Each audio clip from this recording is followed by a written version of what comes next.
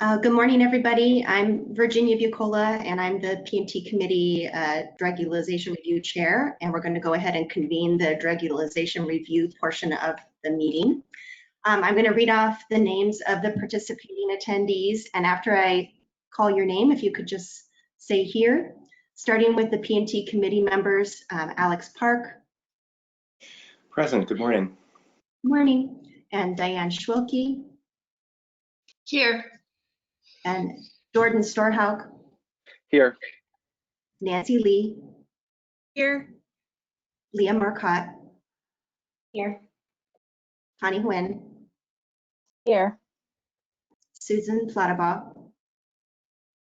Here. Catherine Brown. Here. And moving to the Healthcare Authority members, Lita Vasquez. Here. Donna Sullivan. I'm here. Ryan Pistoresi. Here. Luke Dearden. Here. Amy Irwin. Going to Joey Zarate. Next is Ryan Takatomo. Marissa Tibile. Here. Dr. Chris Chen. And Dr. Teresa Fotinos. We also have our Magellan Medicaid Administration member, Umang Patel. Here. And our DERP presenter will be Brittany Lazur. Yes, good morning. Morning. And our managed care organization representatives, Greg Seamus with Molina Healthcare. Heidi Goodrich with Molina Healthcare.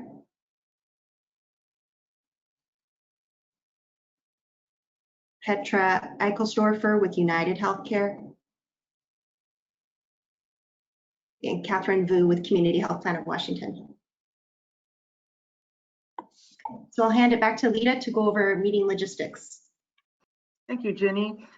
Okay, so the committee and presenters and the managed care organization representatives have all been added as organizers, so you can mute and unmute yourselves.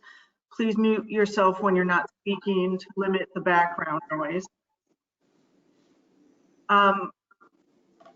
When the presenters are speaking, please share your webcam. And then when the P&T committee and chair are discussing, I'm getting feedback here if everybody can mute their mic. Thank you. Please share your webcam when you're presenting or when the committee is speaking and discussing the motions. If you're not presenting, you can turn off your webcam. For stakeholder participation, the chair will first read the list of stakeholders who pre-registered to speak. I'll unmute you after your name is called. You'll have 3 minutes. Afterwards, the chair will ask if there are any other stakeholders. Please use the raise hand function. I'll call on you and unmute you.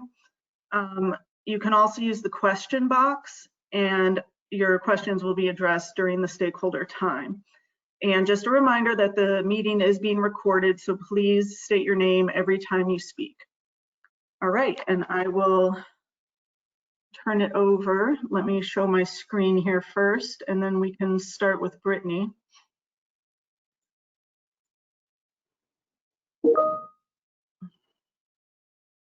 And this is Ginny, just confirming that, yeah, we're starting with Brittany with DERP to give us an updated report on HIV. Great, thank you so much.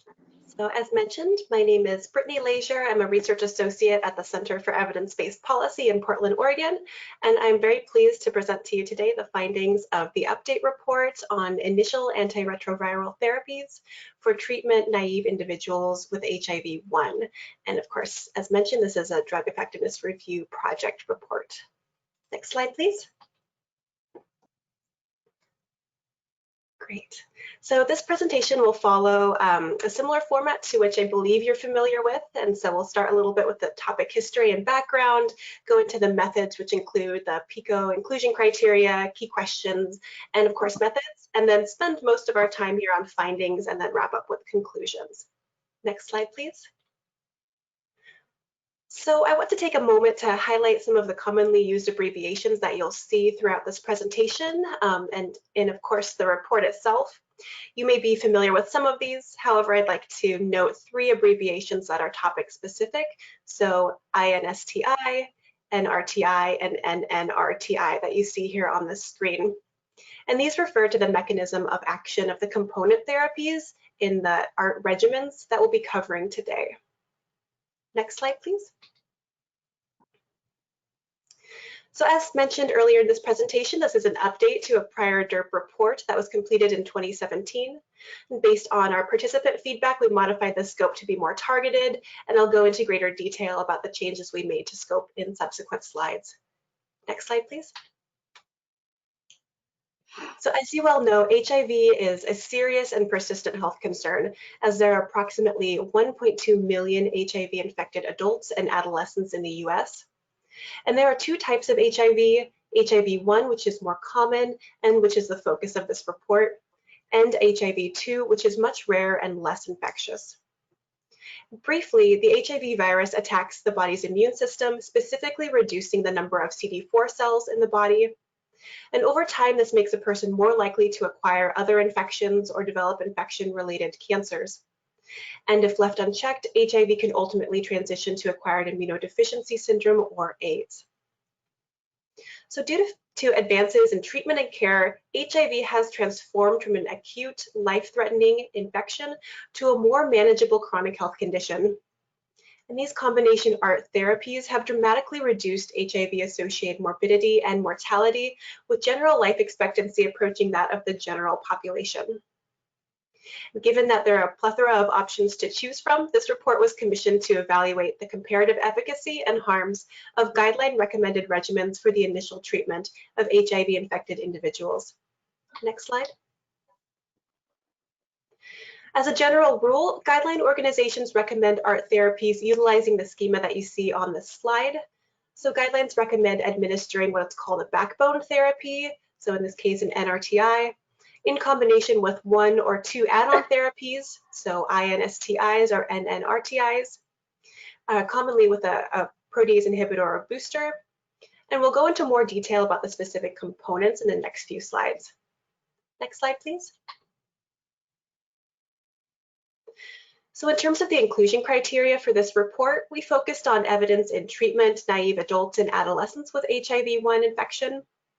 And as I alluded to earlier, we focused on interventions that were recommended as initial regimens, so first-line therapies, for most people with HIV according to recent guidelines from the International Antiviral Society USA panel, the Department of Health and Human Services panel on antiretroviral guidelines for adults and adolescents, the European AIDS Clinical Society, and interim guidelines from the World Health Organization. And I want to mention that slides 7 through 11 will list the interventions specifically. We focused on evidence of head-to-head comparisons, so one recommended regimen versus another, and we also included studies that evaluated recommended regimens in fixed-dose combination products compared to regimens administered as separate tablets. Next slide. So as mentioned earlier, recommended ART regimens consist of a backbone and add-on therapies. Based on the guidelines that were used to shape the scope of this report, we're focusing on the component medications that are listed on this slide. So in terms of backbone NRTIs, we're focusing on abacavir, lamivudine, tenofovir alafenamide, tenofovir disoproxil fumarate, and emtricitabine.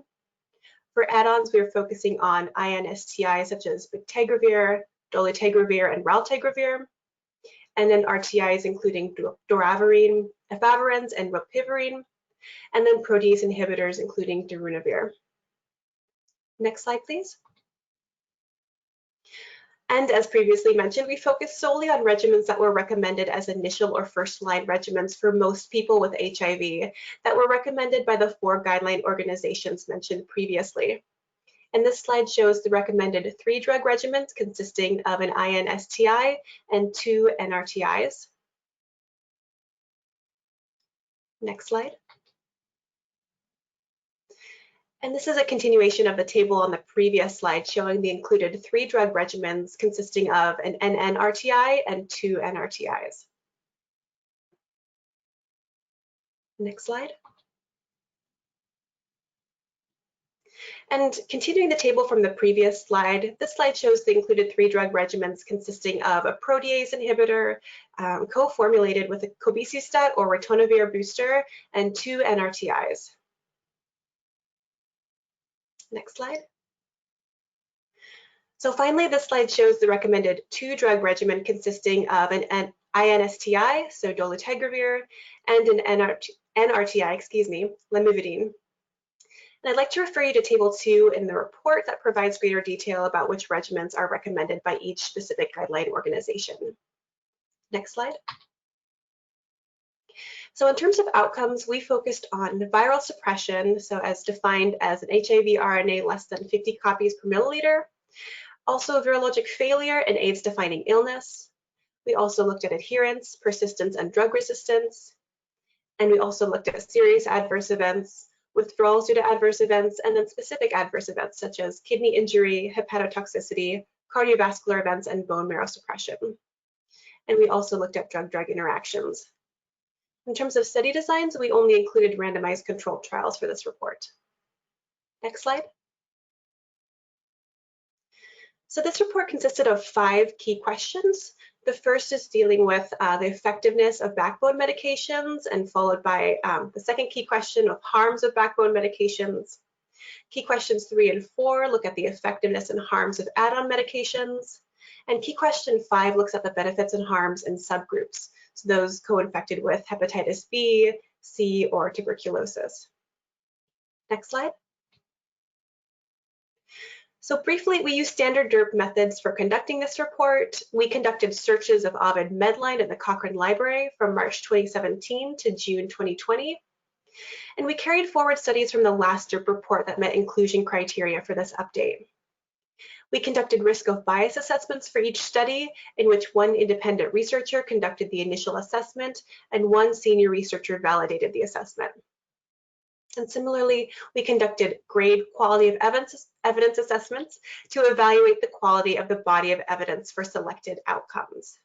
And these outcomes include viral suppression, drug resistance, adherence, serious adverse events, and kidney injury. Next slide. So briefly, DERP risk of bias ratings consist of 3 categories that you might by now be familiar with.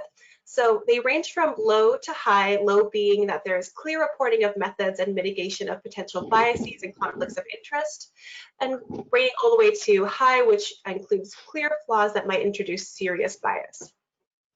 Next slide. And of course, grade quality of evidence ratings consist of 4 categories, so ranging from high, in which we are very confident that the estimate of effect of the intervention on the outcome lies close to the true effect, and then all the way down to a rating of very low, in which we have no confidence in the estimate of effect of the intervention on the outcome. Next slide. So let's delve into the findings of this report. Next slide. But before we do, I want to make a note about non-inferiority studies, as many of the included studies in this review took this approach. By design, non-inferiority studies test whether an experimental treatment is no less efficacious than an active control treatment, and this is in the context of a predetermined equivalence margin.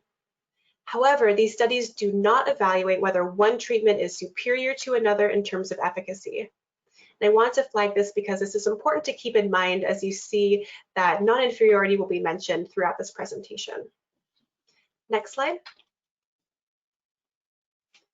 In this update, we ultimately included 21 studies in 36 publications, including 11 studies in 22 publications that we carried forward from the last DERP report.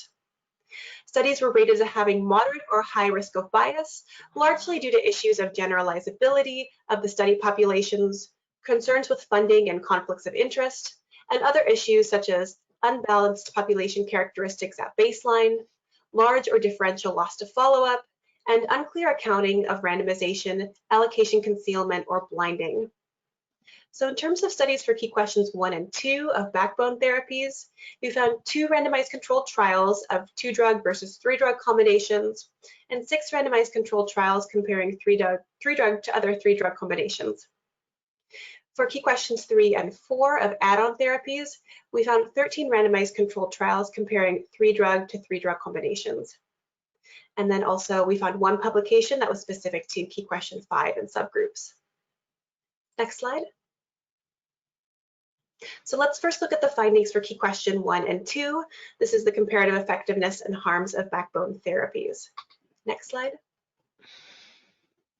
So I want to first start with some high-level findings because it can get pretty granular in this presentation. So the key findings for key questions 1 and 2 were that backbone therapies were largely non-inferior to each other. We found that 3-drug regimens, including abacavir and lamivudine, were non-inferior and statistically significantly more effective in achieving viral suppression compared to 3-drug regimens, including tenofovir disoproxil fumarate and emtricitabine. We also found that there was high adherence across treatment groups with largely no differences between treatment groups. And of course, there were few occurrences of drug resistance, serious adverse events, specific adverse events, and withdrawals due to adverse events with largely no differences between groups. Next slide. So when comparing regimens, including the backbone therapies of lamivudine compared to tenofovir disoproxil fumarate and emtricitabine, we found that the 2-drug regimen, including dolutegravir, with lamivudine, was non-inferior to the 3-drug regimen, including dolutegravir and the combination of disoproxil fumarate and emtricitabine. And this was in terms of viral suppression. However, there was no significant difference between groups. There were no occurrences of resistance mutations in either group through week 48, and no differences between groups in terms of serious adverse events. Finally, participants in the 2-drug group experienced significantly smaller increases in serum creatinine, which is a marker for kidney injury, compared to those participants in the 3-drug group. And the grade quality of evidence was rated as low for all outcomes. Next slide. When comparing the backbone combination of tenofovir alafenamide with emtricitabine compared to tenofovir disoproxil fumarate and emtricitabine, we found that tenofovir alafenamide was considered non-inferior to tenofovir disoproxil fumarate in terms of viral suppression. However, there was no significant difference between groups. Few participants in each treatment group developed drug resistance with no differences between groups. Both treatment groups were highly adherent to their study regimens, with greater than 88% of participants reported as greater than or equal to 95% adherent to their study medications. However, there were no differences between treatment groups for this outcome as well. Few participants experienced serious adverse events, and there was no difference between treatment groups. And finally, there were significantly greater increases in serum creatinine in the tenofovir disoproxil fumarate group compared to the tenofovir alafenamide group. However, as you can see, the difference between the groups was quite small. And the grade quality of evidence was rated low for all outcomes. Next slide. So for the comparison of tenofovir alafenamide and emtricitabine to abacavir and lamivudine, we found that tenofovir alafenamide and emtricitabine was non-inferior to abacavir and lamivudine in terms of viral suppression, although there was no statistically significant difference between groups. Excuse me. Also, there was no participants in either group that developed resistance to study drugs. Furthermore, the occurrence of serious adverse events was generally low, with no significant differences between groups. And there was no difference in serum creatinine between groups. And finally, the grade quality of evidence was rated as moderate for all outcomes. Next slide. For the comparison of abacavir and lamivudine to tenofovir disulproxyl fumarate and emtricitabine, we found that abacavir and lamivudine was non-inferior and led to a significantly greater percentage of participants achieving viral suppression than the combination of tenofovir disulproxyl fumarate and emtricitabine, and this was at week 48. This trend was consistent also at weeks 96 and 144. In terms of drug resistance, we found no resistance in participants in the abacavir and lamivudine group, and there was few occurrences of resistance in the group receiving tenofovir disulproxyl fumarate and emtricitabine. This was consistent at weeks 48 and 144. There were no differences between groups in serious adverse events at weeks 48, 96, and 144. And serum creatinine was stable through week 144 for the abacavir and lamivudine group, but this was not reported for the tenofovir emtricitabine group. Finally, graded quality of evidence was rated as moderate for all outcomes. Next slide.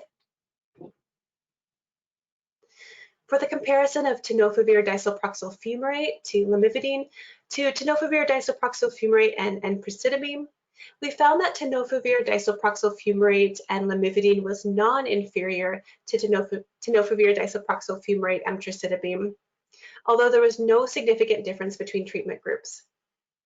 Fewer participants in the tenofovir disulproxyl fumarate lamivudine group developed resistance mutations than those in the tenofovir disulproxyl fumarate emtricitabine group, although resistance was low in general. Finally, there were no differences between groups in serious adverse events and serum creatinine levels as a marker of kidney injury. Finally, grade quality of evidence was rated as low for all outcomes. Next slide. So let's move on to the findings for key questions 3 and 4, and this was the comparative effectiveness of harms and add-on medications. Next slide. So again, starting with some high-level key findings. So the key findings that we found for key questions 3 and 4 were again that add-on therapies were largely non-inferior to each other. Raltegravir was found to be non-inferior to efavirenz and statistically significantly more effective in achieving viral suppression at long-term follow-up. This was considered weeks 192 and 240. We found that there was high adherence across treatment groups with largely no differences seen between treatment groups. And there were few occurrences of drug resistance, serious adverse events, specific adverse events, and withdrawals due to adverse events, with largely no differences between groups. Next slide, please. So when comparing regimens including bictegravir and dolutegravir, we found that bictegravir was non-inferior to dolutegravir in terms of viral suppression. However, there were no significant differences between groups. Similarly, there was no difference in treatment resistance between groups. And adherence to study medications was high in both groups, and again, there was no significant difference between groups. The greater percentage of participants in the bictegravir group experienced serious adverse events compared to those in the dolutegravir group, but this was only seen at week 96. And finally, there was no difference in serum creatinine level between groups. The grade quality of evidence for these outcomes was rated as low and very low across outcomes. Next slide. So when comparing dolutegravir to raltegravir, we found that dolutegravir was non-inferior to raltegravir in terms of viral suppression. And again, there was no significant difference between groups. Few participants developed resistance to the study drugs at week 48, and all were participants in the raltegravir group. This study, for the specific comparison, reported no serious adverse events in either group at weeks 48 and 96. And finally, there was a greater increase in serum creatinine in the dolutegravir group compared to the raltegravir group at both weeks 48 and 96. And the grade quality of evidence for these outcomes was rated low across these outcomes. Next slide. When comparing darunavir and ritonavir to doravirine, we found that doravirine was non-inferior to darunavir and ritonavir in terms of viral suppression, although there was no significant difference between groups. Resistance was generally rare, but more doravirine participants developed resistance than darunavir and ritonavir participants at both weeks 48 and 96. And there were no differences between groups in serious adverse events and serum creatinine levels.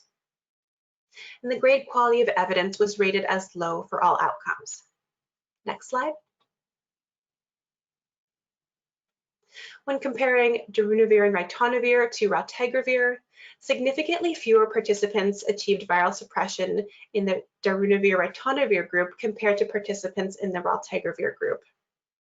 However, fewer participants developed drug resistance in the darunavir-ritonavir group compared to those in the raltegravir group. And there was no difference in serum creatinine between groups. The grade quality of evidence was rated as low across these outcomes. Next slide. When comparing dolutegravir to efavirenz, we found that dolutegravir was also non-inferior to efavirenz in terms of viral suppression. Again, there were no significant differences between groups. Few participants developed resistance to study drugs, and there were no significant differences between these treatment groups. As seen in other drug comparisons, adherence to study medications was high, and there were no differences between groups. There were also no differences between groups in terms of serious adverse events. In terms of kidney injury, studies were mixed in the effect of dolutegravir and efavirenz, with studies finding both increases and decreases in serum creatinine over time. And the grade quality of evidence ranged from very low to low across outcomes. Next slide. When comparing raltegravir to efavirenz, we found that raltegravir was non-inferior to efavirenz in terms of viral suppression, and this was over 156 weeks. However, there were no significant differences between treatment groups. Alternatively, there were significantly more participants in the raltegravir group that achieved viral suppression at weeks 192 and 240 compared to those in the efavirenz group.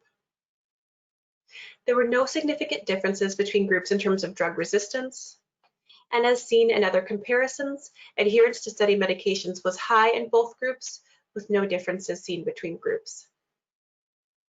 Finally, there were no differences between groups in serious adverse events through weeks 240, and no differences between groups in terms of kidney injury. And the grade quality of evidence ranged from very low to low across outcomes. Next slide, please. In the comparison of rilpivirine to efavirenz, we found that rilpivirine was non-inferior to efavirenz in terms of viral suppression at week 48. However, again, there were no significant differences between groups. We found that a greater percentage of participants in the rilpivirine group developed drug resistance at week 48 compared to those in the efavirenz group. Again, adherence to study drugs was high in both groups, with no significant differences between groups. And there was no differences in serious adverse events between groups. Finally, participants in the rilpivirine group experienced a small mean increase in serum creatinine over time. However, there was no change over time seen in the efavirenz group. And the grade quality of evidence was rated as low for all outcomes. Next slide.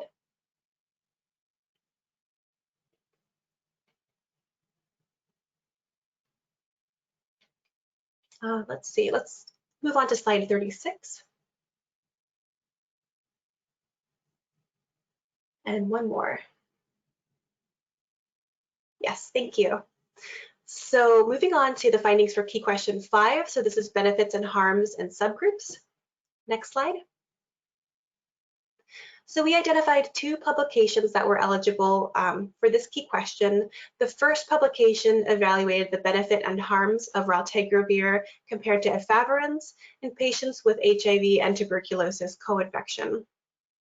And this publication found greater viral suppression in participants treated with raltegravir compared to efavirenz at week 24, but not at week 48. And there were no differences between treatment groups in terms of adherence, drug resistance, serious adverse events, and kidney injury.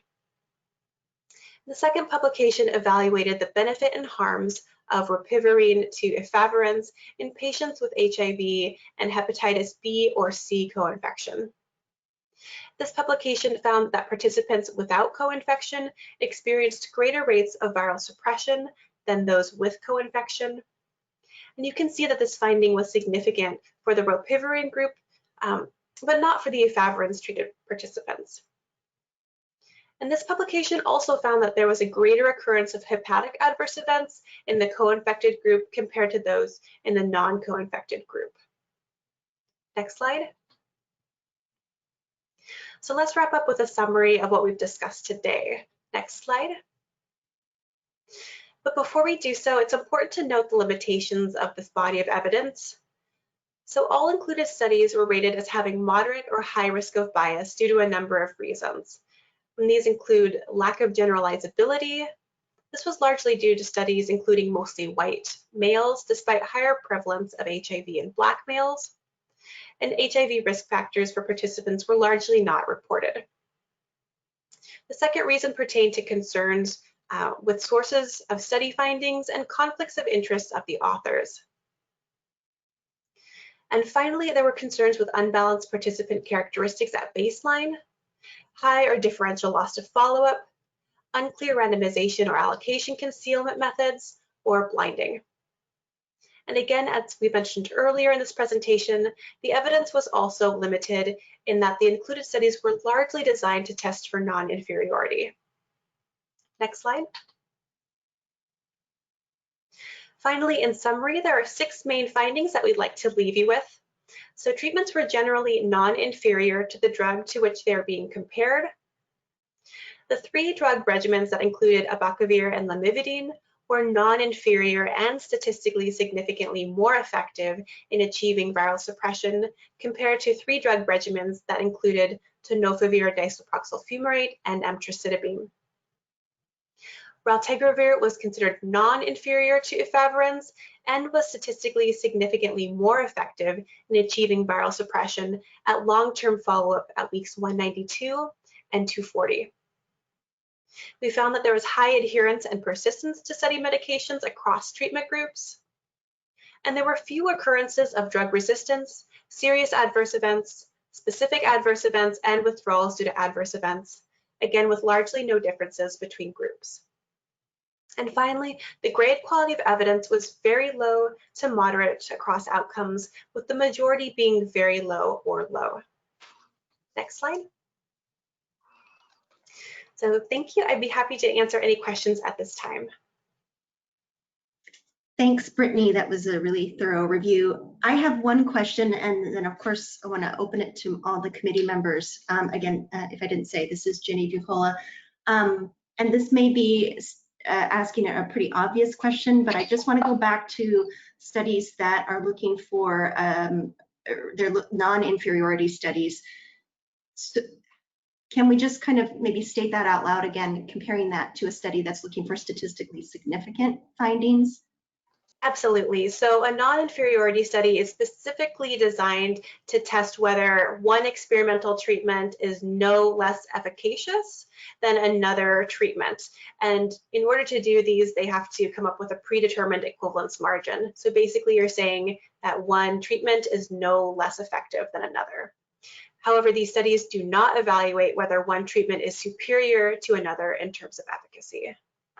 And the margin, I'm sorry, what term did you use? The difference margin, is that then determined by the developers of the study, or is there any sort of predetermined standard of practice in research?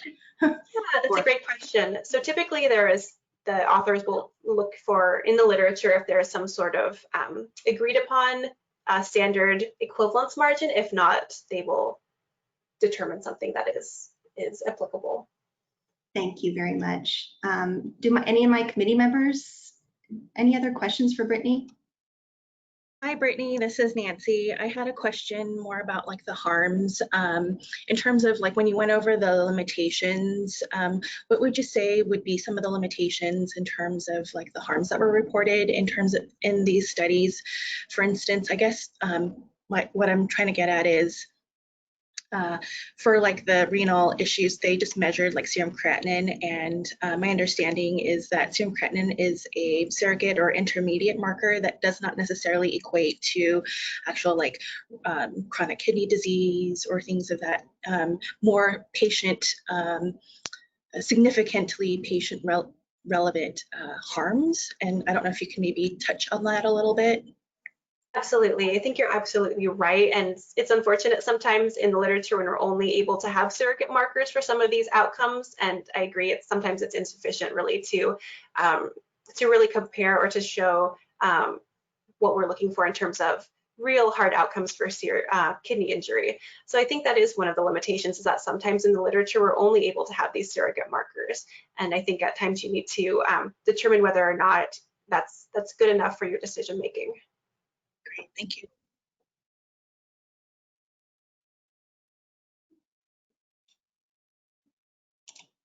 It's Alex Park here. Can I ask a question? Just getting back to, or tailing off of Jeannie's question about non-inferiority, I think in the report you said that the ABC3TC regimens were generally non-inferior to those other backbone therapies that included TDF-FTC.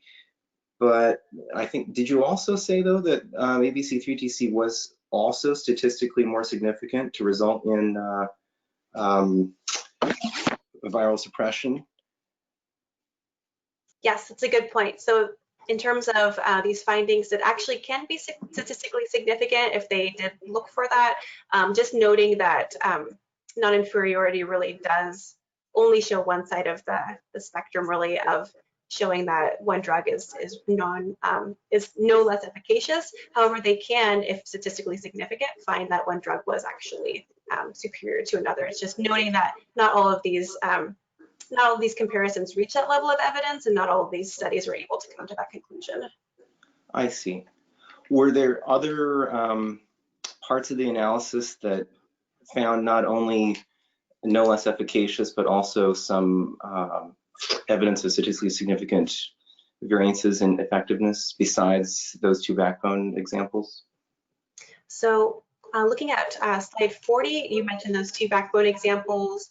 I'd also mention in terms of add-ons, so raltegravir and efavirenz. So raltegravir was non-inferior, but also statistically significantly more effective for viral suppression. And this was seen at long-term follow-up, so actually pretty interesting to have that long-term follow-up. Yeah. Thank you. And then as a follow-on, can I also ask, would it be fair to say that not all of the studies were adequately powered or designed to answer the comparative question across the board in the analysis? So it would be difficult to draw hard conclusions on that topic in this analysis. Yes, you're absolutely right. Okay, thank you.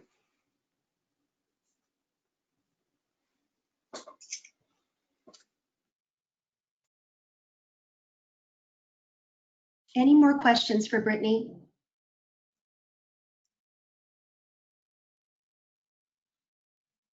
Okay, Brittany, thanks very much. That was a really detailed report. We appreciate it. Thank you. Yeah. Next, we have Donna Sullivan and with a Medicaid HIV utilization review. Hi, good morning. I'm bringing it up. Okay.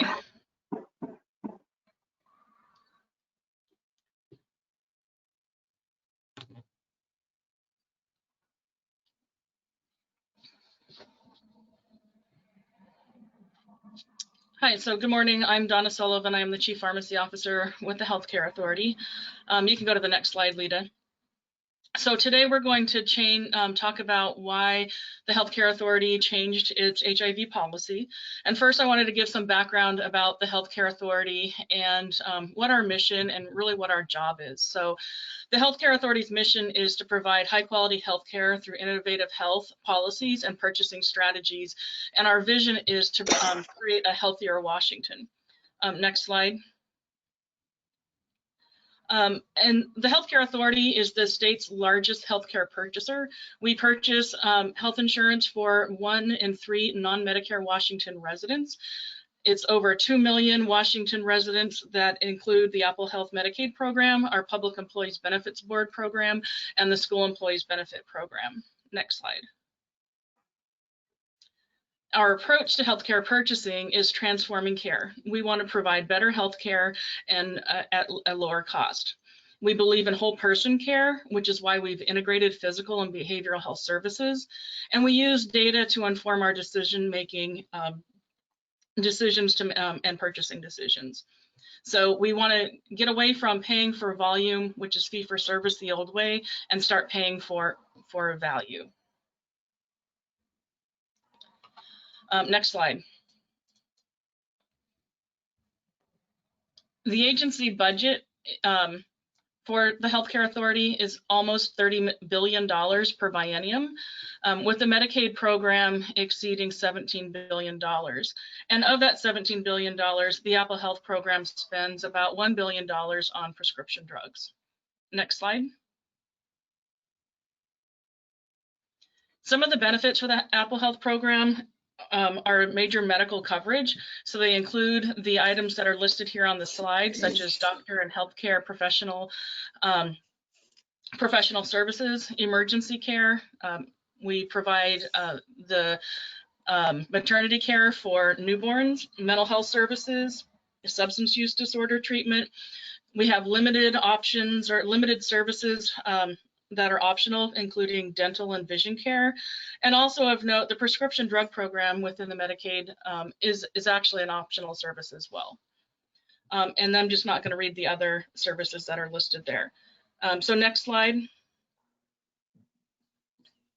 So I wanted to point out some of the Medicaid regulations that we also must follow. So the Healthcare Authority is the designated single state Medicaid agency, and we are required by federal law to be the sole decision maker in administering the program.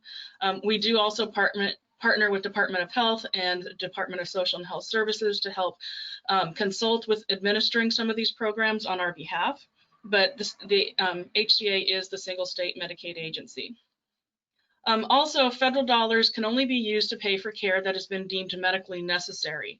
And we usually manage this through utilization review programs, including prior authorization and our program integrity functions. The Healthcare Authority has also come up with a medically necessary definition, which is a term for describing requested services, which is reasonably calculated to prevent, diagnose, correct, cure, alleviate or prevent worsening of conditions in the client that endanger life or cause suffering or pain or result in an illness or infirmity or threaten to cause or aggravate a handicap or cause physical deformity or malfunction.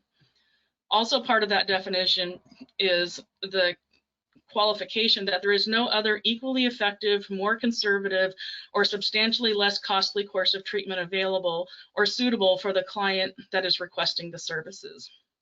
And for purposes of this, course of treatment may also include mere observation where appropriate, or no medical treatment at all. Next slide.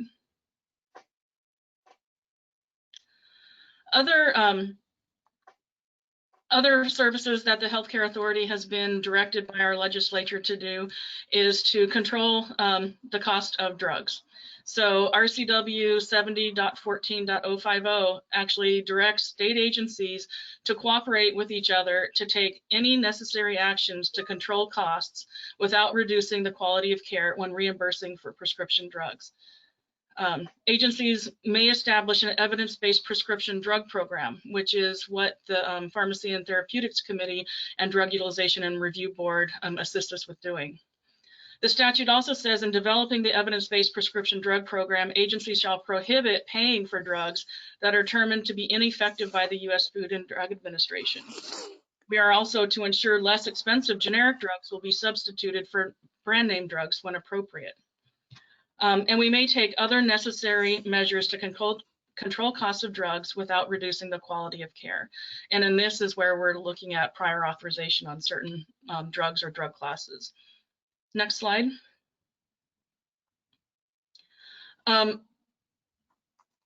In 2017, HCA was directed by the Healthcare Authority to, I'm going to stop you right here. Lita, this is the wrong version.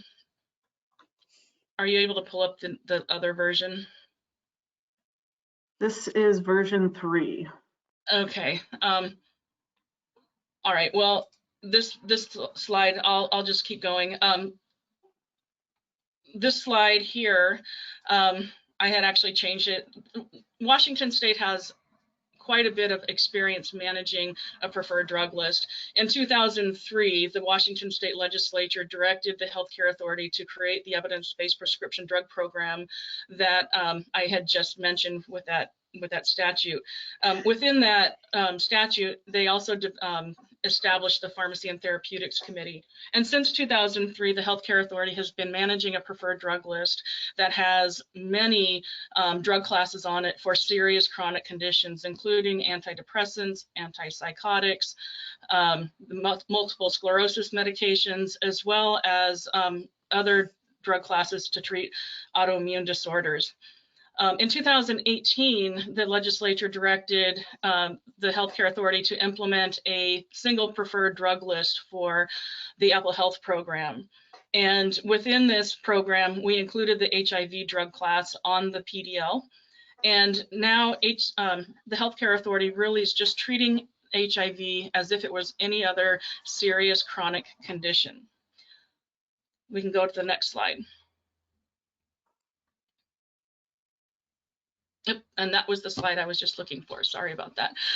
So I just kind of spoke to this slide. So again, HCA has 15 years managing preferred drug lists. We have successfully managed these drug classes without any harm to patients.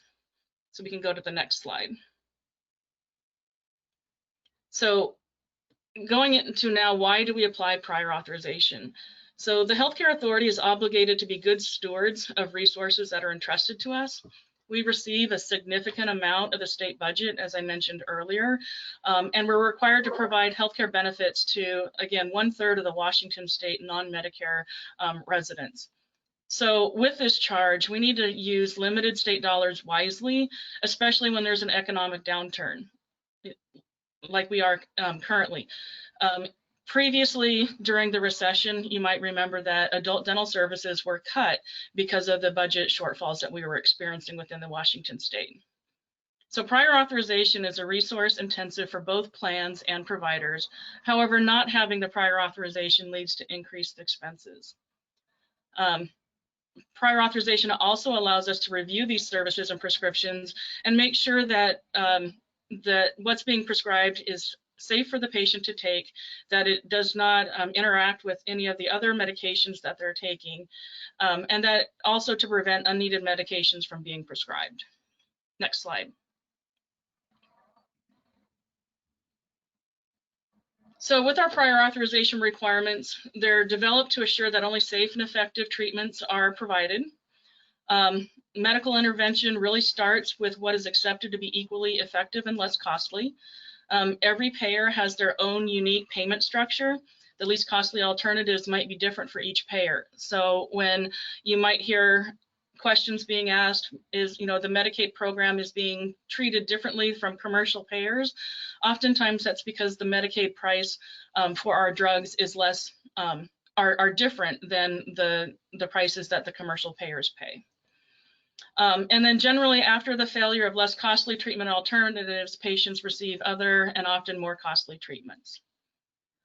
In general, the less costly alternatives work for most patients and they do not require prior authorization. We make exceptions on a case-by-case basis. There's always exceptions to the clinical policy. Not every policy can account for every condition that might be or circumstance that a patient might have. And this approach is really to benefit the patient, the employer, or in our case, the Medicaid program and all other covered lives. Next slide. So the Healthcare Authority, we apply prior authorization when there's variability in the practice community. There's clear evidence of superior efficacy or increased harms of therapies for certain conditions or subpopulations. When there's equally effective, less costly alternatives available, And we also work with providers to determine what information we need in order to consider the request. So when we're working to develop these clinical policies, we do consult with providers within our agency, as well as providers within the community and our local experts in the field. Next slide.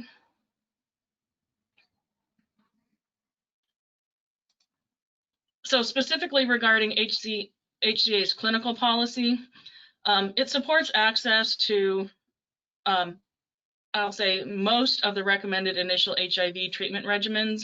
There are 4 or 7 treatment regimens that are recommended first-line treatments, and 4 of them are available without prior authorization. HCA provides access to all HIV treatments through the prior authorization process. HCA's policy does not require patients established on HIV regimens to change their regimens. And in the absence of certain clinical conditions, we do require patients to begin treatment with equally effective, less costly alternatives prior to starting the more costly HIV drugs. And again, our policy provides exceptions on a case-by-case basis to allow access to the non-preferred drugs when clinically appropriate. Next slide.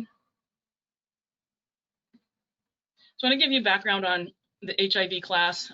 When it was implemented on the preferred drug list, it was implemented in 2018, and we've had really steady utilization of HIV medications, approximately 6,000 patients per year.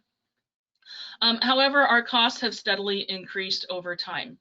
And what we have seen is these newer HIV medications, the single tablet regimens, and the newer TAF component or containing medications are more expensive. And as we've seen increased utilization in these particular products, we've seen our costs go up. So this has indicated that there's been a shift in prescribing to more significantly costly alternatives. Next slide. So I also wanted to provide the prior authorization data. Since our policy went live in August, we have had 433 requests for authorization. Those are unique cases for requests for authorization. And as I mentioned before, our intention is not to deny continuation of therapy. So you'll see here highlighted in red, we had 7 cases that were inappropriately denied for continuation of treatment. And when those denials were identified, HCA, they were quickly overturned, and either the healthcare authority or the managed care plan notified the pharmacy and requested them to reprocess the claim, and then we contacted the member to make sure that they were aware that they had a prescription available to pick up. Because of this, Apple Health is implementing an expedited authorization code that will allow pharmacists to process claims for individuals continuing on treatment if their claim gets rejected at the point of care. This generally happens when a member is new to the Medicaid program, or they might change from one of the managed care plans to another. This expedited authorization process went effective December 1st. For the fee-for-service program, and is going to be implemented January 1st for the managed care plans. And as you can see, go ahead, go back just a second, sorry. And as you can see, in general, we have a pretty high approval rate for these medications once they have been reviewed, and an overall 82% approval rate. Okay, go ahead. So this is another just look at the utilization. You can see when Biktarvy was released in early 2017 or 18, it's the blue on the bottom. You can see the utilization is increasing slowly over time. The next bar up is the green bar, which is Descovy, which is the TAF product, which is similar to Truvada, which is in the purple, which has the TDF component in it. So you can see that the Descovy has increased over time as well. And I'm looking on the left-hand side of the slide. On the right-hand side of the slide, it shows the costs for these drugs. So you can see, if you compare kind of like the color, the proportion of the colors on the left-hand side to the proportion on the right-hand side, you can see Truvada has a pretty high utilization rate, but the cost is quite low compared to its utilization, where all of these other drugs, their cost is a higher proportion than their utilization. You can go to the next slide, Lita. I also wanted to point out, I looked at our top 10 drug classes by net paid. HCA, our number 2 class and our number 10 class are HIV medications. When we add these together, HCA spends more on HIV medications than any other drug class. So we spend over $40 million a year to treat those roughly 6,000 unique individuals with HIV medications. So that's more than antipsychotics, ADHD meds, the drugs for like autoimmune disorders, and so on. Next slide. We also looked at our top drugs themselves. So in 2019, 6 of the top 25 drugs by net expenditure were HIV medications. So I've circled them here. It's about 25% of the top 25 drugs are HIV meds. And there were 5,195 individuals taking one of these medications, and they totaled more than $32 million in 2019. Next slide. So we just had a review of the evidence looking at some of these HIV medications, and some of them that were the single tablet regimen. So are they better? We talked about an inferiority trial, and really Biktarvy was found to be no worse than Tivicay plus Descovy. So the study that was in the OHSU report is the one that I have here, and the authors, found that the co-formulated component, the Biktarvy, in a once a day potent unboosted regimen that is expected to be virologically or similar to the other 2-tablet regimen. So the authors of the study that was even sponsored by Gilead are saying that the drug is similar to the two-tablet regimen. They're not saying that it's better. And we'll hear probably stakeholders say that that these medications are better than others. And the next slide, please. So we also question, is TAF safer than the TDF? The studies that were in the OHSU presentation were looking at head-to-head trials only.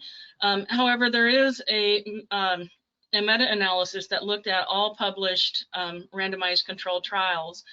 And what they have found is that we have an op-ed here as well, that after over 10 years on the market, Truvada, which is the TDF, has been used for PrEP and for treating HIV patients, and it's been used in thousands of patients, and there have been no real-world toxicities that have been reported, and there's really no difference in the renal or bone harms when they compared all of the studies together. And we can go to the next slide. And so the study that they were at, that the op-ed was actually quoting or citing was the one found here. And the authors in this particular study looked at all of the looked at 13 randomized controlled trials. There were only 12 cases of a grade 3 serum creatinine elevation, and a grade 3 is 1.9 times the upper limit. And what they found is that there was no significant difference between the numbers of events in the treatment versus the control groups when they looked across all of the randomized controlled trials and pulled that data together. So then they looked at, because of the low number of grade 3 cases, they looked at all cases of elevated creatinine, and they found a total of 514 creatinine elevations occurring. And 97% of those were in grades 1 and 2, so 1.1 to 1.8 times the upper limit. And then with the meta-analysis, there was only a borderline statistically significant overall risk difference between the numbers in the treatment group versus the control arm. And the next slide, please.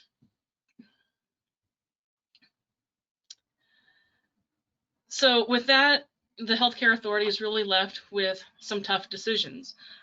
Most patients can successfully achieve and maintain viral suppression with the preferred once daily multi-pill regimens that are listed on the Apple Health preferred drug list. The FDA has, approved some drugs that offer convenience through once daily single tablet regimens, but are no more effective and potentially no more safe than the existing medications, but they cost much, much more. In addition, critically needed state-supported optional Medicaid programs, such as the adult dental program, have been defunded in the past during economic downturns. So we need to consider that as a risk when we're looking at our coverage options. And I want to remind that HCA is responsible for the stewardship of scarce resources and protecting essential services for the entire safety net and the entire Medicaid population. Again, that's 2 million Medicaid lives. And so the questions that we grapple with, are the higher priced single tablet regimens that are no better than the multi-tablet regimens or the TAF containing products that also have serious side effects, are they worth the additional cost? And I believe that's the last slide.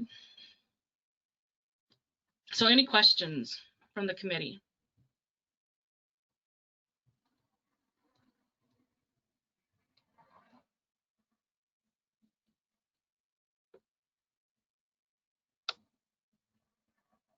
This is Ginny. I don't have any questions, Donna, but I do want to make sure we leave it open for enough time if any of the committee members are pondering things.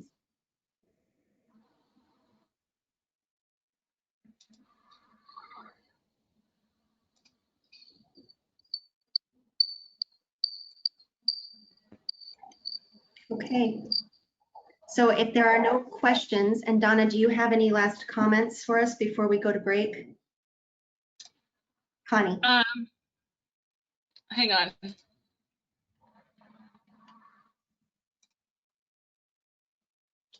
Hi, Donna, this is Connie. Sorry, I'm just trying to finagle my way. I'm not as easy to navigate the buttons. I'm sorry, I do just have a quick question.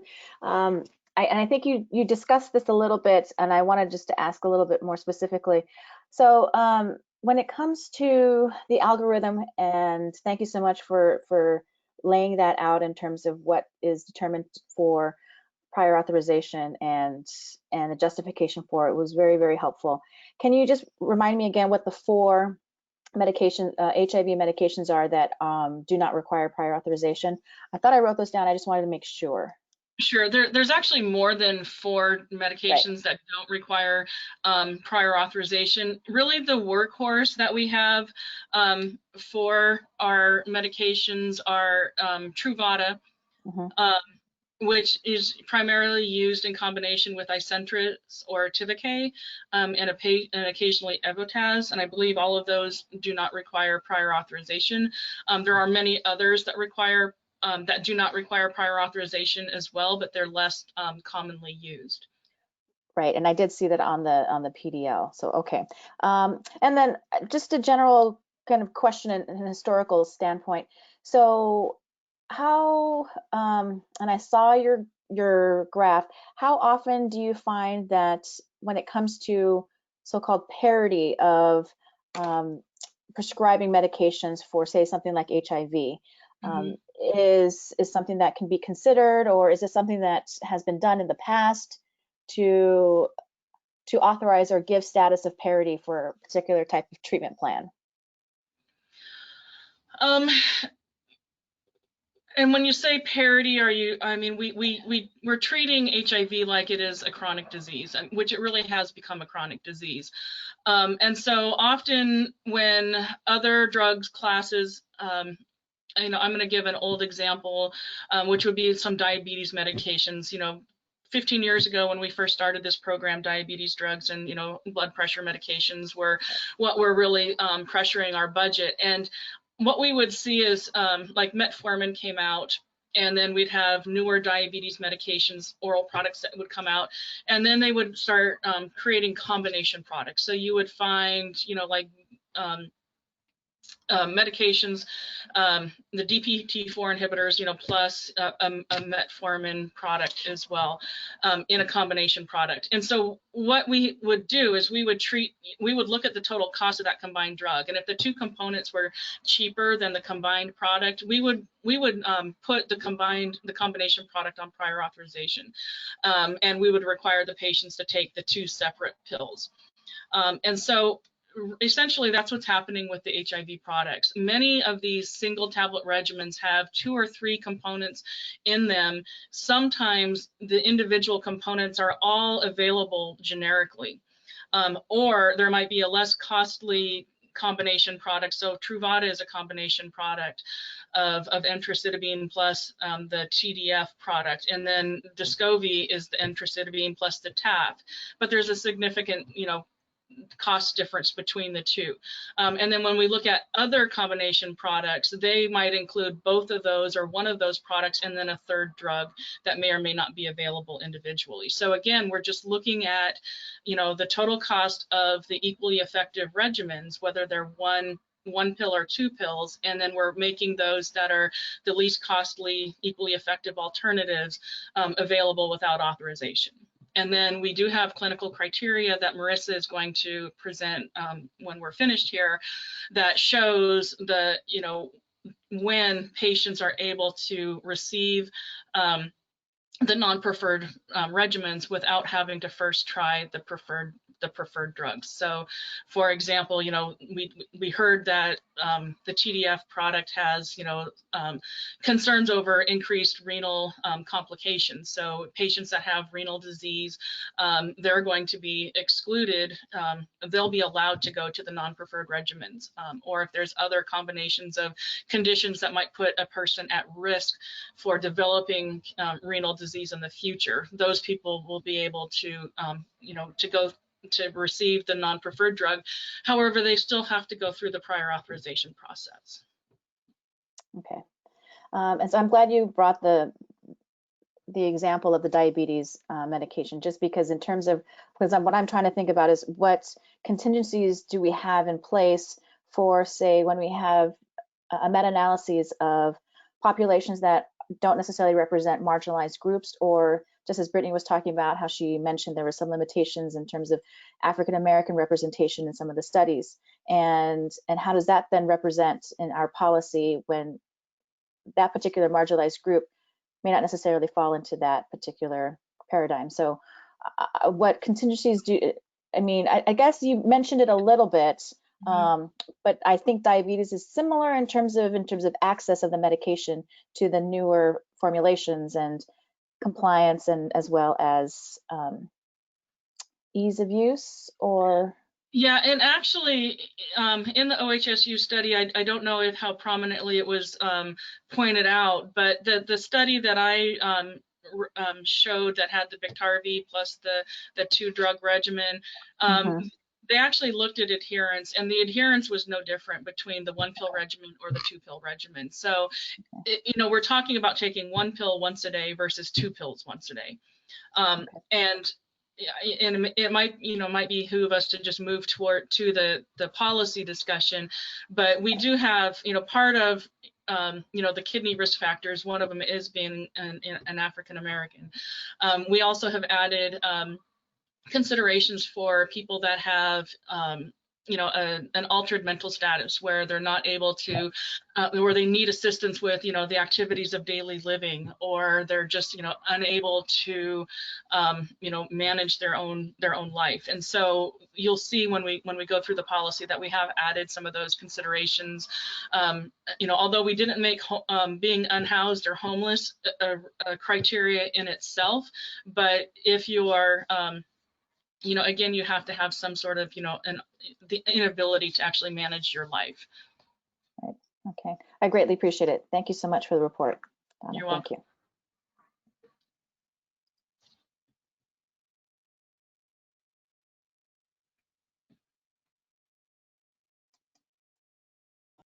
you. This is Ginny again, just checking in with everyone to see if there's any other questions for Donna.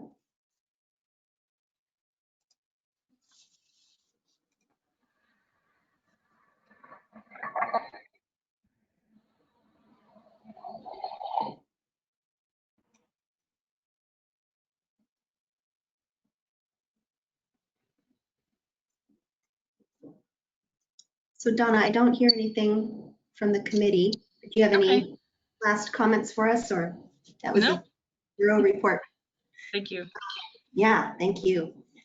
We are at 10:09. We were scheduled for a break at 10:40, and I want to maybe check in with Lita to see if we want to stick to the break now, or Yeah, this is Lita. I think it would be good to take a 10-minute break now and then come back because we're going to have all the stakeholders after Marissa's presentation.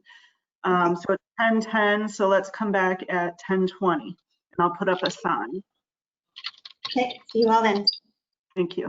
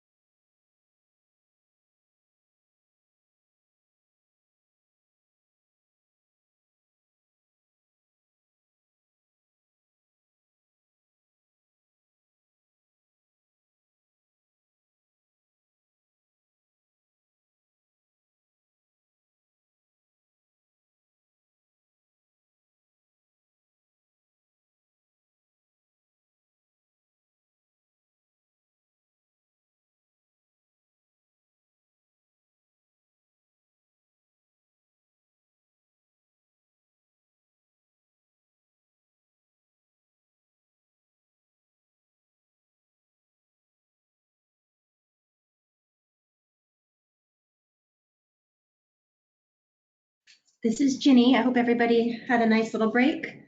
Up next, we're going to hear from Marissa Tabile with HCA to talk about Apple Health HIV policies. Marissa, are you ready?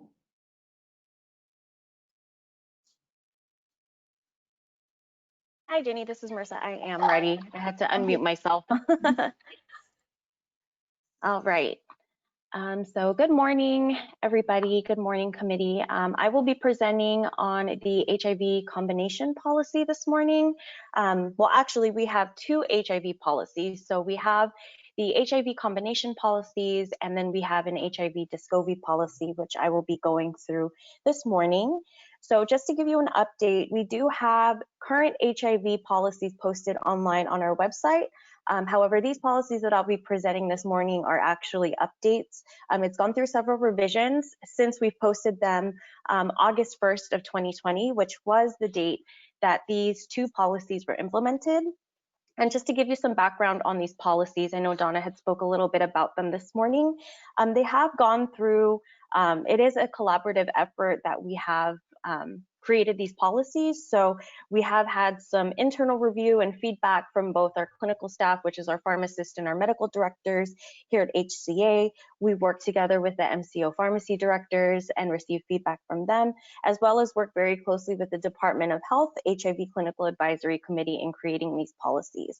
So we have worked all together amongst that group of people, even including these revisions. So you'll see those included here. And just to give you some background, the agents that are listed, I have the policy displayed here. In this box, in the medical necessity box with the drug listed, those are actually our non-preferred HIV combination agents. But the policy does have references within the policy saying which regimens are, or which products or regimens are our preferred products on the AHPDL. So just to go through the policy, we've already gone through the background, thanks due to Brittany going through the DERP report. So just to go through the policy, we have added and changed some of the language in the policy. So we have now included this criteria here, where if all criteria are not met, but there are documented medically necessary or situational circumstances based on the professional judgment of the clinical reviewer, requests may be reviewed on a case-by-case basis up to the initial authorization duration. So that statement has now been added to the criteria. It's not currently added on the posted criteria on the website, but we are making that change to this policy. And then, like Donna had said before, if there are clients or patients that are new to Apple Health or new to an MCO who are requesting for continuation of therapy, those requests should be reviewed following the reauthorization criteria, which are listed below, and I'll go through that a little bit later. So to get into the policy, we have divided some of the products into, they have their own criteria. Each product kind of has different nuances to them. So whether that be renal consideration, contraindications or drug interactions. So that's why they're separated. So the first criteria that I'm going to go through is the Dovato and the Juluca. And I would say across the board, most of the criteria is essentially the same, with the different nuances like I've mentioned before. So you'll probably see differences in that, but it might seem a little bit repetitive. So just to go through the criteria for these two products, the patient must have a confirmed diagnosis of HIV-1, and the patient is either HIV-1 treatment naive, and that's for Dovato only, or the patient is virologically suppressed with the HIV-1 RNA less than 50 copies per mil, or they've been adherent to an ART regimen for at least 6 months with no history of treatment failure, no known substitutions associated with resistance to the individual components of Juluca. So those are specific to both Dovato and Juluca. And you can also see as well on the side, we do have the preferred alternatives listed on the side here, just for some reference if you're curious as to what products are preferred on the PDL. So just to go back to the criteria, they have to have an absence of severe hepatic impairment, creatinine clearance greater than or equal to 50 mils per minute. And like Donna was mentioning before, we have included these kind of limitations here. So if the patient has documentation of significant drug interaction or an allergy to maybe some inactive ingredients contained in the commercially separate agents, active psychosis that is poorly managed, severe substance disorder, diagnosed swallowing disorder, or cognitive impairment requiring assistance with activities of daily living. And then, of course, Dovato and Juluca will not be co-administered with other ART products. So this is the criteria specific for Dovato and Juluca, and I just want to make it clear that these criteria are really for new starts. So patients that are requesting new starts to these medications, if it's a continuation of therapy, we do have the expedited authorization that Donna had mentioned before, and that is listed in this policy, which I'll go through later on when we get to that portion. So just to go down, next is the Temixis, and you can see the preferred alternatives here that we have on the AHPDL. Of course, the criteria is largely the same with the exception of the body weight. So we have for Temixis that the body weight is greater than or equal to 35 kilograms. And then we have the renal, the creatinine clearance criteria here as well, with also these documentation of these other limitations as well. So that's listed here. And for Biktarvy, this criteria is a little bit different than the two that I previously discussed, and that's because of the tenofovir alafenamide component in that medication. We have included some renal and bone criteria in this criteria. So we have here the confirmed diagnosis of HIV-1, body weight is greater than or equal to 25 kilograms, and the patient is treatment naive or virologically suppressed. We have documentation that the patient is not a candidate for a tenofovir disoproxil-based regimen due to contraindication or intolerance defined as any one of the following. So if the patient requires renal hemodialysis, or they have a stabilized creatinine clearance less than 60 mils per minute, but greater than or equal to 30 mil per minute within the prior 3 months, or if the patient has a stabilized creatinine clearance between 60 to 89 mils per minute, and the patient has hypertension plus one of the following. So if they have diabetes, hepatitis C, or are African American descent with a family history of kidney disease, or they have a stabilized creatinine clearance greater than 60 mils per minute and a high risk for bone complications as determined by a history of one of the following. So they've had a vertebral compression fracture, they've had an arm or hip fracture with minimal trauma, their T-score is less than -2.0 at the femoral neck or spine, or they're currently taking glucocorticosteroids for more than 2 months, and the documentation must be included for that. And that is if they have a diagnosis requiring chronic glucocorticoid regimen, taking a current glucocorticoid regimen, or the expected duration of therapy. And then we also have stabilized creatinine clearance between 60 to 89 mils per minute, and the patient has chronic kidney disease with proteinuria, low phosphate, or is a grade 3 or worse. So that's a little bit different than the criteria that was listed above, and that's really, this criteria that I just explained or went through pretty much applies to all of the tenofovir alafenamide regimens or products. So you'll see that probably be listed in the other products as well as the criteria. Criteria is still the same, like listed above. And that's really the only difference with the Biktarvy compared to the other products. So now moving on to the Delstrigo. And the Delstrigo is essentially the same as the other criteria, not exactly the same as the Biktarvy because Delstrigo has tenofovir disoproxil. But now with the Delstrigo, there is the contraindications of these drugs listed in the criteria. So as long as it's not co-administered with carbamazepine, carbazepine, phenobarbital, I'm not going to go through the whole list. You can see it there. And that's really the only difference with Delstrigo's criteria. And then moving on, we have Symphy and Symphy Low. And this criteria is essentially the same as the others, except for the body weight is a little bit different. And Symphy and Symphy Low have different nuances to their body weight. So for Symphy, it would be a body weight greater than or equal to 40 kilograms. And for Symphy Low, the body weight is 35 kilograms. And the creatinine clearance is listed here, greater than or equal to 50 mils per minute, absence of severe hepatic impairment, and that these products, the Symphony and Symphilo, will not be administered with efavirenz, lamivudine, tenofovir disoproxil, or Zepatier. And then criteria 7 is the same as the criteria that I've discussed above. So then moving on to Simtuza. Simtuza does have the alafenamide component inside of it as well. So you will see here in criteria number 6, it's essentially exactly the same criteria that I went through for the Biktarvy. So of course that's listed here in their criteria. Then moving right along, Simtuza also does have some drug-drug interactions, which are listed here. So as long as it's not co-administered with those following products, so alfuzosin, carbamazepine, cisapride, colchicine, there's a whole gambit of products listed. I won't go through all of them, but you can see them listed here. And we get to the reauthorization criteria.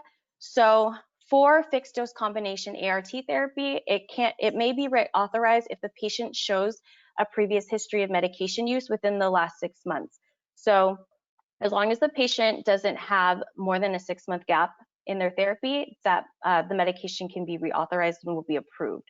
And just to kind of reiterate a little bit more about the expedited authorization, we do have the expedited authorization that did go live for fee-for-service December 1st and is anticipated to go live no later than January 1st with the MCOs, but that expedited authorization is here. So the pharmacy can use this expedited authorization code if they see that it's a continuation of antiviral treatment.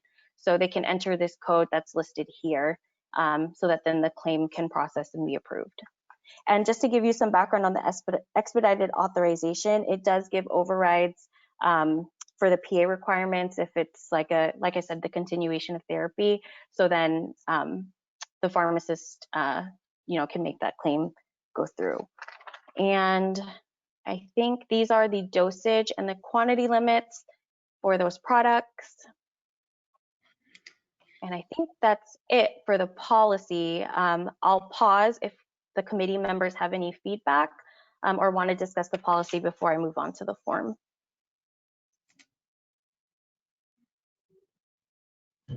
This is Jenny, just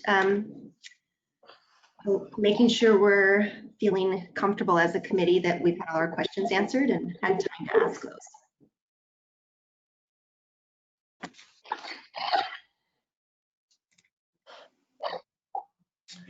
Marissa, it's Alex Park here. Can I ask you something about the Biktarvy policy?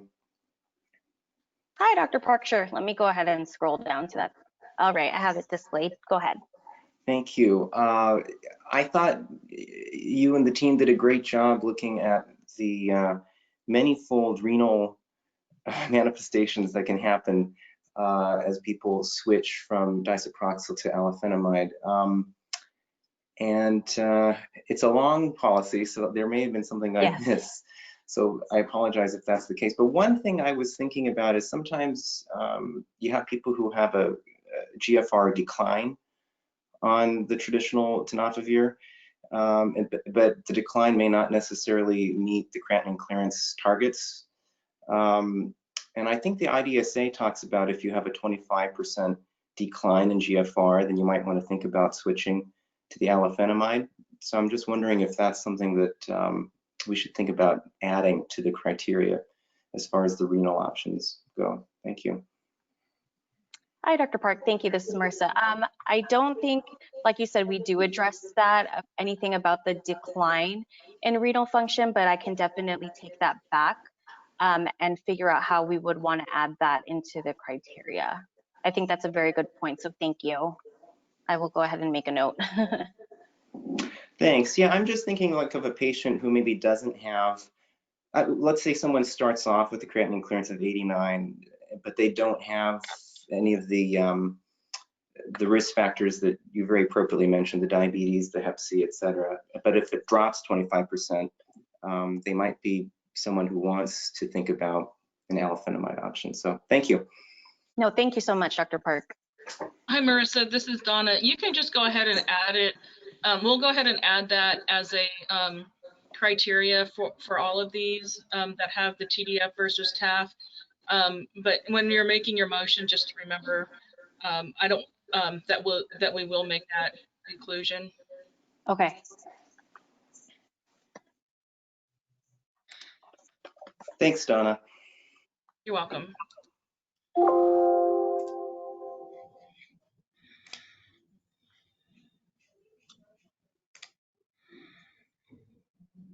This is Ginny again. Committee, what other questions do you have for Marissa?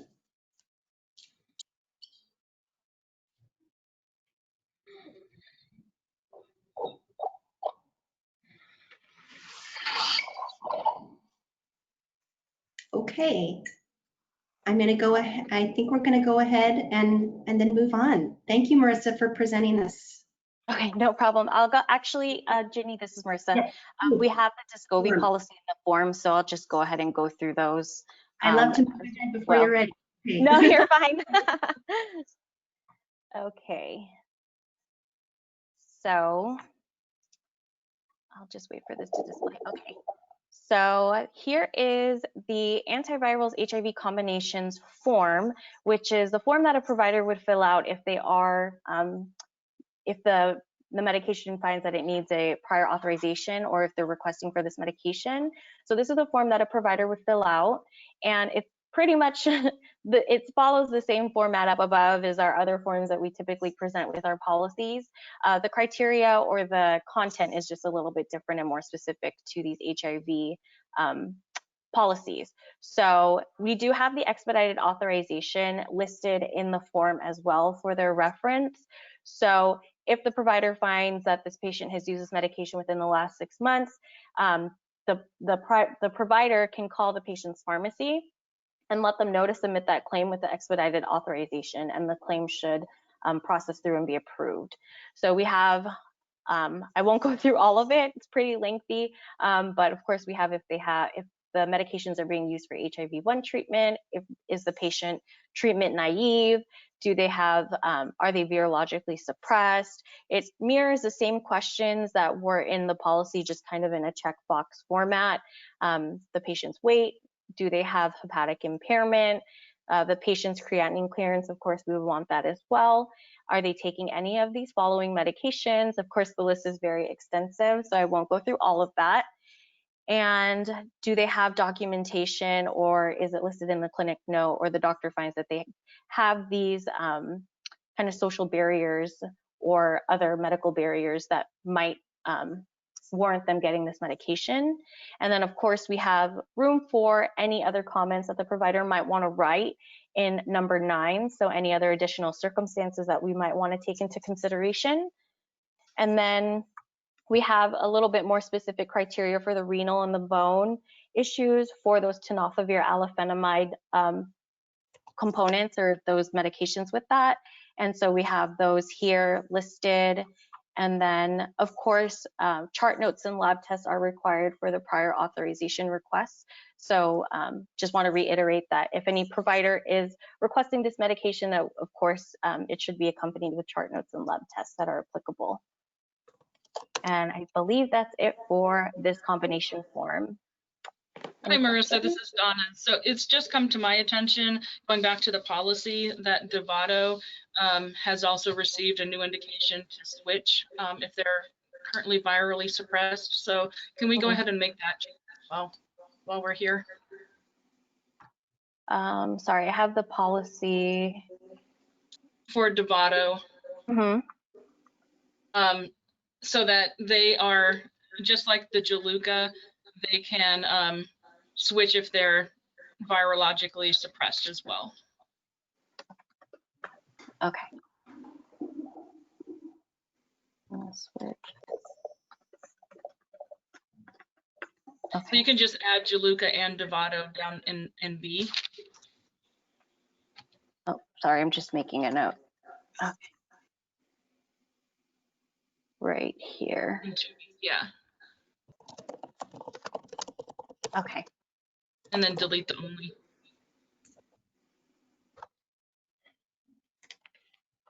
and then add Dovato up above in a line above. Or the sorry, allergy, Donna. the resistance to individual components of Juluca or Dovato. Oh. Okay. Thank you. Uh-huh. Okay.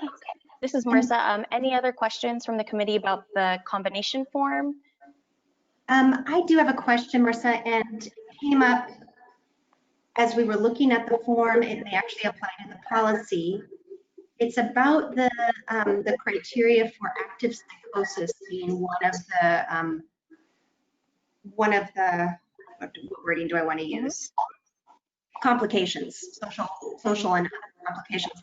I'm just curious how active psychosis would be defined. Would they be using a diagnostic code? Would it be provider description of symptoms?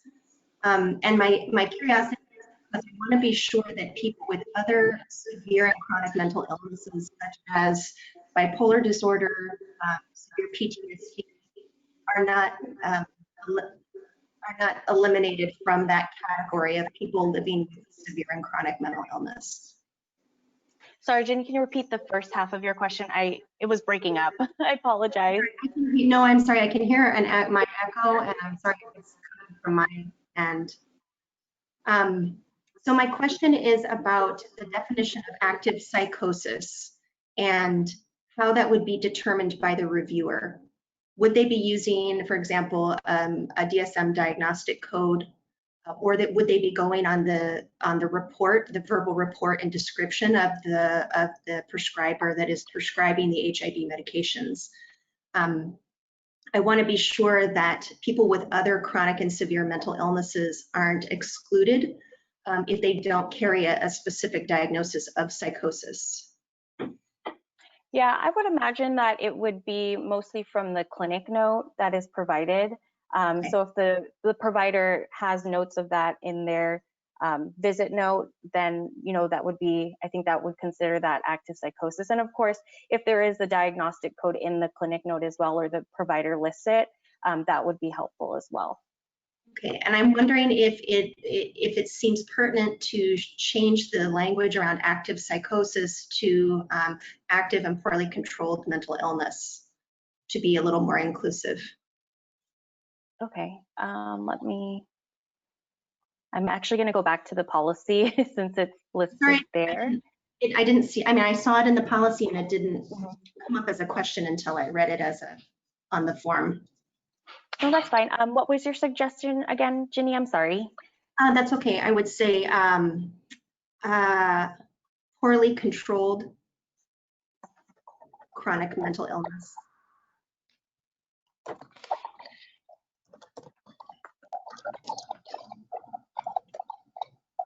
So considering maybe that, let me just try. Okay. Mm-hmm. Active or poorly controlled. Okay. Thank you. No, thank you for the recommendation.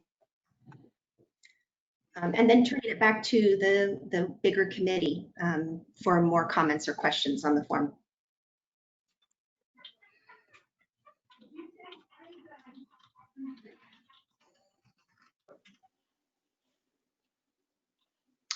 Marissa, Alex Park here.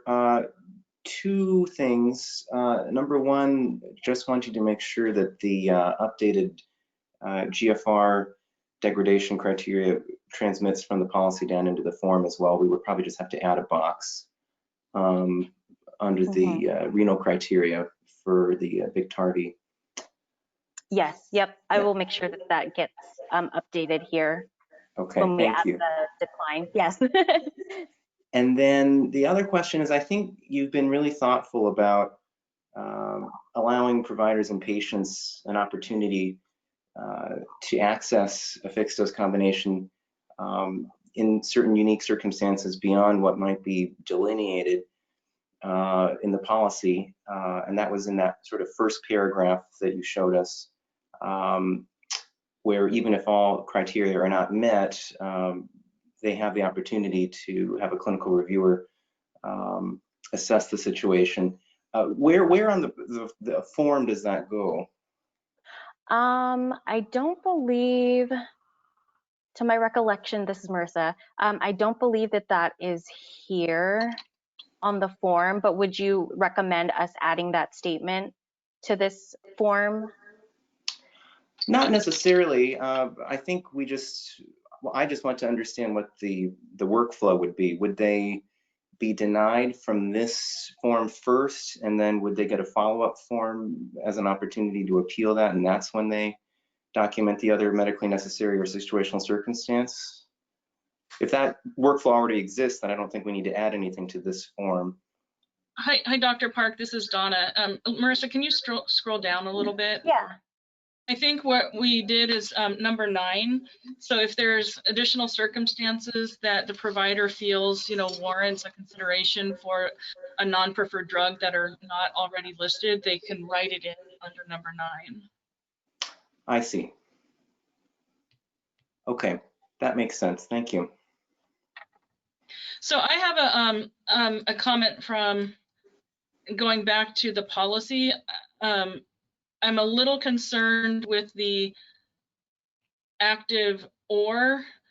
I think it's just, poorly controlled mental illness that impairs their ability to manage multiple medications a day. I think is what that should read, because anybody, if you have an active disease that might be well controlled. I think that the concern is really the poorly controlled mental illness. I would agree. This is Ginny. I would agree. Thank you for that clarification. Thank you.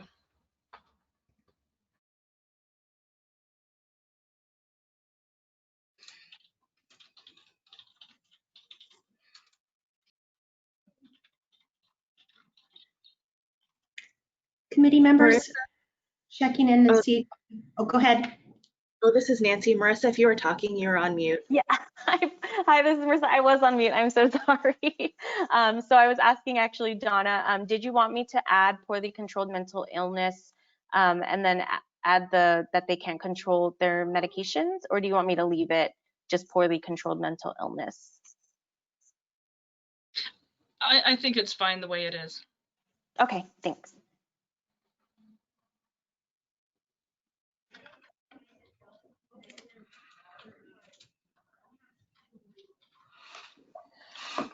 Marissa, Alex Park here. I'm looking at number 9 on the form again with regard to my prior question about the opportunities that providers and patients have if all criteria are not met. I'm wondering if we can be clearer about that part of the form. When I read that, I don't know that I as a provider would know that that would be the place for me to insert those other comments, and that such an opportunity exists. And I think it's a well thought out consideration that you put into the policy. So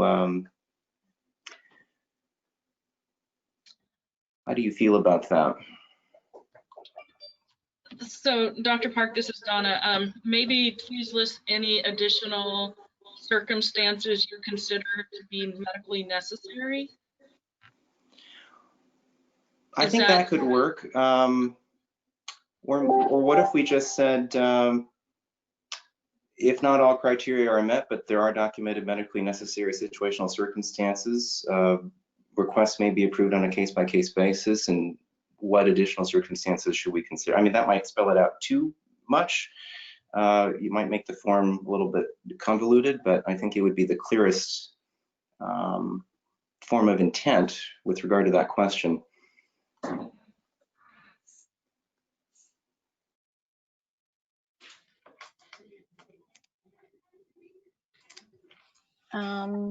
This is I think we can Marissa. make that change. I don't think we need to try to wordsmith it here. Okay. But I think we can take that feedback and update the form. Thank you.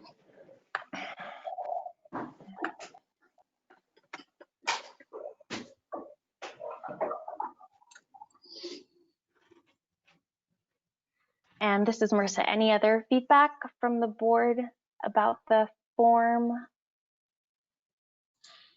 This is all great feedback, so thank you.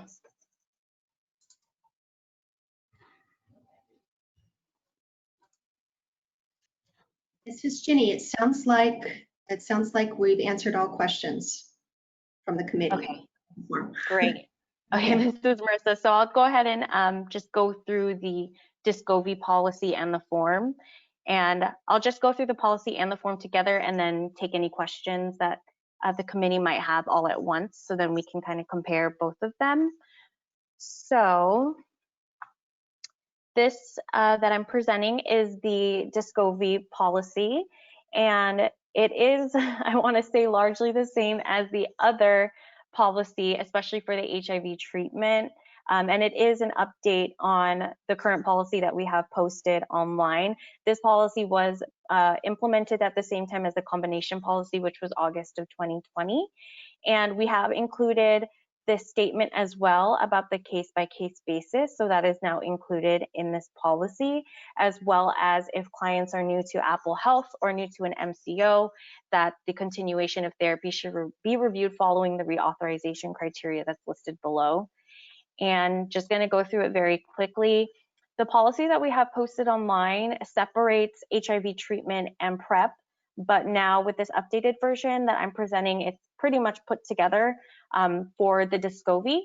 So for PrEP, we have number one is if it's prescribed for PrEP and in adults and adolescents at risk of HIV-1, that they have a negative HIV-1 test prior to initiating treatment and their body weight is greater than 35 kilograms. And then two, if they are using it for treatment, that they have the body weight greater than 25 kilograms. And then the bone and renal issues are essentially the same. The treatment that what we've put in the Biktarvy and the other alafenamide containing products, that criteria is pretty much the same as the other ones that we've gone through. So I won't go through all of them. And the criteria, the reauthorization criteria. So we do have two different EAs, or expedited authorizations. So codes, so one is for the continuation of PrEP therapy, and then one is for the continuation of antiviral treatment. So the codes just differ as far as the numbers, but it works the same way as if a pharmacist got a claim for it or is trying to process it at the pharmacy. If they see that it's a continuation of therapy, they can enter in these expedited authorization codes and the claim should go through. And of course, it's the same thing for this Discovery criteria. It's for new starts only, and if they're continuation of therapy, they can use the expedited authorization. And here we just have the dosage and quantity limits for Discovery, and that's just the policy. So I'll go ahead and move over quickly to the Discovery form. Marissa, before you do that, can you make a note to add the 25% reduction in renal function to this policy as well? Thank you. Yes, thank you. I will add a note.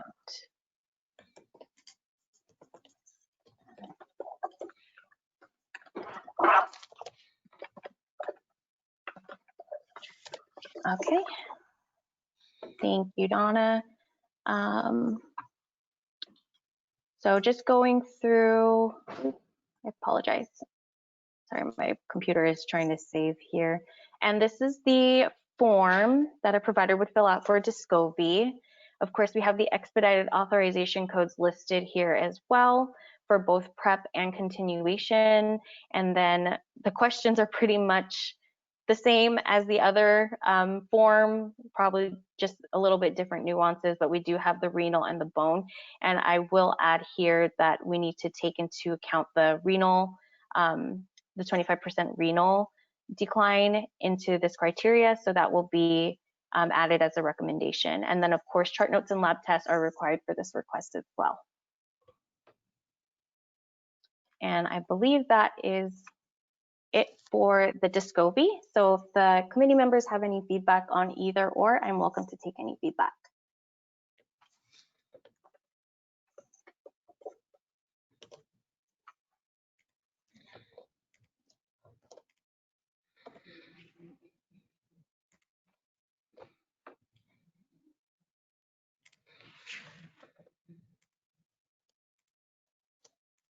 This is Ginny, just checking in with the committee.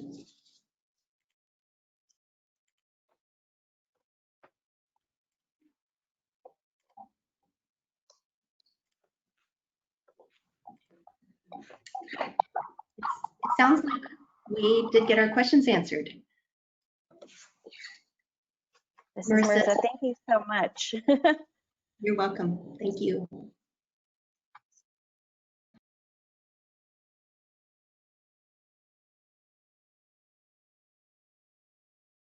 Donna, I can see you and I'm wondering if you have a question or a statement.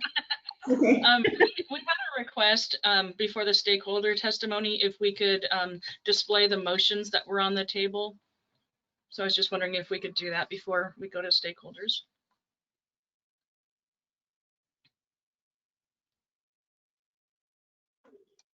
Hey, Donna, this is Marissa. So you want me to present the motions for the class and the policies? Yes, please. Okay, I'll go ahead and do that. Let me pull them up.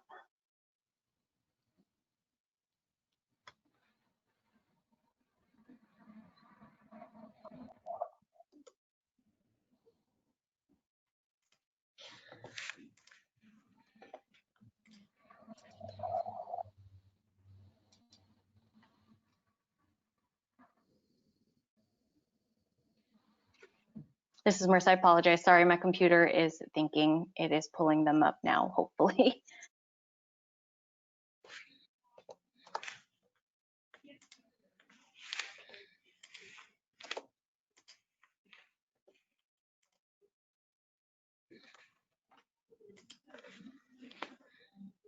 Okay, this is Marissa. So I have the drug class motion because we did not have a motion for them in October. So I do have it first. We'll do the motion for the drug class, and then we can move on to the policy. So.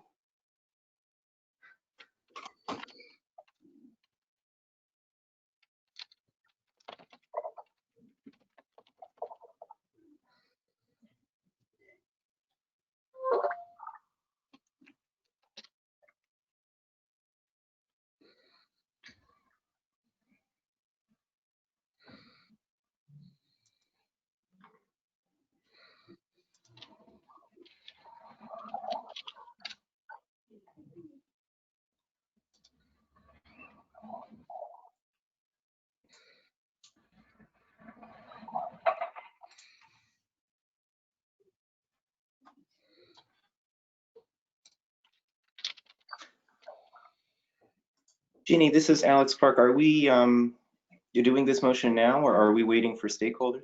It sounds we're showing this for the benefit of the stakeholders so they can be aware of what motions we'll be considering after our stakeholder input. Oh, okay. Understood. Thank you. No need for us to respond yet. Thanks, Alex. Hi, this is Marissa. I'll go ahead and post. Did the committee members get a chance to read through just this motion? I'm just going to move on to the policy so that then the stakeholders can see. Just want to make sure I'm not moving too fast.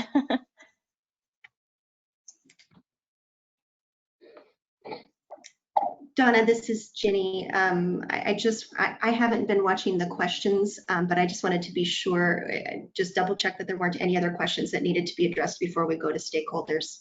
Sure. There was another question regarding some recommendations that the Office of Infectious Disease from Department of Health had submitted to us. I'm trying to find them. One of them was like the age of 50, and another one was like other considerations for approving a non-preferred drug, which included swallowing. Dr. Fatinos and I considered those, and we looked at those, and we didn't agree with all of them, but we did incorporate some. For example, the diagnosed swallowing difficulty, and then we tried to.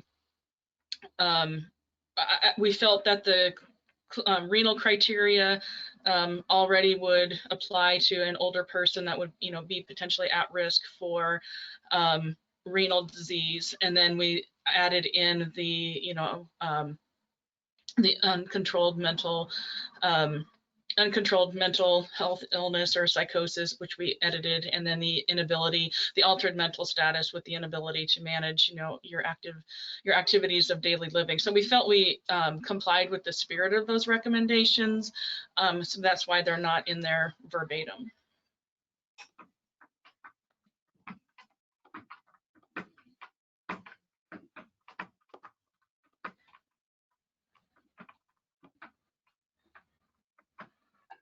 This is Ginny. Donna, then are we ready to go to stakeholders? Sure. Okay.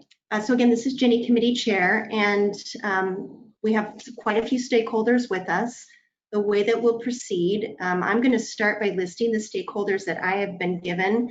If you don't hear your name called, please make sure that your hand is raised so that Lita Avasquez can add you to the stakeholder list.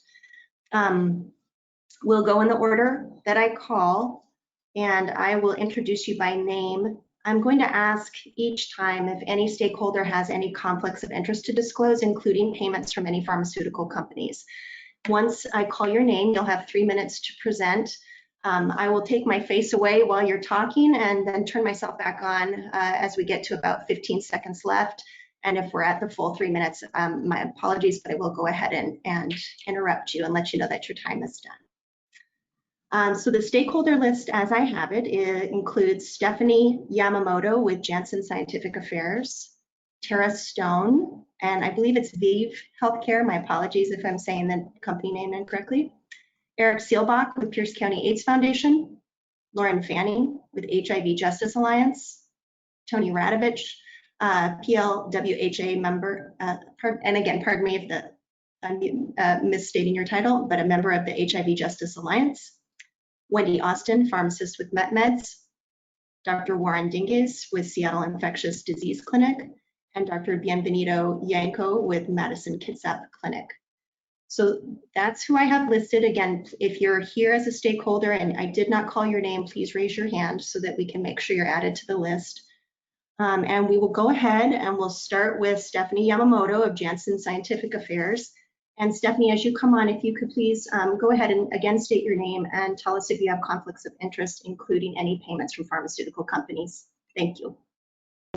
Will do. Thank you so much, Shani. Hello, my name is Stephanie Yamamoto. I am a pharmacist with Janssen Scientific Affairs, and I'm here to discuss the protease inhibitor-based complete single tablet regimen called Syntuza.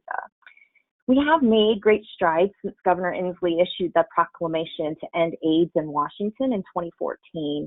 And the number of new HIV and AIDS cases has steadily decreased until 2018, when King County experienced its largest one-year increase in the number of new HIV diagnoses since 2002. And that was based on the 2019 semi-annual report. The antiretroviral therapy regimens that are available are highly efficacious, and that translates to a very powerful form of prevention, given the decrease in risk of HIV transmission when patients are adherent to their medications.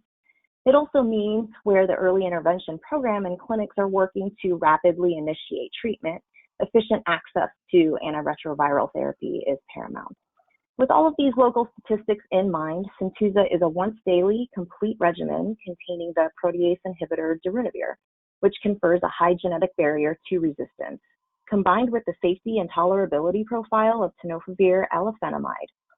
Single tablet regimens are important to promote adherence, and in several analyses using Medicaid claims data, up to 70% of HIV patients exhibited suboptimal adherence, and greater healthcare resource utilization than those with optimal adherence. Additionally, a meta-analysis of 63 studies showed patients are 2 times as likely to be adherent to an antiretroviral therapy single tablet regimen versus multiple tablet regimens.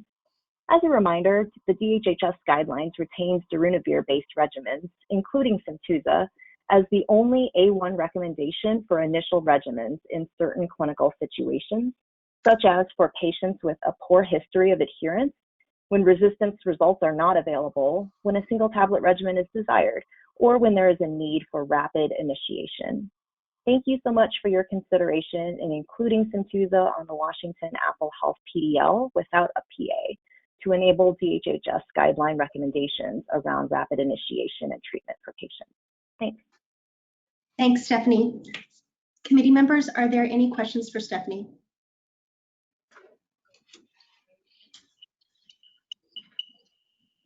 Okay, thanks very much. We'll move to our next stakeholder, who is Tara Stone with ViV Healthcare. Are you there? Hi, Jenny. This is Tara. Can you hear me okay? I can. And Tara, could you go ahead and state your name, conflicts, and any payments that you receive from pharmaceutical companies? Absolutely. So good morning, everyone. My name is Tara Stone. I'm a ViV Healthcare MSL, and I'm here to provide information on Dovato. Dovato is a two-drug combination of dolutegravir and lamivudine, and is indicated for treatment in treatment-naive adults, as well as to replace current regimen in virologically suppressed patients. And thank you for updating your policy. Dovato is the lowest cost integrase-based single tablet regimen on the market, and it has been studied in rapid initiation, reported in the STAT trial Glasgow this year, demonstrating Dovato's efficacy in this setting. The DHS and the IAS HIV guidelines both state the key goal for persons living with HIV is viral suppression.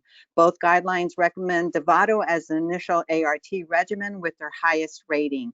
IAS states Dovato is an option offering cost and safety advantages. Switching to Dovato may reduce bone, kidney, and cardiovascular complications and reduce costs with durable viral improvements. There is a disproportionate impact of HIV on racial and ethnic minorities. Diverse patient populations were studied in the Dovato trials, such as subjects with comorbidities and in different ethnic and racial groups. For example, 14% were African American or African heritage, 30% were Latinx or Hispanic, 10% were Asian, all well within the demographics found in the state of Washington. Likewise,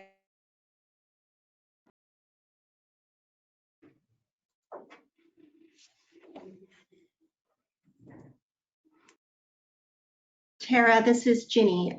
We have dropped you. Are you still there?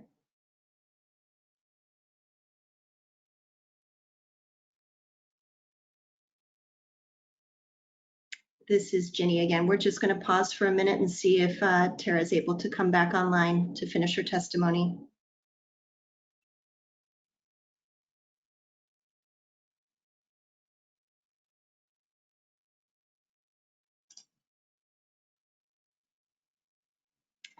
Okay. Sorry, this is Lita. Yeah, maybe we can move on and then I can try Tara again. I see that she's still there. Okay, so if she comes back, then she still has a full minute left in her time. So I'll go ahead though and move to Eric Seelbach with Pierce County AIDS Foundation. Eric, are you there?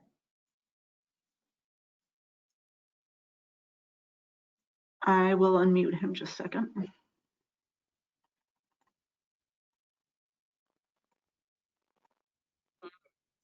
Hi, good morning. You hear me? Hi, is this Eric? Hi there.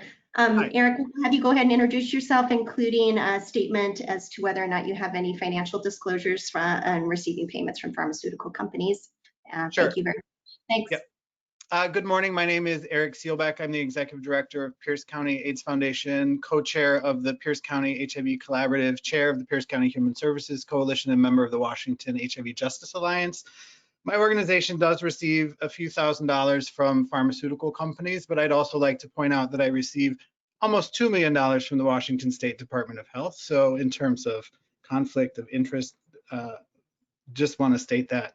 I'd like to address a few points from the presentations this morning, some questions and just some observations. So first, in the first presentation with the updated report, one of my questions was there any comparison of the study populations in that research with the Apple Health population? So are we looking at apples to apples, or are we looking at different population characteristics? So that's one question I have. The statement was made that HCA treats HIV like any other serious chronic disease. And I think that is hugely problematic, given that while there have been many advances in HIV is not like any other chronic disease.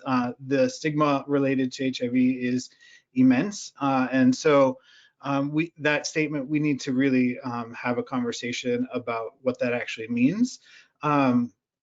A lot of the conversation this morning also talked about most patients can do okay on the less costly alternatives. And my question is, what about those who are hardest to serve? So not the most patients, but the fewer patients. And those are the ones that we're trying to reach, particularly in light of the effort to end the epidemic in Washington State. We're trying to reach the hardest to reach folks. And so when we make statements like, it's okay for most people, we leave out those who are hardest to reach. And again, those are who we're trying to get to. I also want to point out that the message that was being received or sent from this morning's presentation too is that HIV positive people are just way too expensive and aren't necessarily as deserving of these treatments. And I think that is problematic as well. I'm guessing you'll hear from long-term survivors and folks living with HIV later that the triggering of traumatic PTSD related to cost of treatment is huge. And so having those kinds of messages doesn't really help our cause. In terms of the policies, you listed a number of groups that were consulted in the development of those policies, but missing entirely from that list of folks is consumers of services. And this goes against longstanding efforts in the HIV world, going back to the beginning of the epidemic, where HIV positive people have stood up to be included in the conversations about policies that impact their lives. There's a statement, nothing about us without us. And so I would really encourage you to step back and not vote on these policies, to be able to engage in consumer input separately. Sorry? I'm sorry to interrupt. You're at your 3 minutes. Oh, okay. I'll just finish up and just say that I don't think these policies are in alignment with the goals of ending the epidemic in Washington State. Thank you again for the opportunity. Thank you very much, Eric. Committee members, are there any questions for Eric Seelbach? Okay, thank you. Moving next to Lauren Fanning with HIV Justice Alliance. Are you there, Lauren? Yes. Great. Lauren, can you go ahead, if you could state your name and any potential conflicts you have, including payments from pharmaceutical companies. Thank you. Lauren Fanning, and I have no alliance with pharma or any other organization other than Washington HIV Justice Alliance. So HIV is a biopsychosocial disease, and we would like to see that perspective reflected in your decisions in achieving whole person care and value. It's a chronic disease that is infectious. Hepatitis B is also a chronic infectious disease. Its formulary appears to have all of the commonly used antiviral drugs available as preferred drugs. The difference between HIV and other chronic diseases is that the infectious aspect of it that can lead to, if you have non-adherence, it can lead to drug resistance. This is a complicated and multidimensional issue with potentially critical outcomes. In many cases, excuse me, medical adherence relies on more than regular visits to a medical provider, obtaining and filling prescriptions, and getting labs taken. It relies on assistance with medical coverage, access to other providers, transportation, housing, and other life support issues, not the least of which are the various stigma of racism, homophobia, poverty, and often other multiple stigmas. We agree that other diseases, other chronic diseases often face stigma. However, the HIV stigma cannot be ignored. It has its own particular implications that affect a person's life in many, many ways. It is also multi-layered and can affect all aspects of their life. Mental health issues, particularly depression and anxiety disorders and substance use, are higher among PLWH than the general population. Stigma, mental health issues, and substance use issues are significant contributors to non-adherence. Despite that fact, in Washington, the 82% of PLWH in care are virally suppressed, the result of adherence. Viral suppression in the United States is only 69.5%. By contrast, diabetes too has a medication adherence anywhere from 20 to 55%, depending on the group you're looking at. The two most common reasons cited for this low adherence are lack of physician trust and perceived complexities and convenience of a medication regimen. Viral suppression is a result of a robust system of care in Washington state that is funded by the federal government and Washington state, specifically the Office of Infectious Disease and, the Healthcare Authority. Excuse me. I lost my place and I apologize for that. Okay, Lauren, you're right at your time. So my basic ask at this time, and I appreciate the fact that you're making changes in the prior authorization form and the expedited, that you consider including all stakeholders in your conversations because of the biopsychosocial nature of HIV. Thank you, Lauren. Committee, is there any questions for Lauren Fanning? Okay, I do see that Tara Stone with Vive Healthcare has a better connection, and she still has a minute remaining on her time to share information with us. Tara, are you there? And can we go back to you? This is Lita. Hang on just a second. I'm looking for her in the list.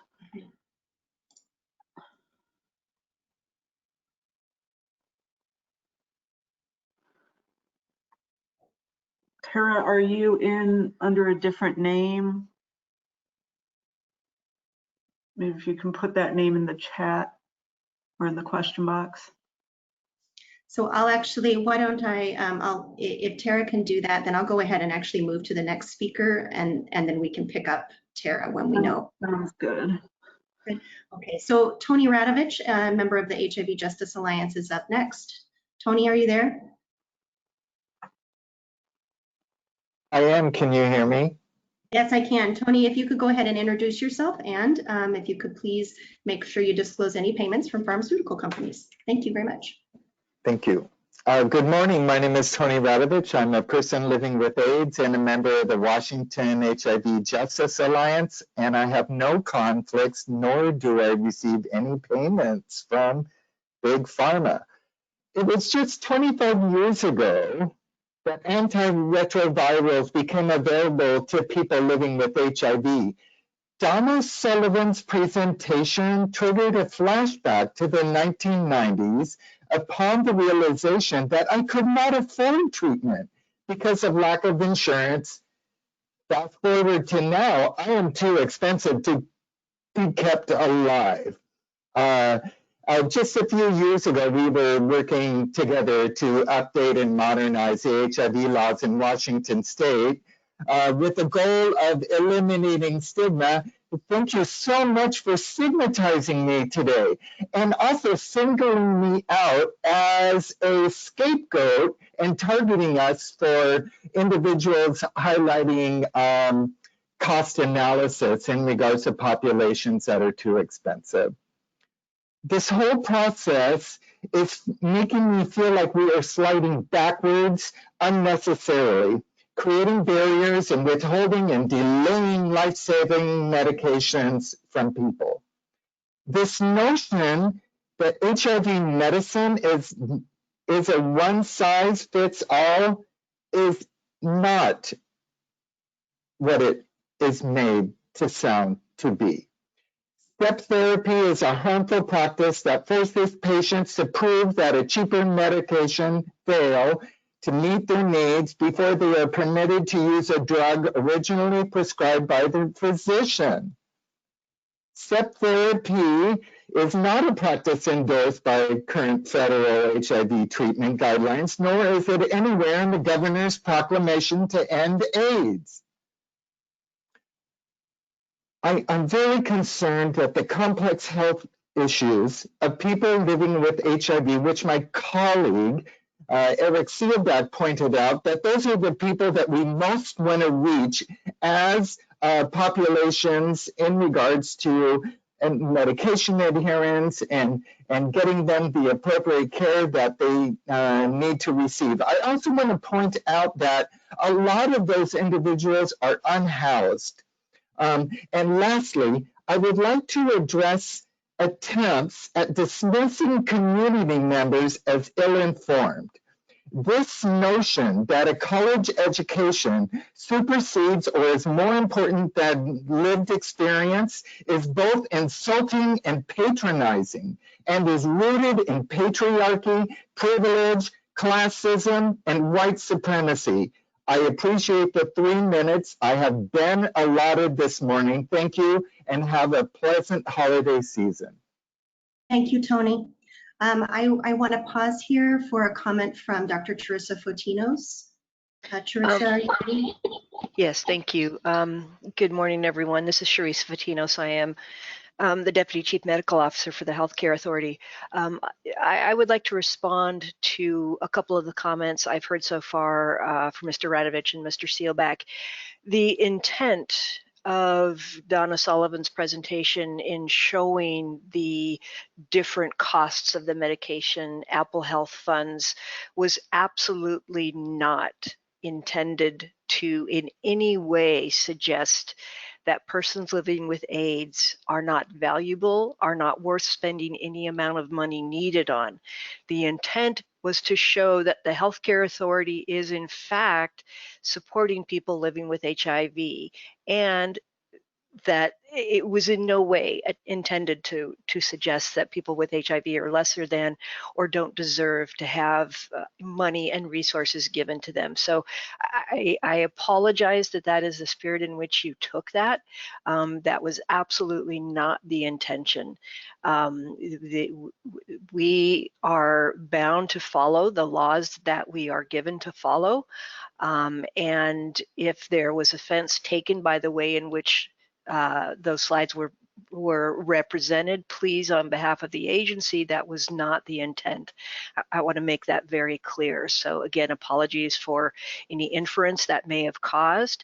It is absolutely, absolutely not the agency's statement that people living with AIDS are less than or any less deserving than any other group of patients who are covered under Apple Health.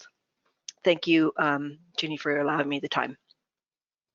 No, thank you very much for clarifying that point. And I did want to ask the committee if there had been any questions for Tony.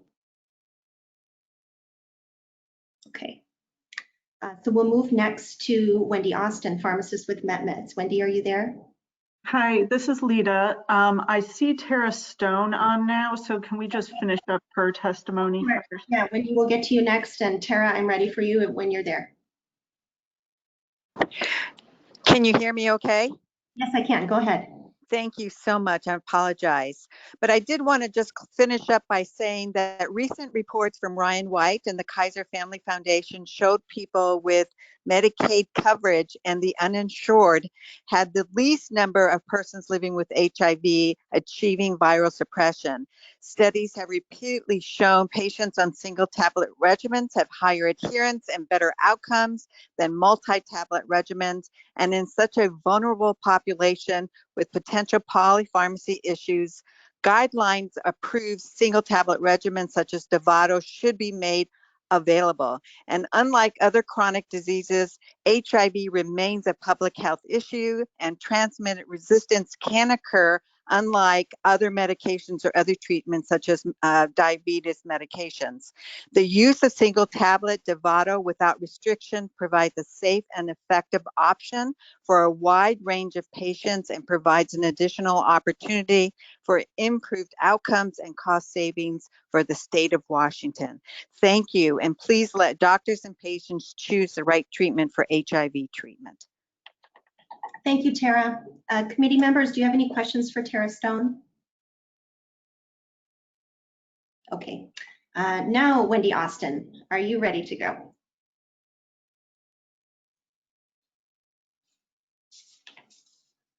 This is Lita. Wendy, I see that you're self-muted. All right. Can you hear me now? I can hear you now. Yes, Wendy, if you could introduce yourself, and as with the other speakers, just let us know if you have any payments to disclose or affiliations to disclose. Thank you. Yes, good morning. My name is Wendy Austin. I'm the pharmacist in charge at Metropolitan Medications in Lacey, Washington. I receive no monetary any contributions from any pharma. I want to point out first and foremost that pharmacies make money off of generics. So I am here still trying to help my clients get the best treatment. Even though we may lose a little bit of money, I feel it's the best representation for them. My clients are a little confused about using Truvada when they were on Descovy. I have had a couple go backwards. I have had to tell them the reason, because I don't lie to them, that it's a cost-saving medication and that we are trying to save cost, especially with the pandemic going on. My clients are not uneducated, and my biggest kickback I'm getting back on this is that they are pretty well aware of a certain class action lawsuit that's going on. And while I do explain to them that Descovy has just as many side effects as Truvada, that's not what's being put in front of them. I have been sent requests for pharmaceutical records from a couple lawyers. So I just want that to be known. Also, I kind of want to make a comment on the fact that on Monday, Governor Inslee made a speech about how he is going forward with a plan of stopping inequality. This kind of goes against, you know, that message. We want inequality to be ended. And again, even though this is not the message you want to be sending, it is the message that my clients are receiving. I just want you to remember that they're not uneducated. They do know that there are better options out there than what we're presenting to them. And the try and fail is just a disturbing message to them. So thank you for letting me speak, and I hope you guys have a happy holidays. Thank you, Wendy. Committee members, are there any questions for Wendy Austin? All right, our next scheduled stakeholder is Dr. Warren Dingus with Seattle Infectious Disease Clinic. Warren, are you there? I am. Can you hear me okay? Yes, I can. And if you can go ahead and just please reintroduce yourself and let us know if there's any conflicts of interest, including payments from pharmaceutical agencies. Sure. My name is Warren Dingus. I'm an infectious disease and internal medicine physician in downtown Seattle. I've been taking care of HIV patients for my entire medical career and also PrEP patients. I have a lot of experience with HIV therapy and have watched it from horrible regimens to now one tablet taken daily that's very well tolerated. Pharmaceutical involvement, I was part of the Discover trial. My clinic got a large amount of money for that. And I've gotten about $2,000 a year for the last 2 years from Gilead to speak, and that's about it. One of the comments I have, first of all, is that the DERP, I did try to go through that full study they had, and it can be a bit mind-numbing. I don't know how well y'all followed it as committee members, but I'm an HIV practitioner, know the medications and the studies, and it was difficult. So what I'll say is that I noticed that all of the quality of evidence was low for 80%, and some was moderate, which means at best, the quality of the decisions you're making and relying on is bad. What I do know is the Discover trial showed head-to-head trial, double-blind placebo-controlled trial of TAF versus TDF. In every way, TAF is safer, highly significantly than TDF. Doesn't mean we can't, and I used Truvada for years, but I've also monitored my patients much more closely. I am concerned about this, that you're making changes to a policy and there's no time for feedback as you make the edits today, and we can't really review those and the policy. So that concerns me. I'm also concerned that there is a severe adverse event required before someone can get a medication. And again, I'd like to stress the importance of a single tablet regimen. It's not captured in clinical trials. There's someone monitoring medication use, as opposed to in real life, there's not. The one patient who I have now failing antiretroviral therapy is specifically due to this policy. So that is the impact of it. And I had 100% viral load suppression until this policy was implemented on that patient. And he's just the one. I don't want to have an anecdote, but he's a bellwether, and you will see more, and you will see renal failure due to TDF use. And I guarantee there will be legal repercussions from those, and it's just reality of the world. You're talking about what in the $40 million that is Medicaid funding, that you're talking about $6,000 per patient is the current budget, and a total of less than 6% for the entire Medicaid budget for the state for all medications prescribed. So I also don't like the repeated parallel of dental, as if every time someone swallows a pill of Biktarvy or Dovato, they're pulling a tooth out of someone else with Medicaid. It's a fallacious and ridiculous comparison. So please, single tablet regimens are important, they're required. Thank you. Committee members, are there any questions for Dr. Dinges? Okay, thank you Jenny, again. this is Donna. I would just ask Dr. Dinges if you're saying that a patient was asked to switch medication, I would please contact the healthcare authority or give me a call, because that is not our intent, and we can make sure that that patient gets the right medication that was successful for them. Can I comment? Sure. Yeah, so in this case, the problem is it's two separate prescriptions, one for Tivicay or dolutegravir and a separate one for Truvada. And they're 2 weeks staggered. And there's no way in our current prescribing system for me to write the paired medications that you have to pick up at the same time. So I mean, if you institute some way, a law that says that when I write something, a pharmacy has to dispense both of them, just like a single tablet regimen, that would be great. But right now, the problem is this patient is homeless. He's going between different pharmacies, and they're staggered by 2 weeks. And you will see that repeatedly. And it was because originally I wrote for Tivicay and Descovy, and the Descovy was sent to a PA, and they filled the Tivicay alone as a solitary treatment, which is outside the standard of care. He finally was then started on Truvada additionally, and we can't prescribe 2 meds at once and guarantee they're filled. So if you can provide me the patient information, we can reach out to the pharmacies and make sure that they're able to fill them both at the same time, rather than having a refill too soon and it stop the dispensing of the second drug at the same time. Yeah, but we need a system for that for everybody. That actually is a system that is allowed for everybody. The pharmacies are able to override an early refill to synchronize medications. So that is a program that is allowed. I'm just offering to try to help for this one particular person that you have identified. I appreciate the help, but I think it's most Walgreens and Rite Aids and Bartels don't know that. And it's nothing like the pharmacy that's well supported at the Madison Clinic.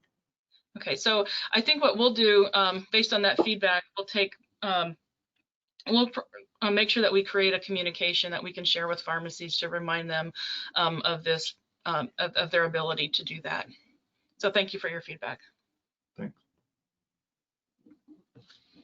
This is Ginny, and our next stakeholder is Dr. Bienvenido Yanko with Madison Kitsap Clinic. Are you there, Bienvenido? Excuse me. Yes. Yes, and if you could go ahead and introduce yourself, and of course, make us aware of any conflicts or payments from pharmaceutical agencies. Thank you. Yeah, I am Dr. Bienvenido Yanko. I'm infectious disease and internal medicine specialist.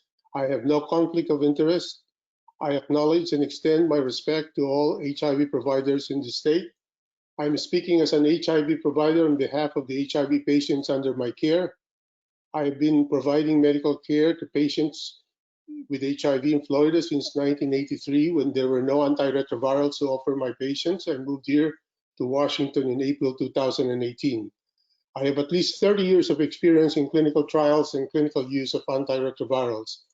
I am respectfully requesting the Washington HCA to not restrict and cover newer single tablet regimens with no generic equivalent, such as Biktarvy, and newer components such as Descovy, which contain a new tenofovir formulation, which we have discussed just recently now about as far as its side effects.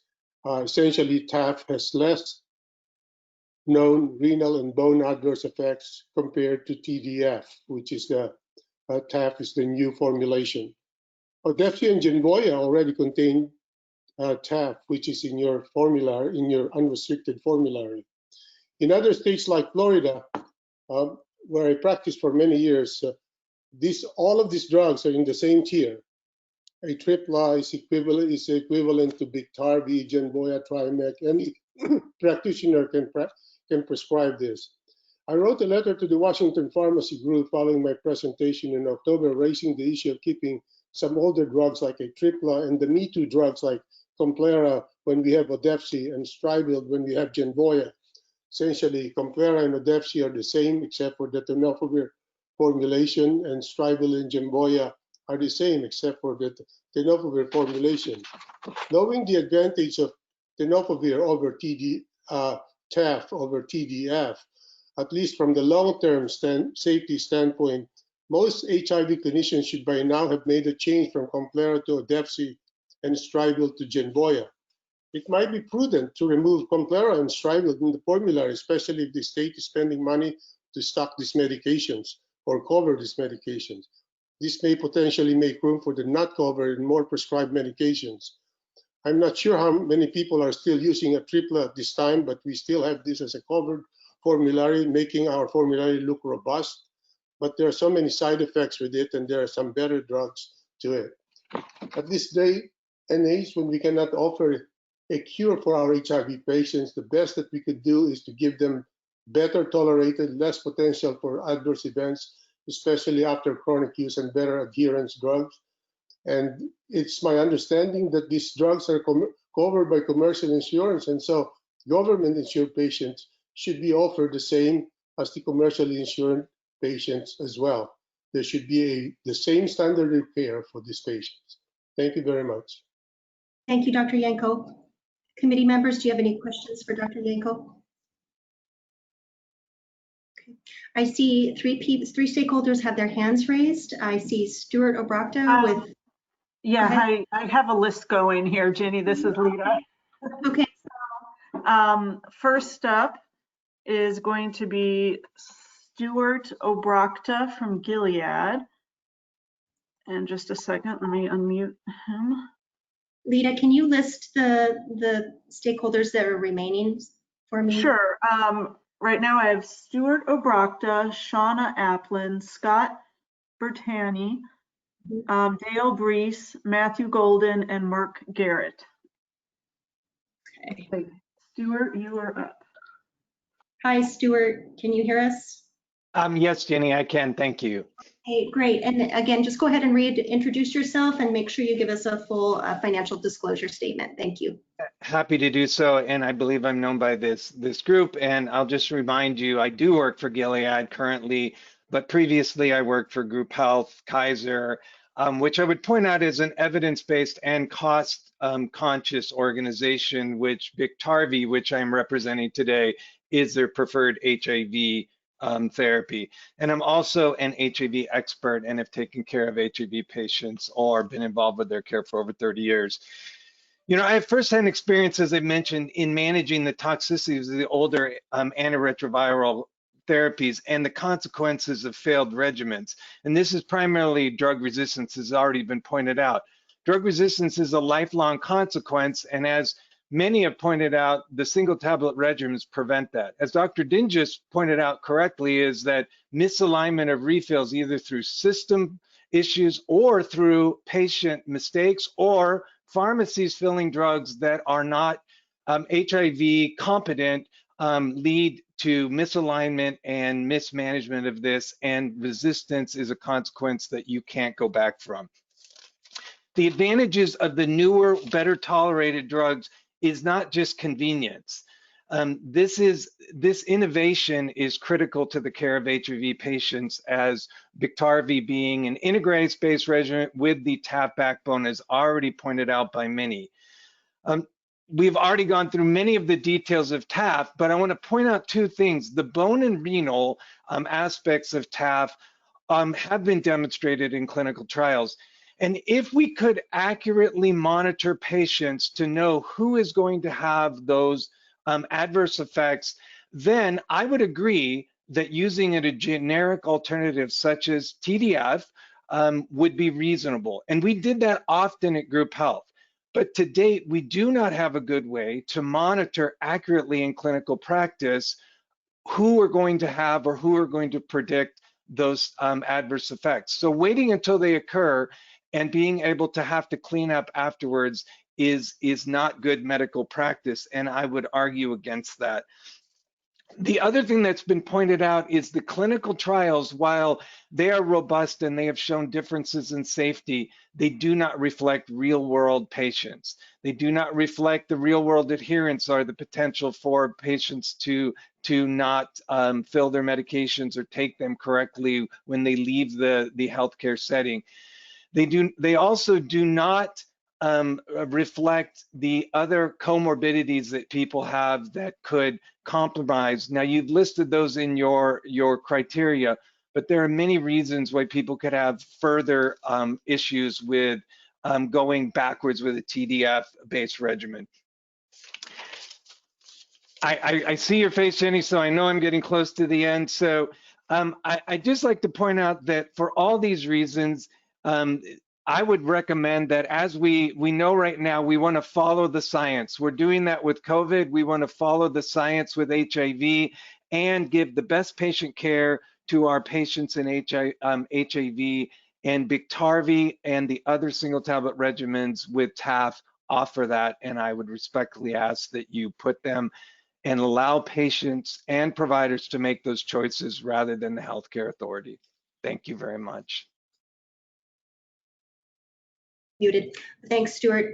Committee members, do you have any questions for Stuart? This is Nancy. Hi, Stuart. I was wondering, does Gilead have anything in the pipeline for long-term, real-world, pragmatic clinical trials that do consider all these factors that we are wanting to know more about? I mean, it is challenging to do clinical studies that have greater external validity or applicability and generalizability. So wondering if Gilead is pursuing that. Yes, thank you, Nancy. It's good to see you again. I'm one of my colleagues from Group Health from way back, so it's nice to hear from you. And it's a very excellent question. And there are multiple real-world cohorts, but one of the largest is called BICSTAR. It's primarily a non-US based, because we have the TRIO real-world cohort in the US. So those are the two large cohorts that are analyzing Biktarvy in the real world setting. I'd be happy to share that information with the committee and point out that they do show differences, not only from persistence, but from outcomes. So thank you very much for that question, and I'm happy to share that. Thank you, Stuart. Any other questions from the committee? Okay, next up is Shauna Applin, lead infectious medicine provider at Community Healthcare in Tacoma. Shauna, are you there? I am. Can you hear me? I can hear you. If you can go ahead and reintroduce yourself and give us a financial disclosure statement, including any payments from pharmaceutical companies. Thank you. Sure. My name's Shauna Applin, and I've been an HIV specialist at Community Healthcare in Tacoma for the last 14 years. I care for over 500 people living with HIV, most of which are Medicaid insured, and we do clinical trials at this site for pharmaceutical companies. Currently, I'm caring for a 42-year-old Caucasian female with HIV who was diagnosed in November of 2009. Over the course of her HIV illness, she has recurrent MRSA infections, yeast infections, CMV retinitis that has left her blind, insulin-dependent diabetes, leukemia, seizures, Mycobacterium avium complex, cervical spine abscess that required a surgical debridement, AIDS, CVA, which has now made her wheelchair bound, and now multi-class resistance. Just after the healthcare authority's decision to restrict the Medicaid formulary this summer, she was found to be multi-class resistance. After doing resistance testing, tropism testing, and repeat viral load testing, the only fully active regimen found was a salvage combination of Biktarvy and Paxlovid. For a person who is blind and has multiple other barriers, finding a salvage regimen that is well tolerated and only 2 pills per day is extremely helpful. She was asked to stop her meds on September 2nd because of the resistance. I began then a 2-month process with her United Medicaid plan that included 1, multiple prior authorizations where I had to prove things that shouldn't matter when a patient needs a salvage regimen. She had to come back into the clinic via paratransit, which is paid for by Medicaid, just so I could prove she didn't have hepatitis B for the PA form.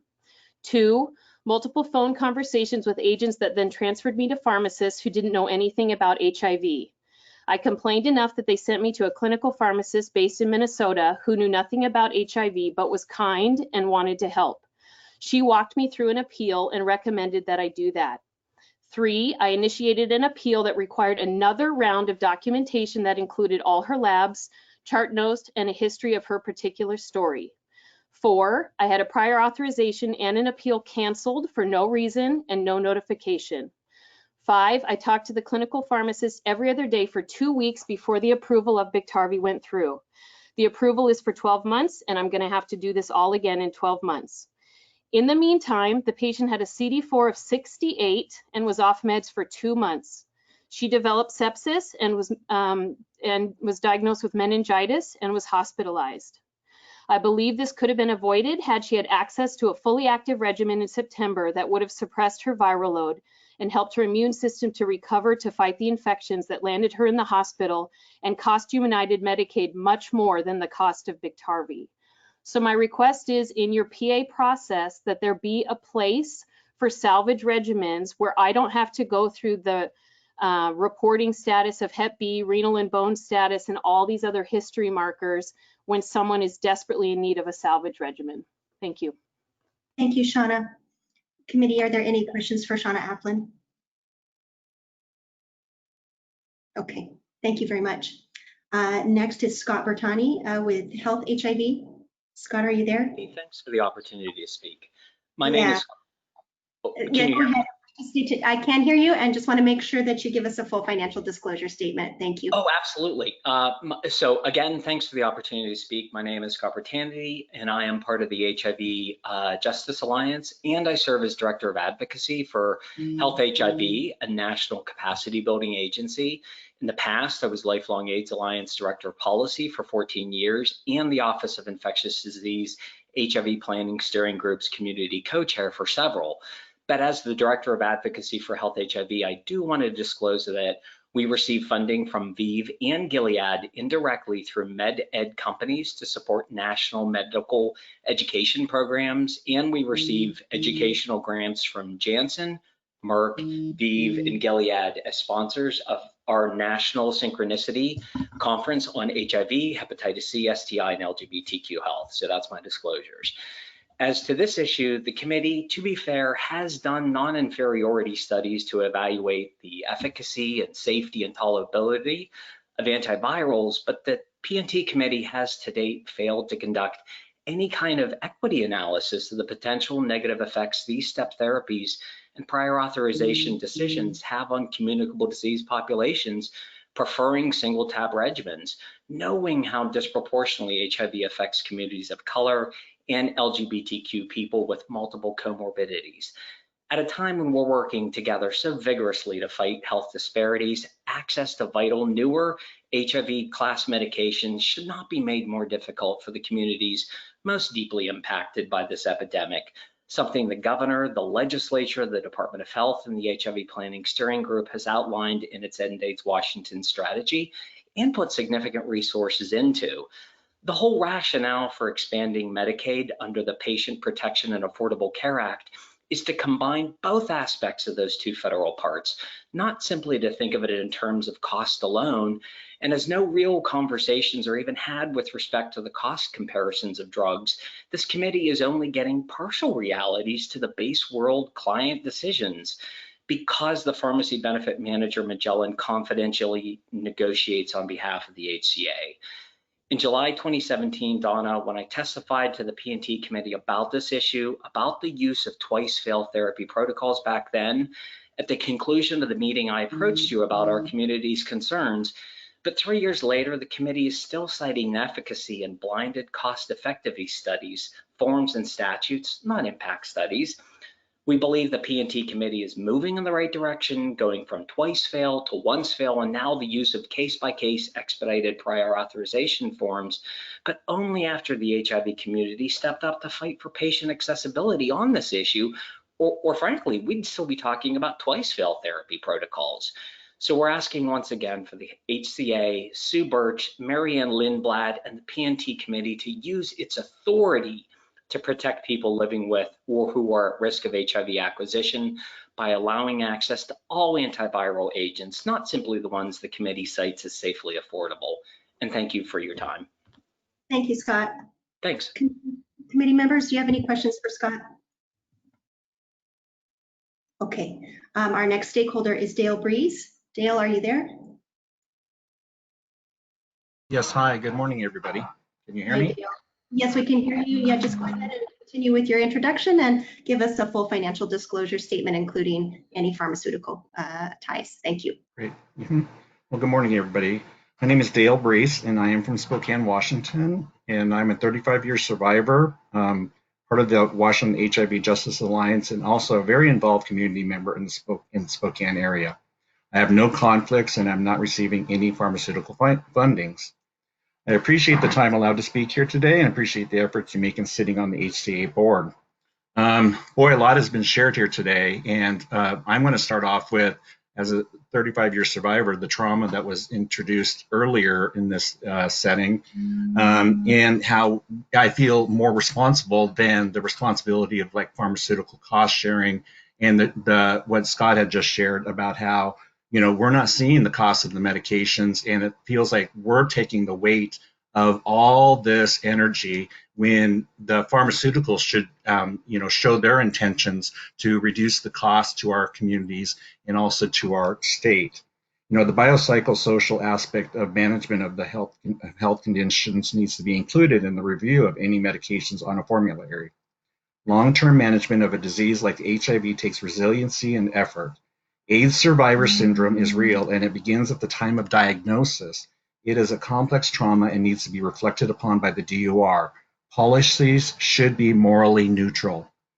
Let me tell you of a quick story of me doing volunteering efforts to an HIV positive woman that I have known for years. She is a Medicaid recipient. We met in the era of a serial killer in Spokane as she was high risk of being stalked. She had been homeless for an extensive amount of time in the Spokane community. She just could not decrease the use of substances to make it successfully into any of our community programs. She trusted me as a fellow HIV peer. One day in early 2019, upon seeing her, we sat down and I explained to her about what U equals U means. By the way, that hasn't been mentioned in here at all today. And she is, and how U equals U for her is doing, and for me is doing the psychological framework of the HIV positive person, of potentially decreasing stigma for us in the community. She got emotional and shared with me that one of the reasons she has not been on medications is that she did not want to cost the state any more money than she already costs the state. She claimed that she gets rolled out on the streets for her medications and that it just did not make sense for her to get them refilled. She then stated, if I only had one medication, I could hide it on me close and it would be safe. That's when I let her know that there is a single dose treatment option. She again got emotional and almost motivated. At that point, but then did get motivated because today, over 18 months later, she is housed and undetectable on a single dose regimen. Single dose regimens are key to reducing stigma on many fronts and for gaining normalcy in general as a human with HIV. Let us move towards the future and figure out how to better review these medications and costs for our state. In closing, I want to remind you of the successful efforts of the HIV community and our fellow humans that our advocates for our health have created through the years. This is like ACT UP all over again. A body like the HCA should reach out to us to see the successes, because we should not change the successes regressively, unless we should be building upon them. Happy holidays. Thank you, Dale. Thank you. Any questions from the committee for Dale? Okay, our next stakeholder is Matthew Golden. Matthew, are you there?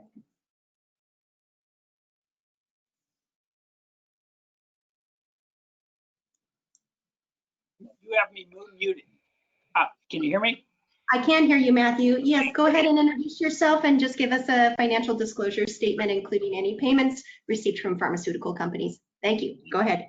I'm Matt Golden, and I direct the HIV STD control program for Public Health Seattle King County.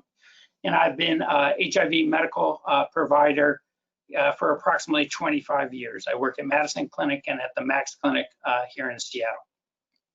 I want to, in terms of, I receive research support from a company called Hologic, which makes gonorrhea, chlamydia, syphilis, and mycoplasma diagnostics. That's my only disclosure. So first, I want to just say how glad I am that Tony Radovich received the care he needed, because he's such a terrific guy, and it's always great to hear his voice. Yeah, so I'm glad you're around, Tony. I also, though, want to applaud Washington State's policy and their success in developing a policy that I think balances patient needs with the resources available to treat HIV.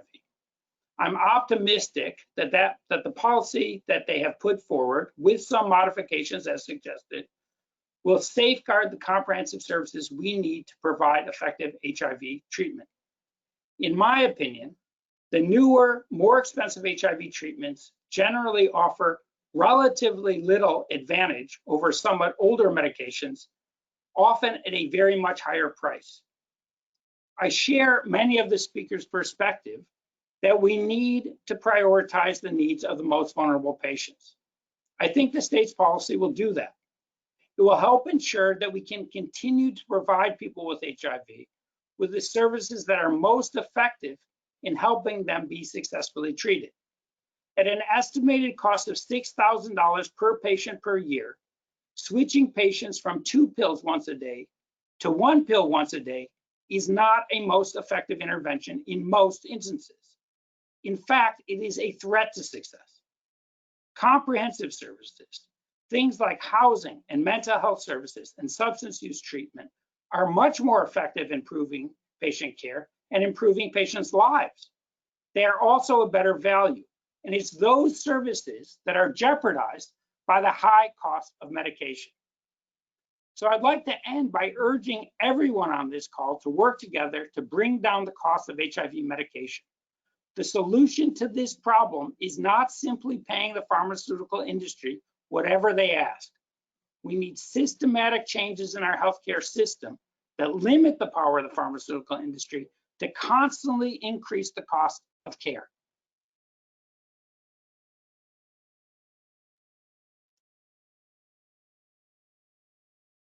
Thank you, Dr. Golden. You cut off, it sounded as if maybe you were cut off at the end, or I'm hoping that that was a natural finish. That was what I had to say. Okay, good. Thank you very much. Any questions from the committee? Okay, great. Thanks again. And then moving next to Mark Garrett. Are you there, Mark? Hi, everyone. Thank you for letting me speak, and I appreciate what's trying to be accomplished here, but I support my colleague. Great. I'm so sorry. I just want to make sure that you give us a full disclosure statement before you start. Thank you so much. Yeah. I don't receive any money from pharmaceuticals, although I do invite them to do educational presentations and eat and learns, which are paid for directly by them, and I will continue to do that. Mark, could you let us know who you're affiliated with? I'm so sorry that I don't have that information. Yeah, I am a co-facilitator for our HIV/AIDS Advisory Board at Spokane Regional Health District. I'm a member of the CDC MMP Medical Monitoring Project and have been since its inception. And I've been chair and co-chair of most of the state care and prevention and local care prevention planning groups. Thank you so much. Please feel free to go ahead. You betcha. I am a 33-year survivor and most of the times thriver of HIV, and I'm happy that we are talking about this being a chronic illness, but a very unique chronic illness. I currently take Brazista, Tivocay, and Descovy. However, I took a TDF-based or containing regimen for a number of years, and I believe as a consequence, I've had 3 bone fractures, 2 spinal surgeries. The last one was about 8 weeks ago, and I'm now receiving the bills. I am a proponent and have been for over 20 years now. It is my career to make sure that people's lives are improved with HIV and that we prevent new infections. We know that single pill regimens work and prevent non-adherence to a greater degree than 2 pill regimens. I currently take 14 pills a day. 4 of them in those 3 drugs treat my HIV. The rest treat the side effects and other conditions. So, and mental health. I suffer from cognitive issues. I've had to actually, I feel I'm highly functioning, but have had to go to prepackaged pill containers so that I can keep track of the medications. We work with enfranchised communities in our area, disenfranchised, I should say. We've heard statistics on even the COVID vaccine that the African-American community and maybe other disenfranchised communities will have a greater distrust for that treatment.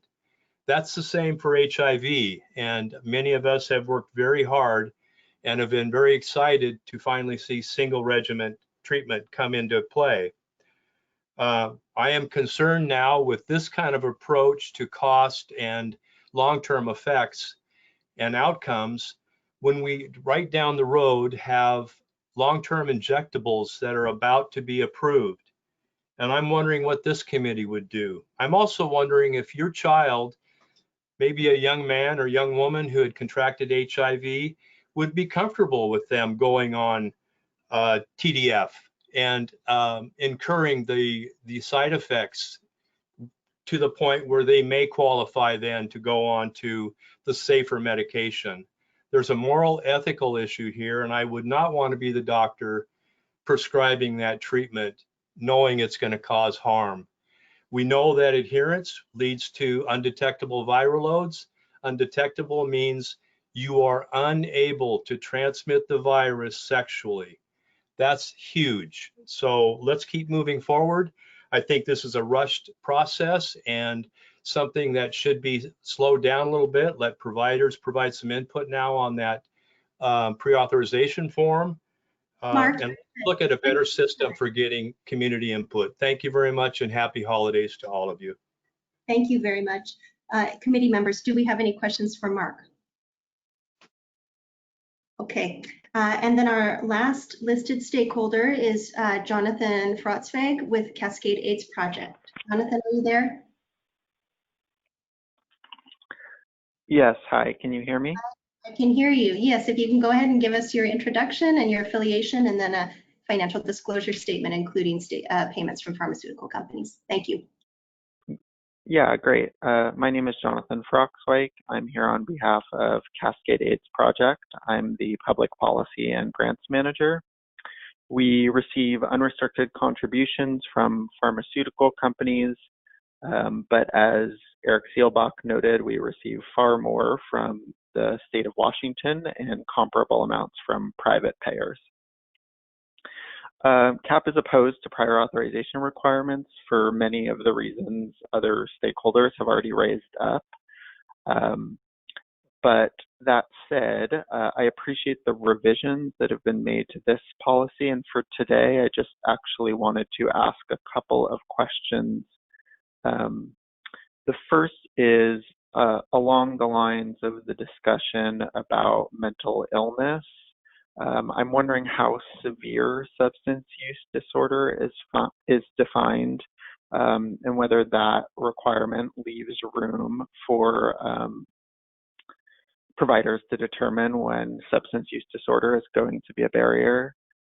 I also had a question about the appeal process. You know, I've heard Donna Sullivan offer several times in this meeting and previous meetings to resolve issues that people who have come here and testified have raised, and that's very generous, but you know, the appeal process should not be to contact Donna Sullivan.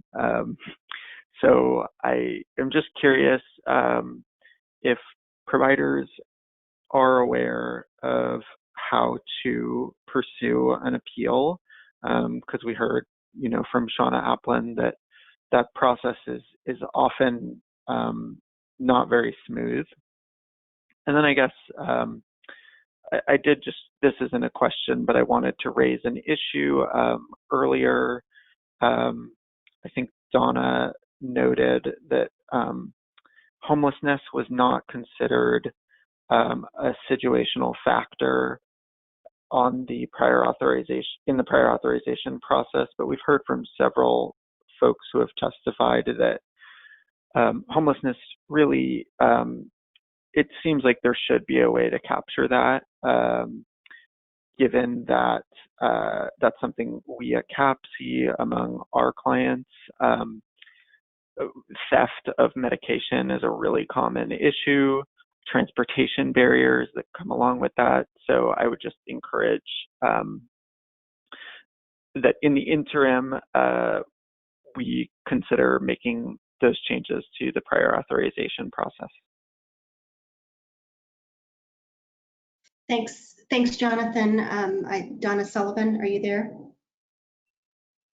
Yeah, I'm here. So Jonathan, I just wanted to respond back to you, and I want to make it clear, I'm not promoting that the appeals process is to contact me. What I'm really wanting is when providers are experiencing situations where a patient might have been inappropriately denied their medication, where a plan might not have followed the policy, to contact me so that we can work with the plans and make sure that that they get those approvals in place. The appeals process is submitted to the provider and the patient whenever there is a denial, and so it does go out to them. So what I'm asking for is if you know, providers are having difficulty getting a patient the medication according to our policy, then I can step in and make sure that we educate the plans on those procedures.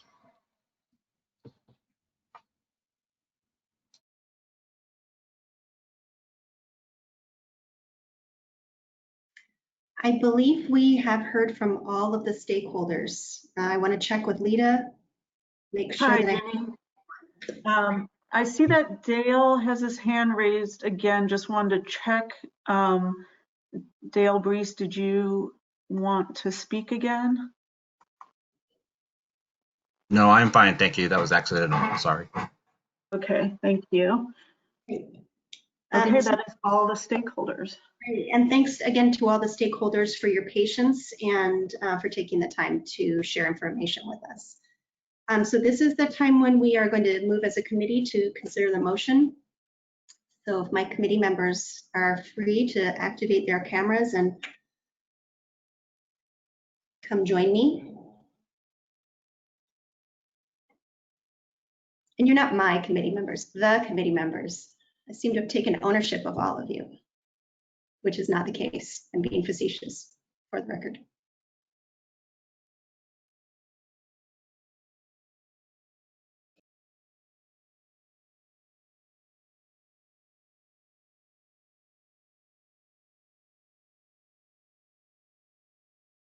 Hi, Jenny, this is Marissa. I'll go ahead and start with the drug class motion first for the antivirals HIV and antivirals HIV combinations. And then after that, I'll move to the policy. Okay, thank you.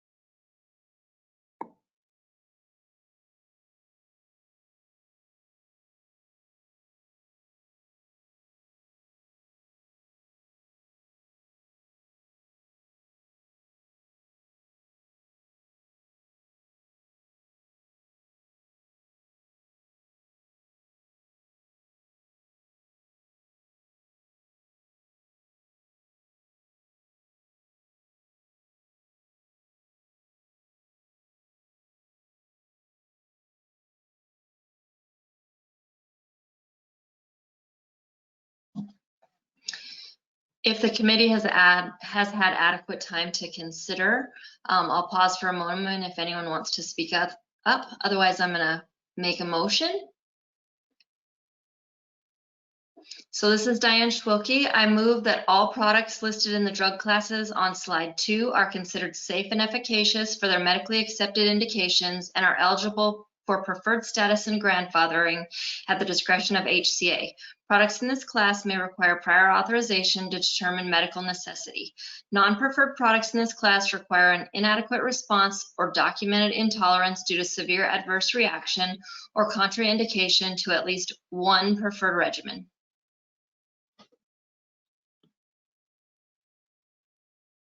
This is Jordan Storhaug. I'll second.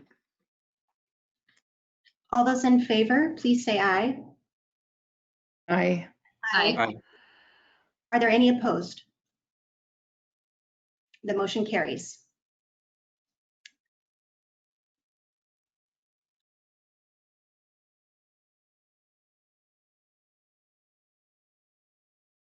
Hi, this is Marissa. Here is the policy motions. Sorry to interrupt. This is Lita Vasquez. Was there something that was supposed to be added into the motions from Alex Park's comments on the policy? Yeah, it's in regard to number 9 on the policy, I believe. This is Donna. That was on the form, so that's not really part of the policy. That's just the form that we create. So we'll wordsmith that to try to make it more clear.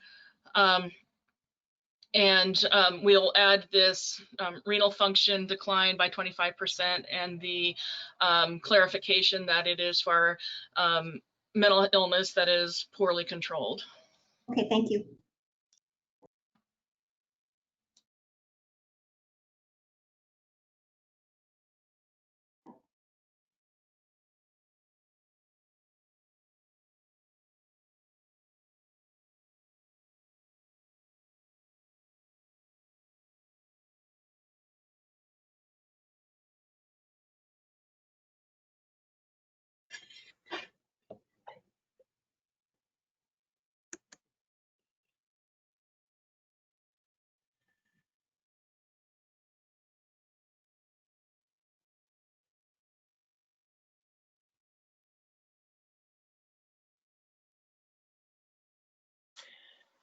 Jenny and Donna, it's Alex Parker. Can I ask a procedural question? Yes, please. So if we as the DOR board approve the clinical criteria on the policy, what happens to that policy when it goes to HCA in terms of any options that they have for amending it further at that point? Hi, Alex. So this is Donna. So what our process is, it's actually a pretty long, drawn-out process. We have 3 internal reviews where the pharmacists, develop our process or develop the policy, and then it gets reviewed internally amongst the staff clinicians, and it goes to our coverage parameters meeting. It then also goes to the managed care plans for them to review it with their clinical staff prior to it coming to the DUR board meeting. So when we bring it to you and present it, it's pretty well complete, or as complete as we have been able to make it. And then that's where we're asking for your feedback. So once we get your feedback, we will incorporate that into the policy, and then it goes back out to the managed care plans for one final review, and then it'll get implemented, and it usually takes about 90 days for us to implement it. This particular policy has already been implemented, but we will make these changes as soon as possible. So I hope that answers your question. Thank you. That's good to know that the managed care plans have an opportunity to re-review it after our work. Thank you.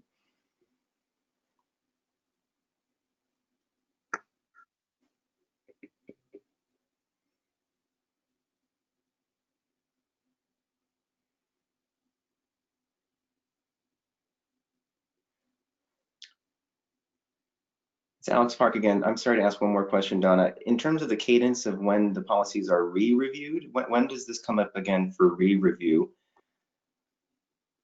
We shoot to get them reviewed at least once per year. Sometimes we'll do a review more frequently if there are significant changes within a class where either new drugs or new indications that were not previously addressed. Thank you.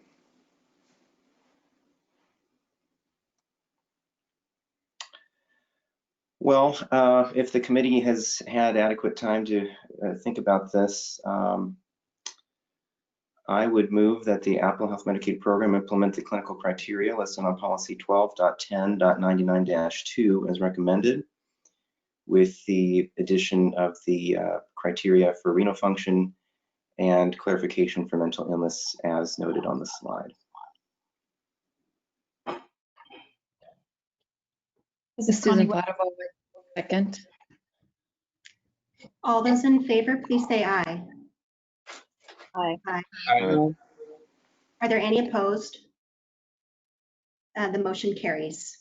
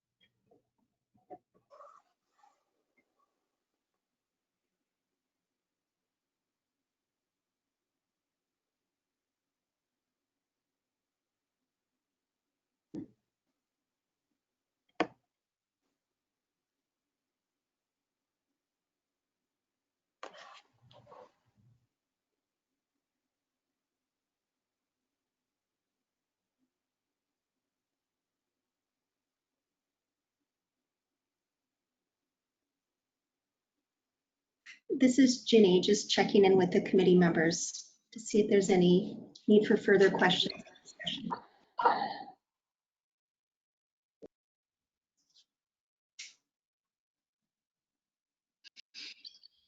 This is Diane Schwilke. I move that the Apple Health Medicaid program implement the criteria listed on policy 12.10.99.02-2 as recommended, with the addition of criteria addressing renal function decline by 25%, as well as clarification for mental illness being poorly controlled.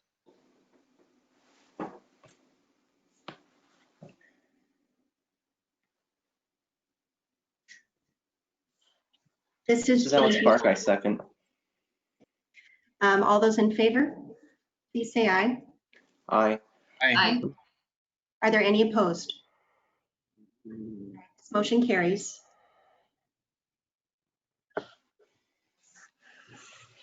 I think, does that conclude the motions that we needed to make, Marissa?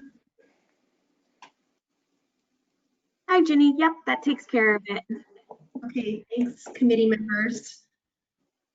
I believe then we're ready to break for lunch unless there's any last minute pieces of work that we need to take care of.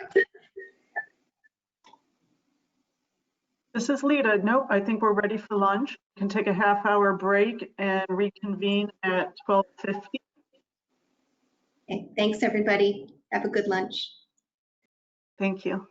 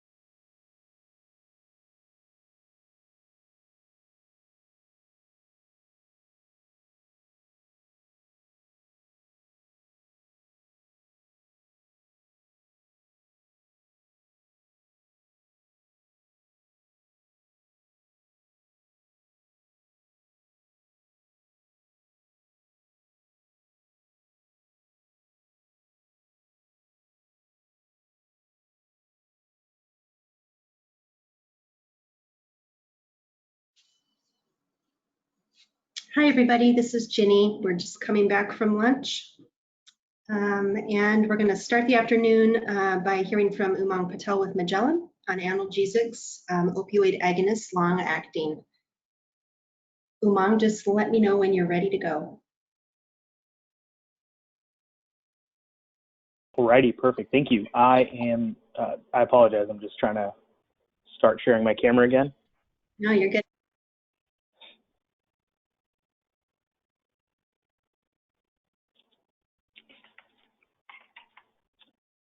Right.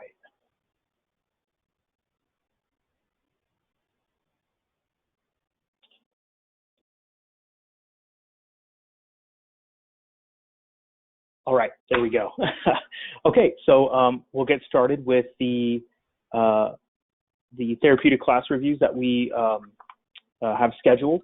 I do want to remind the committee that in terms of the classes that are reviewed, we do look at significant clinical update within the last 1 year. If it's been over a year, I either keep it in the slide as a reference, but I won't go over it in detail for the committee's sake, or I have it in the appendix at the very end for your leisure to review as well.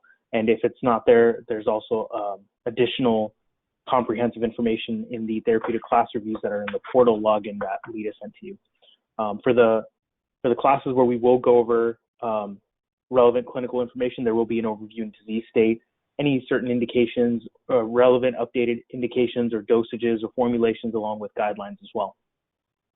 So if we can go to slide 4, the first class we'll be reviewing is the opioid long-acting analgesics.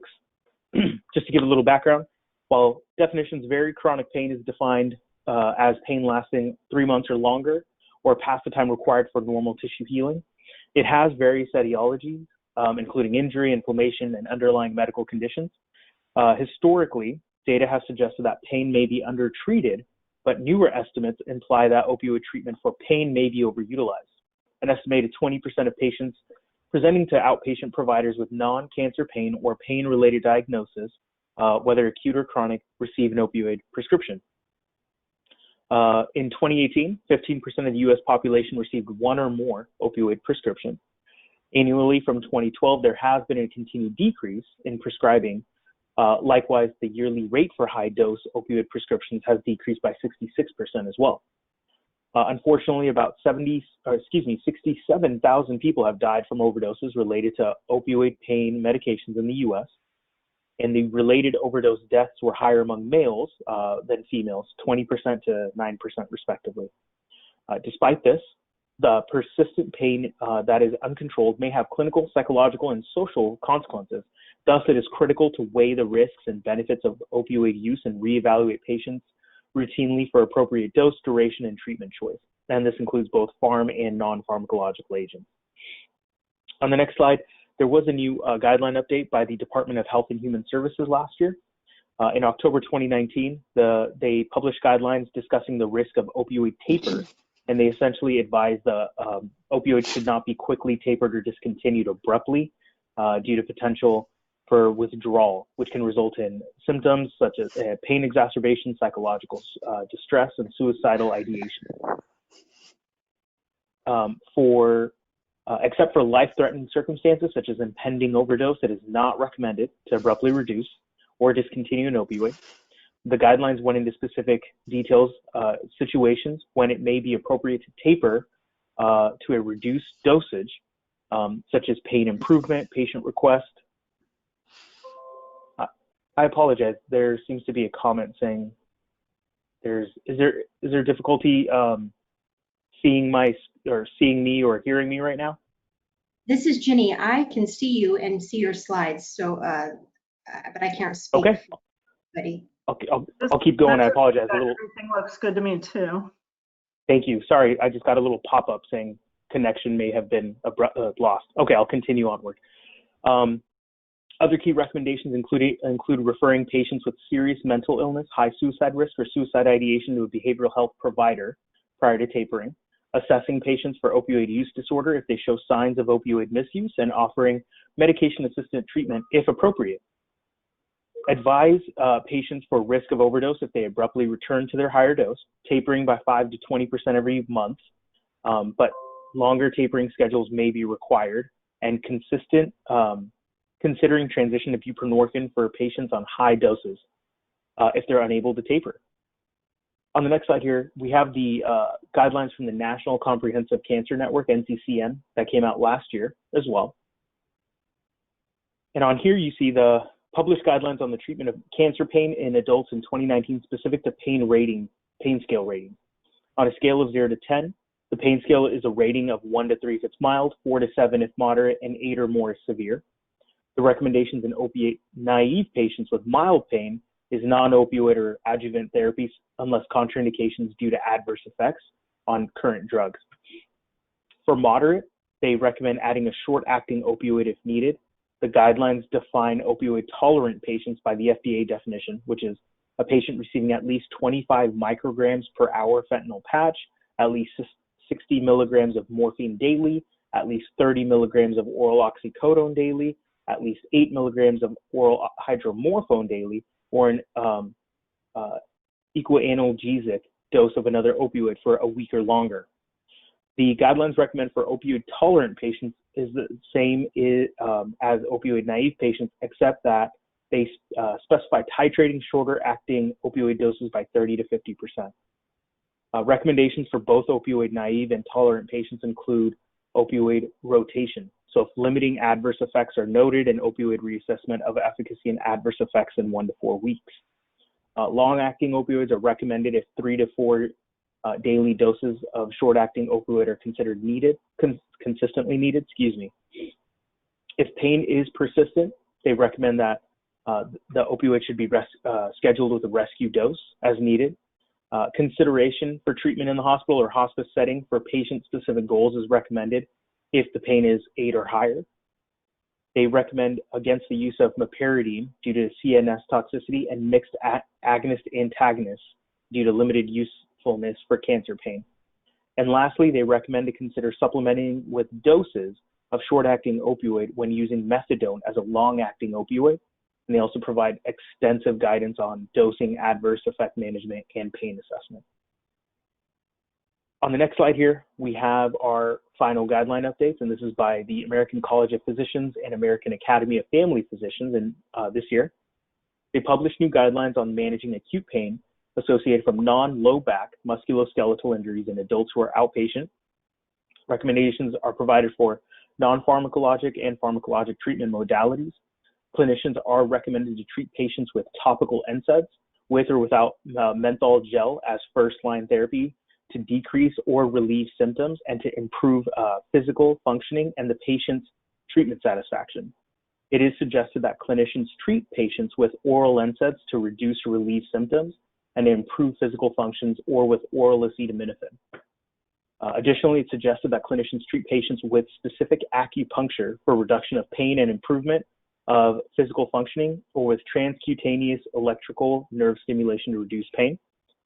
And lastly, it's suggested against clinicians treating patients with opioids, including tramadol.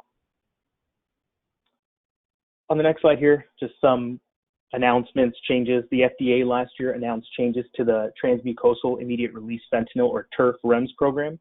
Changes include requiring prescribers to document a patient's opioid tolerance, concurrently with each prescription of a TERP medicine for outpatient use, requiring inpatient pharmacies to develop internal policies and procedures to verify opioid tolerance in hospitalized patients requiring TERP medications. And TERP meds for outpatient use must have evidence or other documentation of safe use conditions, including concurrent documentation of tolerance, and requiring the development of new patient registry to monitor for serious adverse events, which includes overdose, both fatal and non-fatal. Last year, the CDC clarified that their guidelines on opioid prescribings are not intended to deny opioid therapy for pain management for any patients with chronic pain, particularly in patients with sickle cell disease, undergoing cancer treatment, and cancer survivors with chronic pain. It aims to ensure that clinicians and patients consider all safe and effective treatment options.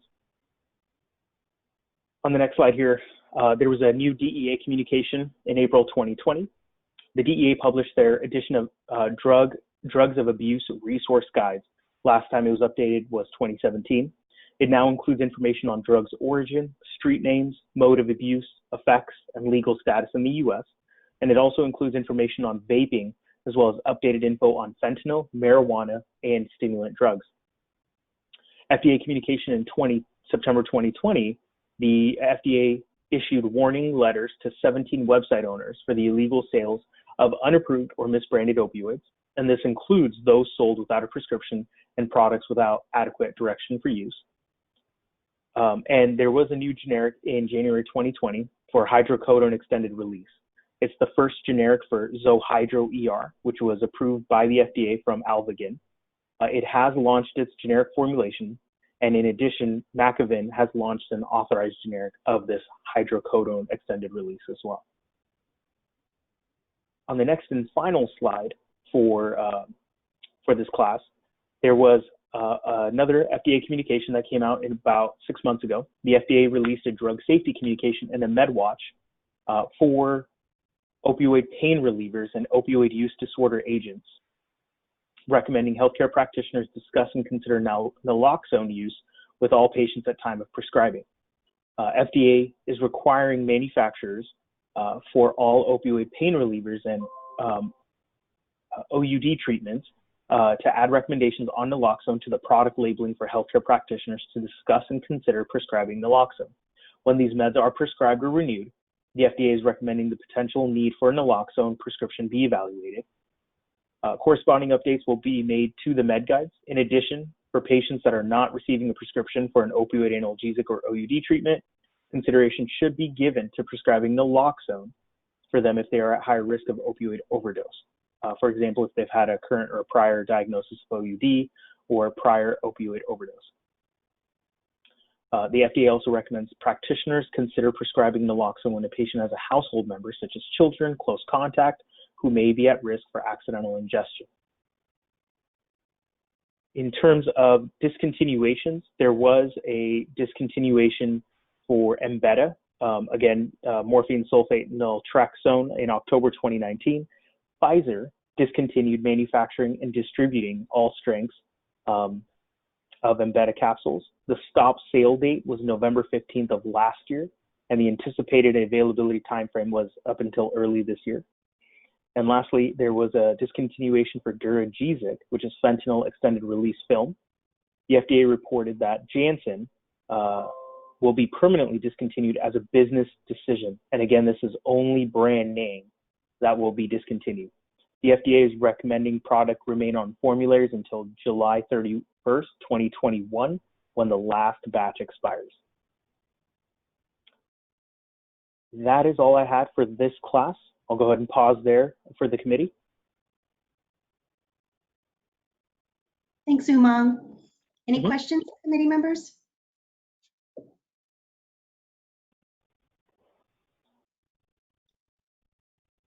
Okay, and I don't see any listed stakeholders. Lita, do we have anybody? Hi, this is Lita. I'm going to check if there's any hands raised. I do not see any. So I'm going to bring up the motion here. Great, thanks.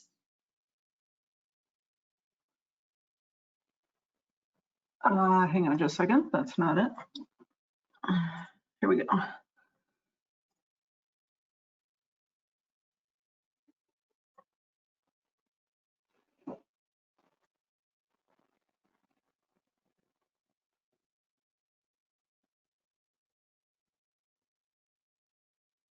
Committee members, if you want to turn your cameras on, we can take a look at this and get ready to make a motion.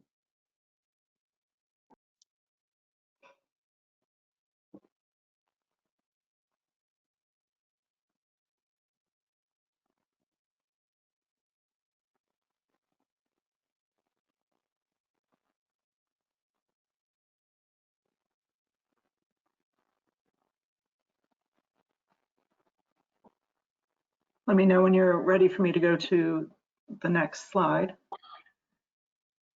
I think we're okay. Is everybody okay? Move to the next slide, yeah.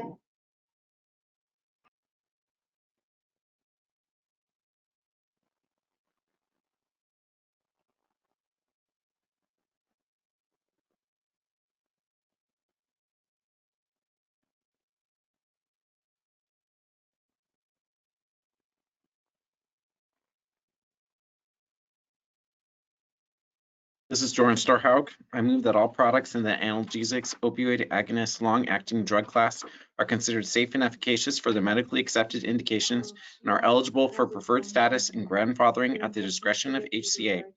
Products in this class may require prior authorization to determine medical necessity. All non-preferred products require a trial of 2 preferred products with the same indication before a non-preferred drug will be authorized unless contraindicated, non-clinically appropriate, or only one product is preferred. Catherine Brown, a second. Second. All those in favor, please say aye. Aye. Aye. Aye. Are there any opposed? All right, the motion carries. Okay, so we'll move back to Among, who will review antiemetics and anti-vertigo agents.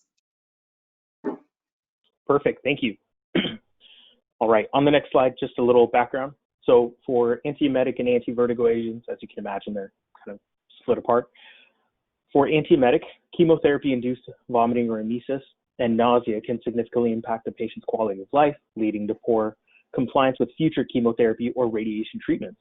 In addition, nausea and vomiting can lead to several adverse events such as nutrient depletion, metabolic imbalances, erosion of self-care, anorexia, diminished performance and mental status, wound dehiscence, tears in the esophagus, and cessation of potentially useful or curative cancer treatments. Approximately 70 to 80% of all cancer patients receiving chemo experience nausea and or vomiting, whereas 10 to 44% experience anticipatory nausea and or vomiting. Furthermore, more than 90% of patients use highly emetogenic chemotherapeutic agents and will experience acute emesis. However, only 30% of these patients will experience a vomiting episode if they receive an antiemetic prior to their highly emetogenic chemotherapeutic agent. On the next slide, in terms of the anti-vertigo, motion sickness is a result of a conflict between the various senses in regard to motion. The overall incidence of dizziness, vertigo, and imbalance is about 5 to 10%. There are multiple causes of vertigo, such as trauma, head trauma specifically, cerebellar lesions, vestibular disease, or migraine. Symptoms include nausea, vomiting, pallor, sweating, and often a sense of impending doom. There are both non-pharm and pharmacological interventions for the prevention of management of motion sickness. None are ideal, and the medications typically cause drowsiness or similar adverse effects. Symptomatic treatment of motion sickness generally includes the use of antihistamines, benzos, or antiemetics, and vestibular rehabilitation in select patients may be used with the goal of treating the underlying cause. Morning sickness, or nausea and vomiting of pregnancy, can occur at any time of day and can affect pregnant women with varying symptoms from nausea to severe vomiting. Lifestyle changes for women with nausea and vomiting of pregnancy include rest, avoid nauseating stimuli, eating small, frequent, low-fat meals that are low in spices. On the next slide, to pivot over to updated guidelines, again, the NCCN guidelines updated, and they recommended the choice of antiemetics should be based on the emetic risk of the chemotherapy, prior experience with antiemetics, and patient factors. It should be initiated prior to the start of chemo to provide maximum protection against chemotherapy-induced emesis. The therapy agent should be continued for the same time frame as the duration of the emetic activity of the chemo agent being used.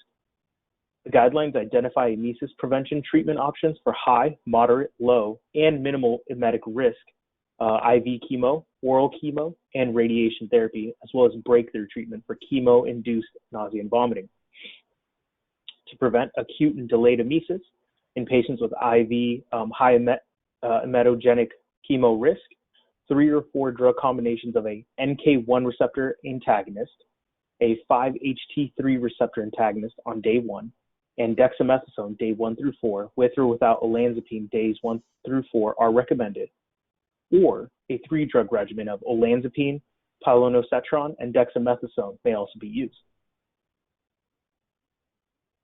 Continuing on the next slide, these guidelines broke it down further. So patients who have IV MEC, so middle risk, moderate risk, they recommend a 5-HT3 antagonist and dexamethasone as a 3-day regimen. NK1 antagonists can be added on for select patients with additional risk factors or previous treatment failures with a steroid, and 5-HT3 antagonists alone from days 1 to 3 based on the treatment regimen selected. The guideline does not specify one 5-HT3 antagonist or NK1 over another, and equivalent alternatives to this include a 3-day olanzapine containing regimens. So that would be olanzapine, palonosetron, and dexamethasone that I alluded to in the previous slide. For low emetogenic risk chemo, dexamethasone and metoclopramide or prochlorperazine or an oral 5-HT3 antagonist may be used and repeated daily for multi-day doses. There is no routine prophylaxis for patients who receive minimum emetic risk IV. For breakthrough treatment of chemotherapy-induced nausea and vomiting, the general principle is to add one agent from different class as needed to the existing regimen.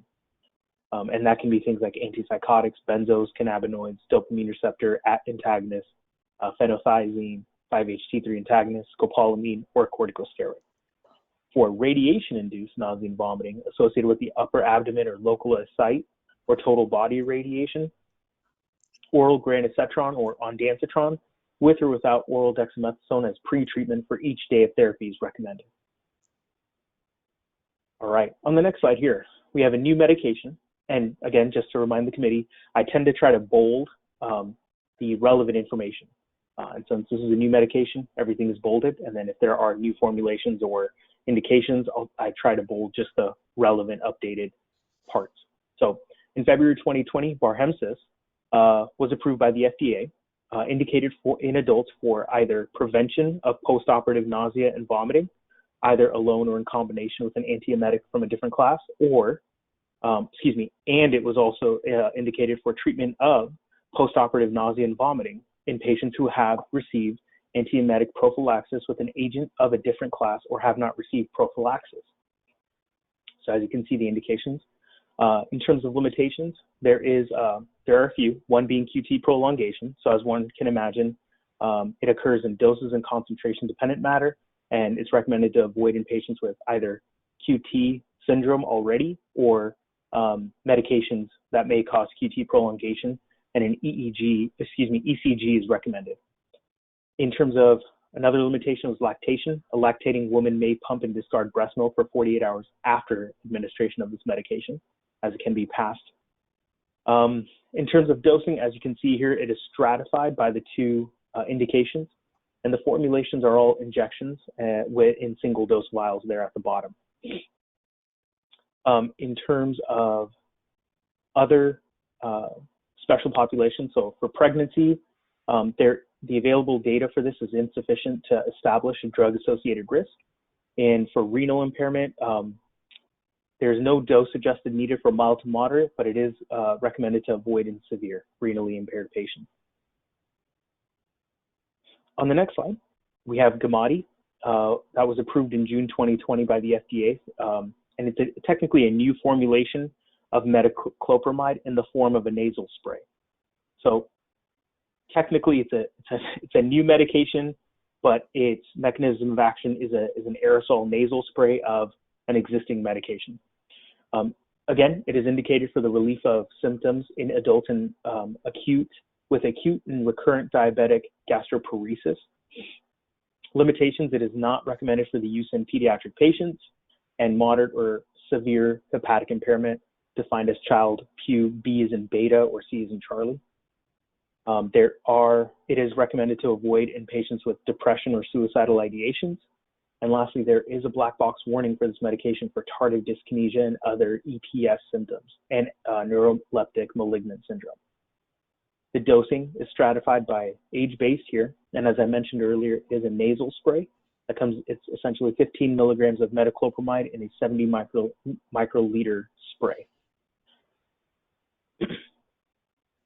And on our next and final slide for this class, we have Akynzeo.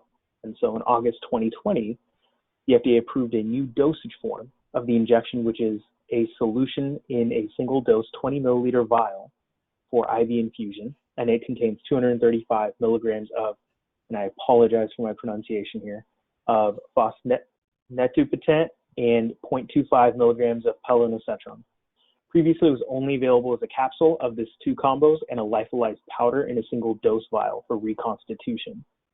The indications, again, I didn't bold anything outside of the formulation since that was the only update here. As you can see, the indications, limitations, and dosing all remain the same and are here for the committee.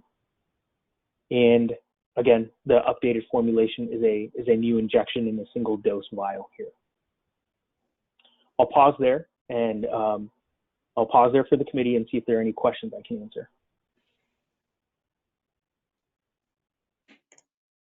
Thanks, Umang. Committee members, any questions?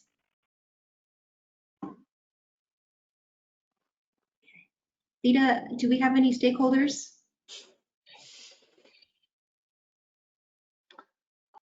Just checking really quick. No hands raised, so we can go to the motion. Okay.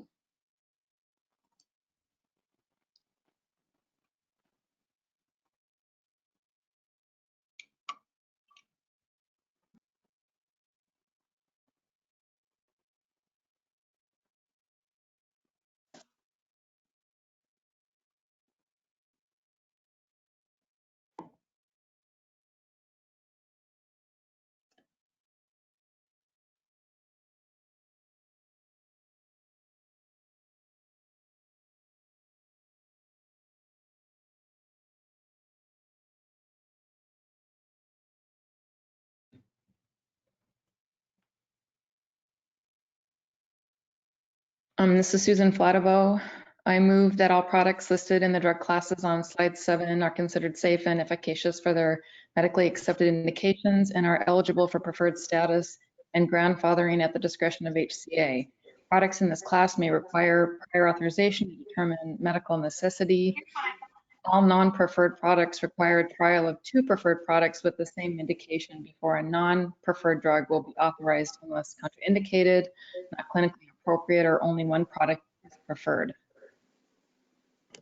This is Nancy. I second that motion. This is Ginny. All those in favor, please say aye. Aye. Aye. Are there any opposed? All right, the motion carries. Thanks, committee members. We'll go back to Mom to review antihypertensive. Perfect. All right, so the next class is antihypertensives, and this, according to the Apple Health kind of breakout, includes direct renin inhibitor combinations, direct renin inhibitor SOL medications, and ARNI angiotensin II receptor antagonist combinations as well. And just to kind of give the committee examples, so direct renin inhibitor would be things like Tecturna hydrochlorothiazide combo. Direct renin inhibitor in turn would then just be Tecturna, aliskiren. And ARNI would be Entresto. On the next slide here, again, quick little background on hypertension. Approximately 108 million or 45% adults in the US have high blood pressure, along with 1 in 3 Americans having pre-hypertension. The highest prevalence is among African American men and women. Approximately 54% of African American men and women have high blood pressure, compared to about 46% of white men and women, and 39% of non-Hispanic Asians, and 36% of Hispanics. It is estimated that hypertension is controlled in only about 54% of those with the conditions. On the next slide, the only relevant updated clinical information was regarding Entresto, which, as you may recall, I said was ARNI. So Entresto, which is a combination of sacubitril and valsartan, In October 2019, FDA approved a new indication for the treatment of symptomatic heart failure with systemic left ventricular systolic dysfunction in pediatric patients 1 year of age or older. It already has a second indication here for heart failure patients with chronic heart failure in stage 2 to 4 with reduced ejection fraction, and now this pediatric indication has been added on. In terms of warning and precautions, as you can imagine, it is pregnancy category X because of it being an ACE and an ARB. Monitor renal function, potassium, and blood hypotension and angioedema, as this is a blood pressure medication. Dosage for this is stratified by indication and weight-based, and that can be found in the TCR or in the package insert. And it is a film-coated tablet as well. In terms of this medication for special populations, again, avoiding pregnancy, patients who are pregnant, in renal dose impairment, there is dose adjustment recommendation for severe renal impairment, which is GFR less than 30. And there is a hepatic dose adjustment recommended for moderate to severe hepatic impairment, which is child QB as in beta or C as in Charlie. I know this class is short and sweet, so I will pause right there for the committee if there's any questions. Mm-hmm. Okay, this is Ginny. Yeah, Thanks. we can do that for dinner. Sounds good. Not everybody's muted, just so they know. But we could go to stakeholders, and I believe that we have a stakeholder from Pierre Fabre Pharmaceuticals, Dylan Bassett. Yeah, let me unmute. Okay, there you go, Dylan. Hi, Jenny. Hi, Umang. This is Dylan. Can everyone hear me okay? Yes, and Dylan, yeah, just go ahead and state your affiliation, and if you have any disclosures, such as your association with pharmaceutical companies. Absolutely. Thank you, Jenny. Hello, all. Good afternoon. My name is Dylan Bassett. I'm a pharmacist, and I am part of the medical affairs team at Pierre Fabre, a French pharmaceutical company in New Jersey. I'm here today to talk about hemangiol. So first off, thank you for the opportunity. I'm here to kindly request the committee to consider placing hemangiol, the only FDA-approved drug for infantile hemangioma, or IH, on the preferred drug list. IH is the most common tumor of infancy, affecting approximately 3 to 5% of all infants born in the US. Among the 20,000 IH patients a year, some will present with severe complications that are potentially debilitating and associated with life-threatening conditions. These include, but are not limited to, airway obstruction, congestive heart failure, functional impairments such as vision, hearing, or feeding impairment, and ulceration with bleeding and pain. The majority of these patients are at risk of permanent disfigurement. If these lesions are untreated or mismanaged, it is highly likely that they will lead permanent disfigurement or scarring. Hemangiol is the only FDA-approved drug indicated for these severe forms of IH. It was developed in compliance with existing guidelines for pediatric drugs and evaluated to ensure efficacy, safety, ease, and acceptability of use for these young pediatric patients. It is the only beta blocker that has been evaluated by a randomized, double-blind, placebo-controlled clinical trial for efficacy and safety, with the primary endpoint being complete or near complete resolution of the target hemangioma. The most common adverse effects that were seen were sleep disorders and respiratory infections, but these are not unique to just hemangiol, and these are also seen in other oral beta blockers and also in the adult formulation of propranolol. If the affected children in Washington don't receive hemangiol, they will have the adult solution of propranolol, which is not well tolerated because it contains alcohol and sorbitol, which induce osmotic diarrhea. The constant and chronic diarrhea is a real struggle for the families during treatment. It is also formulated with flavors that are not well tolerated by infants, so consequently adherence is decreased and the duration of treatment is longer with poorer outcomes.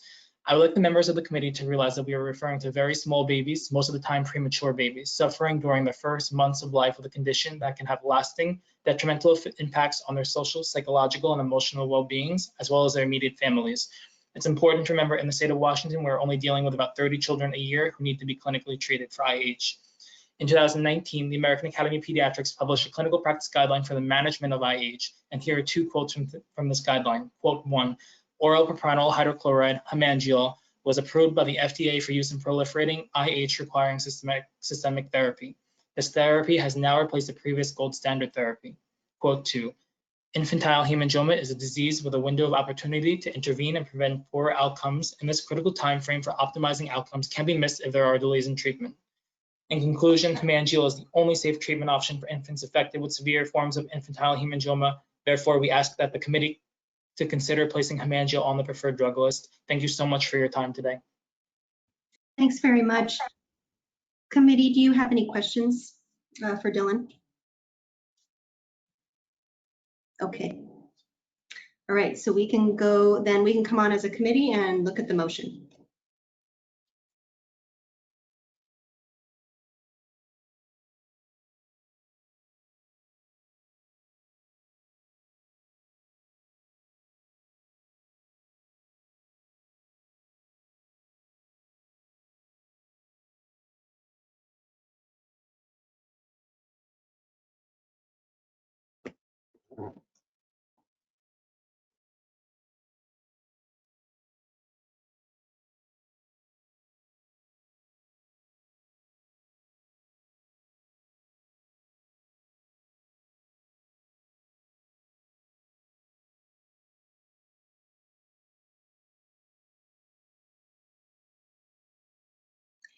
This is Nancy. I move that all products listed in the drug classes on slide 10 are considered safe and efficacious for their medically accepted indications and are eligible for preferred status and grandfathering at the discretion of HCA. Products in this class may require prior authorization to determine medical necessity. All non-preferred products require a trial of 2 preferred products with the same indication before a non-preferred drug will be authorized unless contraindicated or not clinically appropriate. This is Constance Nguyen. I second. This is Ginny Bucola. All those in favor, please say aye. Aye. Aye. Aye. Are there any opposed? And the motion carries. All right, we'll move to the next topic, antivirals, hepatitis C agents. Alrighty. So the next topic will be Hep C. This one will be a little bit more overarching than the previous one. For Hep C here, to give a little background, Hep C infection is the most common chronic bloodborne infection in the United States. Approximately 15 to 25% of patients who become infected, the virus is eliminated during the acute phase of the infection, which T-cell mediated antiviral mechanisms occur. However, in the other 75 to 85% of patients, it can persist for decades. An estimated 23 to 46,000 children in the United States have Hep C. New infections in children are primarily the result of perinatal transmission from mother to child. Approximately 2.7 million people in the US are chronically infected, although it is estimated that nearly 75% of these people may be unaware of their infection due to the insidious progression of the disease. Hep C does account for 40% of chronic liver disease in the US, and in patients with chronic Hep C infections followed for 20 years, the disease progression to cirrhosis occurs in about 20 to 25%. Transmission occurs primarily through percutaneous exposure to infected blood, and the most important risk for Hep C infection is injection drug use, which accounts for at least 60% of acute Hep C infections in the US. Other modes of transmission include mother to infant, receiving a blood or organ donation prior to 1992, occupational exposures, chronic hemodialysis, and contaminated devices sharing for non-injection drug use, such as intranasal illicit drug use. Sexual transmission can also occurs, but generally seems to be inefficient, except among HIV-infected men who are having unprotected sex with men. Other risk factors include incarceration and receiving a tattoo in an unregulated setting. It is estimated that 29% of incarcerated persons in North America are anti-Hep C positive. On the next slide here, we see that there were slight little updates here for the U.S. Preventative Services Task Force in 2020. They expanded the population for a one-time screening to asymptomatic adults 18 to 79 years of age. Similarly, joint guidelines for the American Association of Liver Disease and IDSA recommend a one-time routine opt-out Hep C treatment for anyone 18 years of age or older. This year, the CDC recommended that in areas where Hep C infection is at a rate of greater or equal to 0.1%, all adults be screened at least once for Hep C virus, and all pregnant women be screened during each pregnancy. On the next slide here, there was a slight update to those AASLD, IDSA, Hep C guideline recommendations. The guidelines, as you can imagine, are extensive. However, this was kind of the main treatment guideline update, and I wanted to put it here. So as you can see, for it's stratified by any genotype simplified treatment and any genotype, and it's treatment naive, treatment experienced, and previous treatment as well. And so it is stratified by Mavorite, Epclusa, and then so the Glycoprevir and Ibrentasavir is going to be Mavorite. We have Sabosvir and Veltasavir, which is Epclusa, and then adding Mavorite plus Sofosbuvir, and we have Vosevi, the triple combo as well. And so it's broken down by treatment, duration, and the rating, the clinical rating level as well. Kind of oddly enough, there was no rating for the treatment naive. I went back and double checked that, and there wasn't any update there. These are kind of the primary changes, and all others have been broken down into tables and placed in the appendix for the committee's review. And so they do break it down even further based on, this is just any genotype that was updated, but there are, as you can imagine, stratified genotypes that had no changes in the guidelines for the last few years, and that's in the appendix.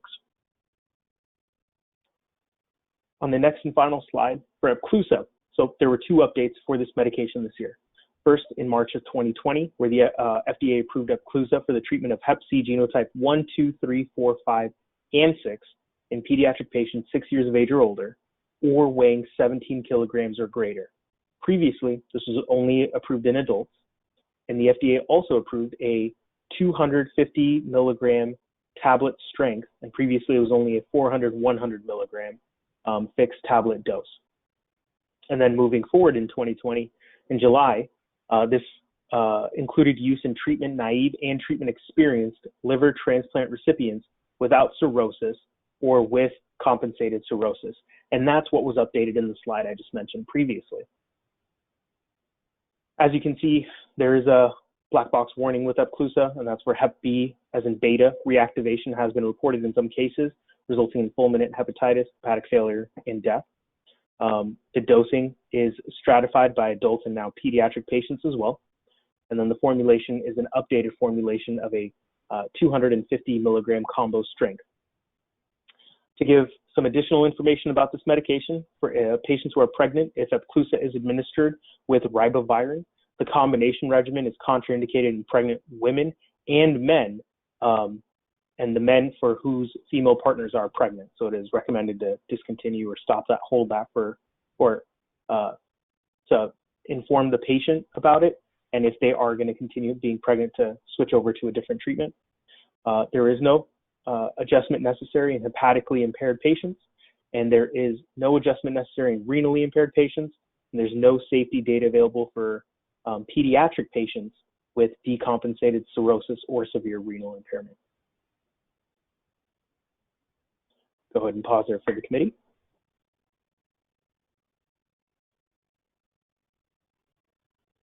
Thanks, Suma. We have two stakeholders. It looks like we have Margaret Ullman with AbbVie and Dr. Laura Hill with AbbVie. Margaret, are you here and ready to go? Yes, I am. Thank you so much. Laura will not be speaking since I'm available today. So I want to thank her for being my second, but I'm available, so I'd be happy to share my information today. Good, thank you. Go ahead and your association disclosures. Wonderful. I'm Dr. Margaret Ullman from Medical Affairs at AbbVie. I'd like to thank you at the committee for having Mavorite available as a pan-genotypic treatment option for HCV patients, and respectfully request that Mavorite can continue to be available for the Medicaid patients in Washington. Mavorite is the only once daily pan-genotypic ribavirin-free regimen FDA approved to treat patients above the age of 12 or 45 kilograms with chronic hepatitis C virus across all genotypes 1 through 6. This includes those without cirrhosis or with compensated cirrhosis, have treatment experience, have HIV or chronic kidney disease. Mavorite can also be administered to patients after a kidney or liver transplant, regardless of baseline renal disease. Up to 95% of patients with HCV can be treated with Mavorite, and the vast majority of patients awaiting treatment in Washington are eligible for an 8-week course of therapy. In a recent study in patients who inject drugs, a study including over 1,000 subjects, the overall SVR12 rate was 98% in former non-PWID subjects and 89% in current recent subjects, including those who were lost to follow-up. Virologic failure rates were similar in both groups, 2% in the current PWID subjects and 1% in former non-PWID subjects. Relative to safety, Maverick carries a boxed warning regarding the risk of hepatitis B reactivation in patients co-infected with HCV and HBV, as do all direct-acting antivirals. Maverick is contraindicated in patients with moderate or severe hepatic impairment, Child-Pugh B or C, or with any history of prior hepatic decompensation, and in patients taking concomitant atazanavir or rifampin. The most common adverse reactions in clinical trials in greater than 10% of patients were headache and fatigue, and the AEs were comparable among patients with compensated cirrhosis and those without cirrhosis. Maverick is well tolerated. It requires no liver monitoring or baseline resistance testing, and no dosage or duration adjustments are needed for patients with HIV co-infection or for any level of renal impairment, including dialysis. This has been only a short summary. For complete safety and full prescribing information, please refer to rxabbvie.com. As you decide the next steps for treatment of patients with HCV in Washington, I respectfully request that you keep Maverick available as a preferred medication. Thank you so much, and I'd be happy to answer any questions you have at this time. Thank you, Margaret. Committee, are there any questions for Margaret? Okay, so let's come up as a committee and look at the motion.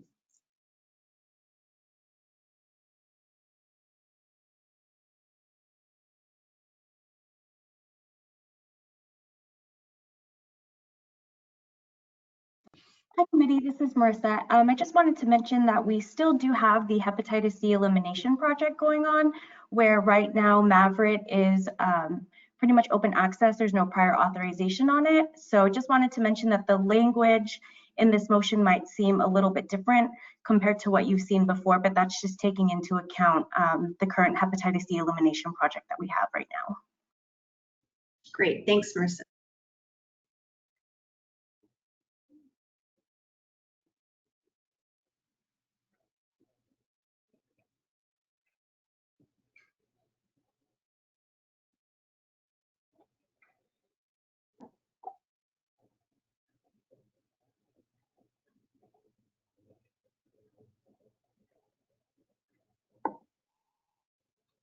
This is Alex Park. I'm going to ask what is probably an obvious question, but Maverick is currently on the preferred list. Is that right? Hi, Dr. Parker. This is Marissa. Yes, that is the preferred agent on the HPDL. Okay.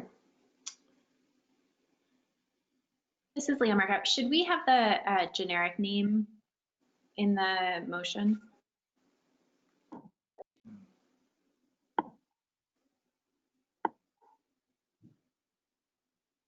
Hi, this is Marissa.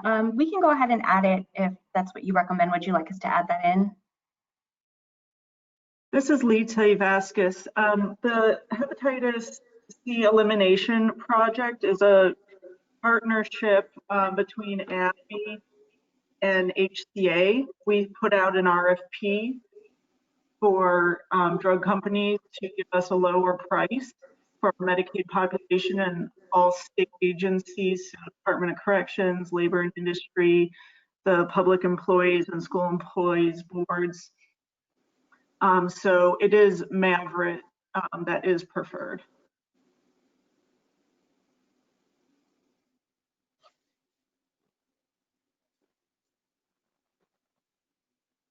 This is Nancy. I guess just to clarify for future, should we something that is that medication, specifically that with that trade name, is being part of this kind of not study, but sort of study?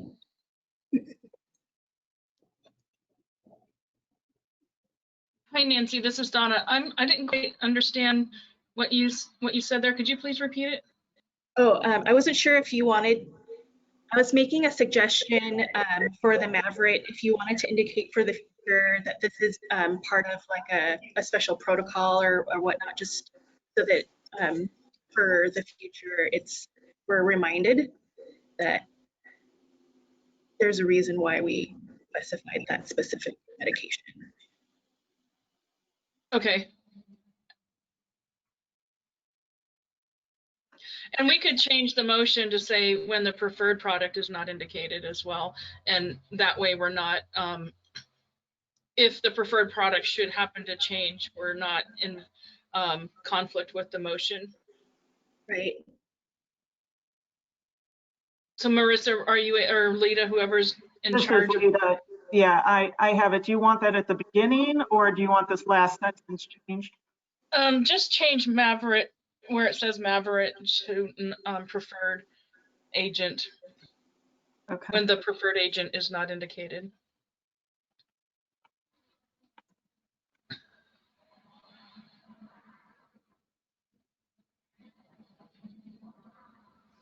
This is Alex Park. I mean, I'm feeling good about the Maverick being preferred. I'm looking at Umang's report. I mean, there's many different subtypes and situations and genotypes and cirrhosis and NOD and treatment failure and et cetera, where among all those, the Maverick seems to be the one that is kind of the common denominator. It works for almost all of those classes. In the handful of situations where it's not one of the guideline recommended first lines, do we have on the preferred list one of the guideline recommended medications? Hi, Alex. So this is Donna. We have all of the other HCV agents on prior authorization, and basically they are allowed with people with more advanced cirrhosis, and whenever Maverick would not be clinically appropriate. So they're not listed as preferred, but there is access to them through prior authorization. Okay, so the patients do have access to them. Okay, good, thank you.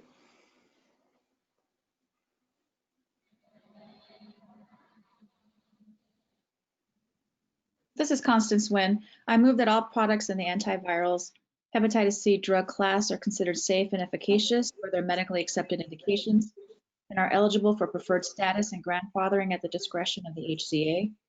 Products in this class may require prior authorization to determine medical necessity.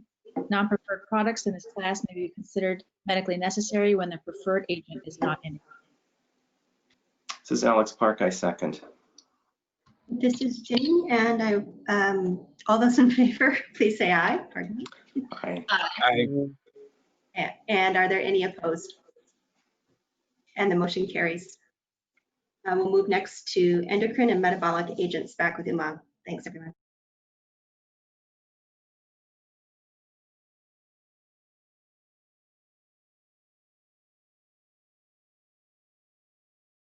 Alrighty.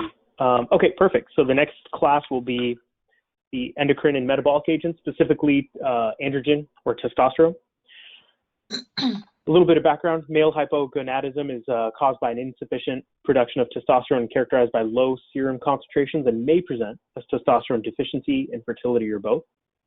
Approximately 20% of men aged 60 to 69 years and 30% of men aged 70 to 79 years have serum testosterone below normal levels. After 30 years of age, testosterone levels in men decrease at a rate of 2% annually. Symptoms at presentation will primarily depend on the patient's age at the time of disease onset and can include impotence, decreased libido, fatigue, loss of energy, mood depression, and regression of secondary sex characteristics. Potential risk due to male hypogonadism can include osteoporosis, sexual dysfunction, depression, and cardiovascular disease. The only kind of main update here in this class on the next slide is just a small update to the ACP guidelines in 2020, the American College of Physicians. They published a clinical guideline on testosterone treatment for adult men with age-related low testosterone. This guideline has been endorsed by the AAFP and suggests discussion between clinicians and patients regarding if testosterone therapy should be started for men with age-related low T with sexual dysfunction who want to improve sexual function. Patients' preferences as well as benefits and risk of therapy should be considered. It is suggested symptoms be reassessed within 12 months of periodically and testosterone therapy be discontinued in patients with no improvement in sexual function. As clinical efficacy and safety are comparable for transdermal and IM testosterone treatment, costs are lower for IM formulations. These formulations are suggested for improving sexual function when starting testosterone therapy. It is suggested not to start testosterone therapy for improvement of energy, vitality, physical function, or cognition in men with age-related low testosterone.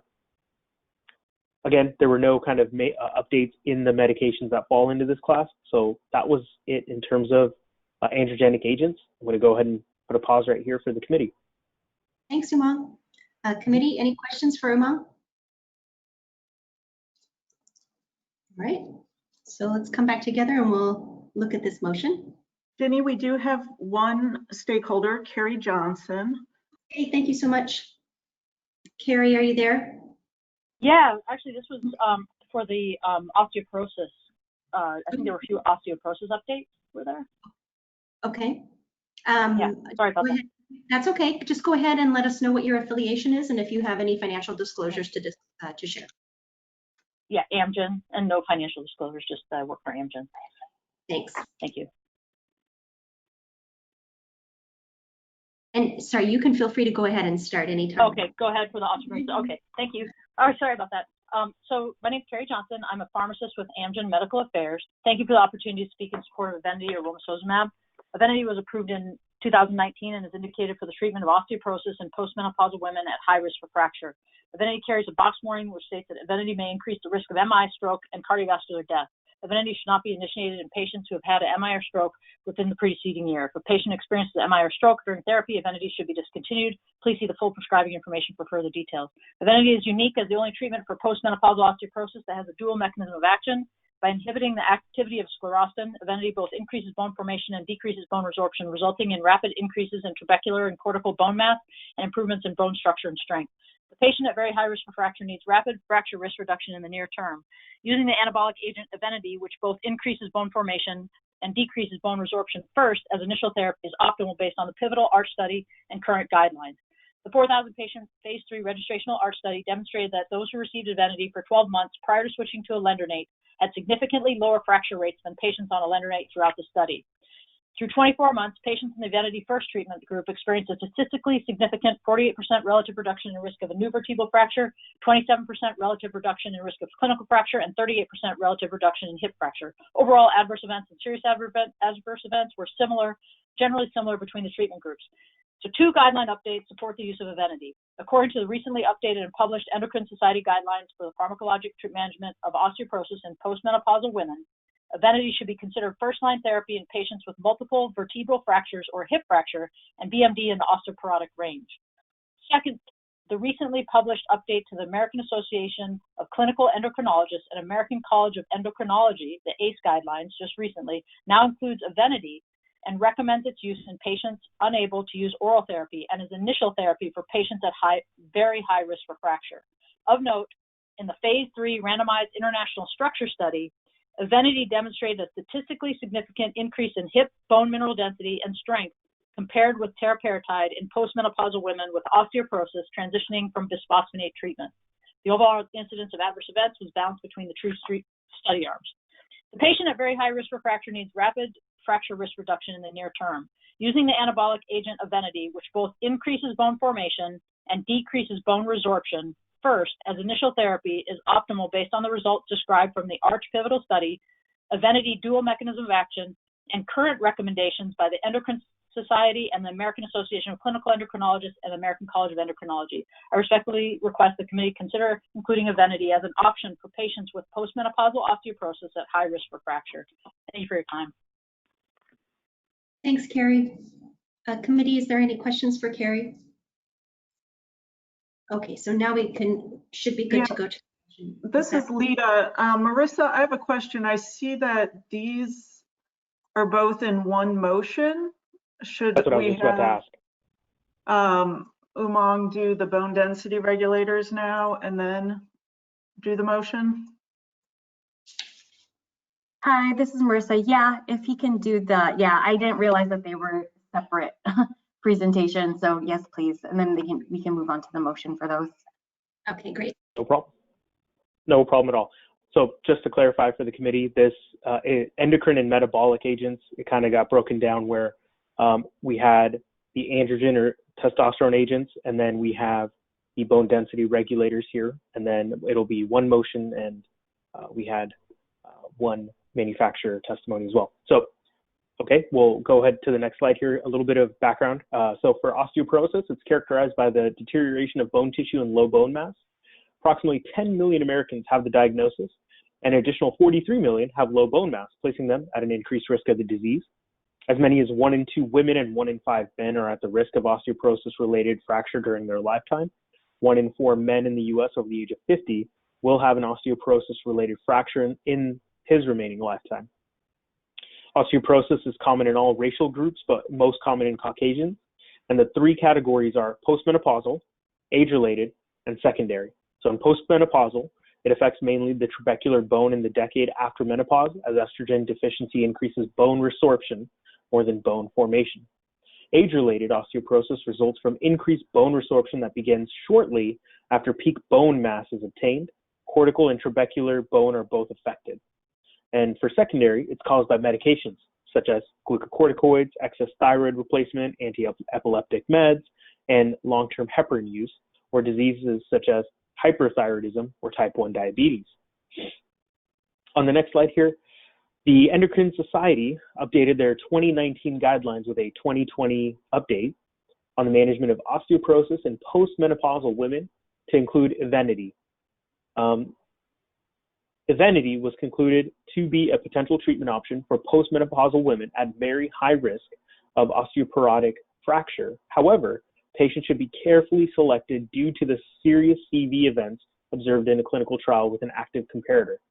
To reduce the risk of vertebral, hip, and non-vertebral fractures, treatment with monthly Evenity 210 milligrams is recommended for up to 1 year in postmenopausal women with osteoporosis at very high risk of fracture, including those with low bone density T-scores, which is less than negative 2.5, and fractures or with multiple vertebral fractures. Women at high risk of stroke or CV disease should not receive Evenity until further evaluation of the CV risk from this agent.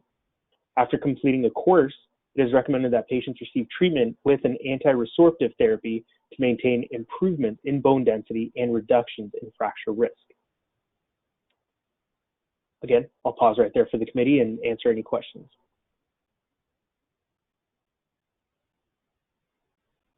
Thanks, Umang. All right, so we already heard from our stakeholder committee. Do you have any questions for Umang on bone reabsorption? Okay, so we can go to the dual motion then.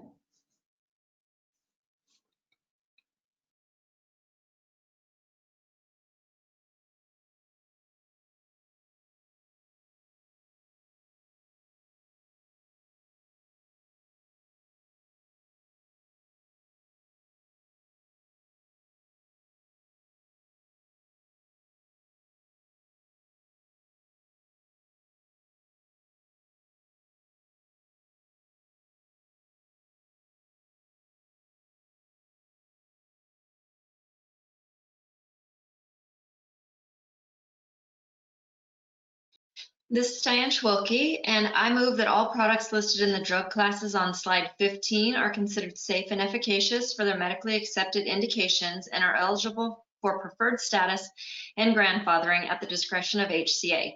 Products in this class may require prior authorization to determine medical necessity. All non-preferred products require a trial of 2 preferred products with the same indication before a non-preferred drug will be authorized, unless contraindicated, not clinically appropriate, or only one product is preferred. This is Susan Flattabo. I second. This is Ginny Bucola. All those in favor, please say aye. Aye. Aye. Any opposed? And the motion carries. And we'll move to migraine agents. Perfect. Alrighty. So the next class will be migraine agents, and this will be broken down for CGRP antagonists and selective serotonin agents as well. Alrighty, on the next slide, migraine headaches account for about 10 to 20% of all headaches in adults and affect over 39 million men, women, and children in the US. Headache is one of the most common complaints by patients when presenting to a physician. 64% of physician-diagnosed patients who experience migraines and 41% of undiagnosed migraine sufferers reported severe impairment or the need for bed rest due to their migraine symptoms. In addition, 18% of women, 6% of men, and 10% of children experience migraine, an epidemiologic profile that has remained stable over many years. Approximately 85% of patients with migraine headaches suffer less than 3 to 4 attacks per month, and the median frequency of migraine attacks among migraine sufferers is 1.5 per month. Migraine headaches must be differentiated from tension-type headaches. Key criteria for the diagnosis of migraine headaches include an episodic headache lasting from 4 to 72 hours with at least 2 of the following symptoms: unilateral pain, throbbing, aggravated by routine physical activity, pain of moderate to severe intensity, and during the headache, at least one of the following are present: nausea and or vomiting, or photophobia and phonophobia. To pivot over to cluster headaches, it is a severe primary headache disorder characterized by extreme pain on one side of the head and autonomic symptoms such as nasal congestion or lacrimation. Cluster headaches periods can persist for weeks to months with daily or more frequent attacks of 15 to 180 minutes in duration.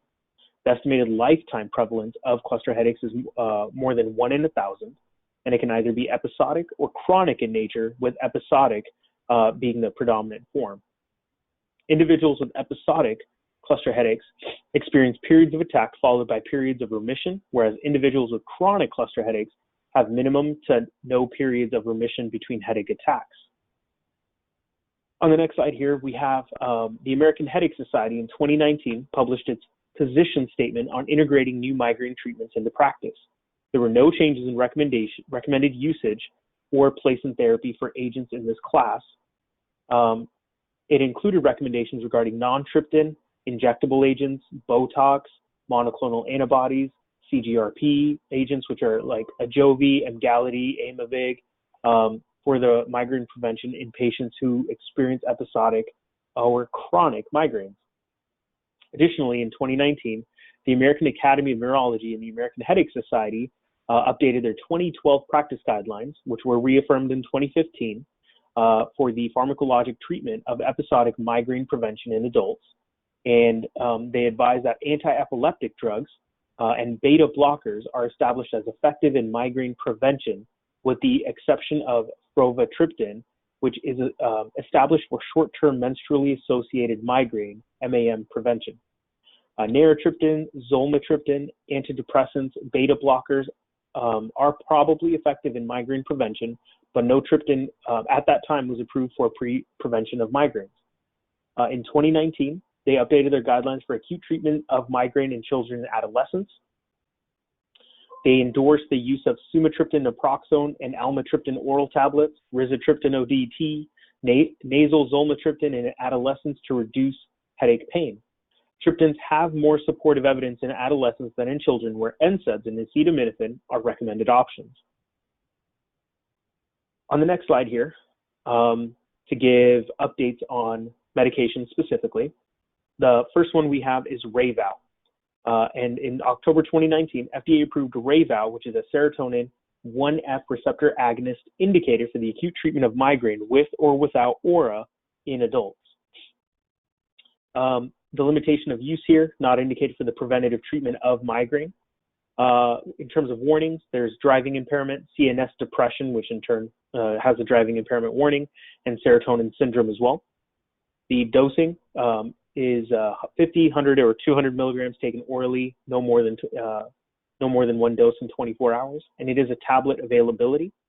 To give additional information on these medications, in terms of patients who are pregnant, safety and efficacy has not been established. Pediatrics, safety and efficacy has not been established here either. If a patient has hepatic impairment, there are no, it has not been studied in patients with severe hepatic impairment, therefore the use is not recommended. and there is no dose adjustment needed for renally impaired patients. On the next slide here, we have Aimovig. In October 2019, the FDA approved a 140 milligram per milliliter pre-filled syringe and auto-injector. Previously, they had a 70 milligram per milliliter already approved. No changes in indication or warnings of hypersensitivity, constipation, or hypertension. The recommended dose is still 70 milligrams once daily. Some may benefit from a dosage of 140 milligrams once daily, hence the updated formulation. And as you can see, they're available in auto-injector and pre-filled syringes of 70 and 140 milligrams respectively. For additional population, patients who are pregnant and pediatrics, the safety and efficacy has not been established. And for hepatic and renal impairment with Aimovig, no dedicated studies were conducted to assess the effects of renal or hepatic impairment on the PK of Aimovig. On the next slide here, Emgality. So January of this year, FDA approved an expanded indication for the treatment of episodic cluster headaches, and it was already approved for the preventative treatment of migraines. As you can see, the only kind of update for this medication was that treatment for CH. Warnings and remain the same in terms of dosage. For treatment of episodic cluster headaches, it is recommended to be 300 milligrams at the onset of the cluster period, and then monthly until the end of the cluster period. The availability is in pre-filled syringe and single-dose pre-filled pens at the 120 milligrams. For special populations, there are no adequate studies for patients who are pregnant or pediatric patients as well. And the hepatic and renal impairment is not expected to affect the PK of Emgality. On the next slide here, we have Ajovy. In January, again, of 2020 this year, FDA approved a new formulation of Ajovy, a 225 milligram, 1.5 milliliter auto-injector. It was already approved in this strength as a pre-filled syringe, and both are approved for the preventative treatment of migraines in adults and can be self-administered subcutaneously following appropriate training. So again, no changes in the indications or warnings or dosage. The only change is it is now available as a single-dose pre-filled auto-injector that patients can take, very similar to kind of those auto-injector insulin pens. Very similar to the other medications in this class, no adequate data for pregnancy or pediatric patients, and the hepatic and renal impairment is not expected to affect the PK of this medication. On the next slide here, we have Ubrelvy. Again, in January 2020, FDA approved Ubrelvy, a CGRP antagonist indicated for the acute treatment of migraine with or without aura in adults, and it is not indicated for the preventative treatment of migraine. So again, it is a new medication for the acute treatment of migraines with or without aura in adults, not indicated for preventative treatment. The warnings, there is a pregnancy warning based on animal data. It could cause fetal harm, and it is recommended to avoid use in patients with end-stage renal disease. The dosage here is 50 or 100 mg daily, orally daily as needed. If needed, a second dose may be administered at least 2 hours after the initial dose. The maximum dose in a 24-hour period is 200 milligrams. If a patient does have severe hepatic or renal impairment, there is a dose reduction recommended for 50 milligrams. If needed, a second 50 milligram dose may be taken at least 2 hours after the initial dose. And the availability for this is a 50 or 100 milligram tablet. Alrighty. On the next slide here, we have Nurtec ODT. In February 2020, the FDA approved Nurtec ODT indicated for the acute treatment of migraines with or without aura in adults. It is not indicated for the preventative treatment of migraines. In terms of warnings, there's a hypersensitivity reaction with this medication. If it occurs, discontinue the treatment and initiate appropriate therapy. And hepatic impairment. It is important to avoid use in patients with severe hepatic impairment. In terms of dosage, the recommended dose is 75 milligrams orally as needed. Maximum dose in a 24-hour period is 75 milligrams. And the safety of treating more than 15 migraines in a 30-day period has not been established. And Nurtec ODT is an orally disintegrating tablet in one strength of the 75 milligrams. Similarly to its colleagues in this class, there are no adequate studies for patients who are pregnant or pediatric patients, and there's no dosage adjustment required in mild, moderate, or severe renal impairment. On the next slide, our final medication-specific update, we have Vyepti. In February 2020, FDA approved Vyepti for the preventative treatment of migraines in adults.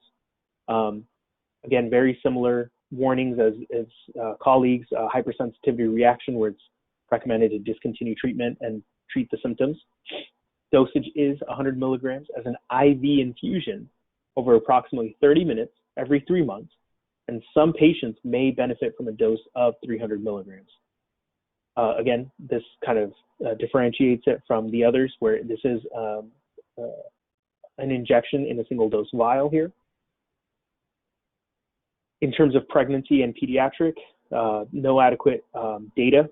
And in terms of hepatic and renal impairment, there were no dedicated studies to conduct the assessment of the effects of the renal or hepatic impairment on the PK. On the last slide here, we do have just some discontinuation information. In April of 2020, Imitrex, the FDA reported GSK has made a business decision to discontinue manufacturing Imitrex 6 milligram single dose vials. Distribution of this product is expected to conclude in August 2020, and only brand name product will be discontinued. And for Cafragot, in July 2020, Sandoz reported to the FDA discontinuation of Cafragot manufacturing. I'll go ahead and pause there and see if anyone has any questions that I can answer. Thanks, Umang. Anything from the committee for Umang? Okay. I see 3 stakeholders listed. I see Jennifer Shear with Teva Pharmaceuticals, Chelsea LaRue with Biohaven, and then Carrie Johnson with Amgen. So we'll start with Jennifer Shear. Are you there? I am. Can you hear me? Yes, I can. So I'll have you go ahead and introduce yourself and your affiliation and any financial disclosures you need to make. Great, thank you. My name is Jennifer Shear. I am a medical outcomes liaison with Teva Pharmaceuticals, and I'm here to provide information about Ajovy fremanezumab injection. Ajovy is indicated for the preventive treatment of migraine in adult patients. Ajovy may be administered by healthcare professionals, patients, and/or caregivers subcutaneously as once monthly 225 milligram or quarterly 675 milligram dosing. And that's given as 3 225 milligram injections. The Ajovy auto-injector became available in April of this year. Ajovy is the only long-acting, self-administered subcutaneous anti-CGRP with the option of monthly or quarterly dosing, allowing it to be dosed as few as 4 times per year, either with the auto-injector or the prefilled syringe. The HALO clinical trial program included 2 multi-center randomized 12-week double-blind placebo-controlled studies and provided the pivotal data presented in the prescribing information. Since market approval of Ajovy, data from 2 additional studies have been made available. PICOS, a phase 3B randomized 12-week double-blind placebo-controlled study in patients who previously had inadequate response to 2 to 4 classes of preventive therapies, and a long-term extension study. The FOCUS study examined a subset of 838 adult episodic and chronic migraine patients. In the primary endpoint analysis, patients treated with Ajovy experienced a statistically significant reduction in the monthly average number of migraine days for both monthly dosing with a reduction of 4.1 days and quarterly dosing with a reduction of 3.7 days versus the placebo with a reduction of 0.6 days over the 12-week period. Efficacy was sustained in the open label period through 6 months of treatment with 4.7 to 5.5 monthly average migraine day reductions from baseline. The most common adverse events were injection site reactions such as injection site erythema, and there were low rates of adverse events leading to discontinuation and serious adverse events. Across 24 clinical studies in the AJOVY clinical development program, 4,077 patients with migraine have been exposed to AJOVY. No additional safety signals were seen across the exposed population. Pooled data from the 3 phase 3 trials indicate that treatment with AJOVY over 12 weeks has a cardiovascular safety profile similar to placebo, and 1.08% of phase 3 clinical trial participants reported constipation. I respectfully request the committee to consider adding AJOVY to the PDL, and that concludes my statement. I'm open to any questions. Thanks very much, Jennifer. I appreciate it. Committee members, do you have any questions for Jennifer? Okay, we'll move next to Chelsea LaRue with Biohaven. Hi, are you able to hear me? Yes, I can hear you. Go ahead and introduce yourself and let us know about any financial disclosures. Thank you. All right. Thank you. My name is Chelsea LaRue. My only disclosure is that I'm employed by Biohaven Pharmaceuticals as a medical affairs director. Today, I'd like to highlight for the committee the following 4 key features that differentiate Nurtec ODT from other acute migraine treatments. Number 1, ease of use for physicians and patients. Nurtec ODT is available in 1 dosage form, 1 dose strength of 75 milligrams, and 1 package size of 8 tablets.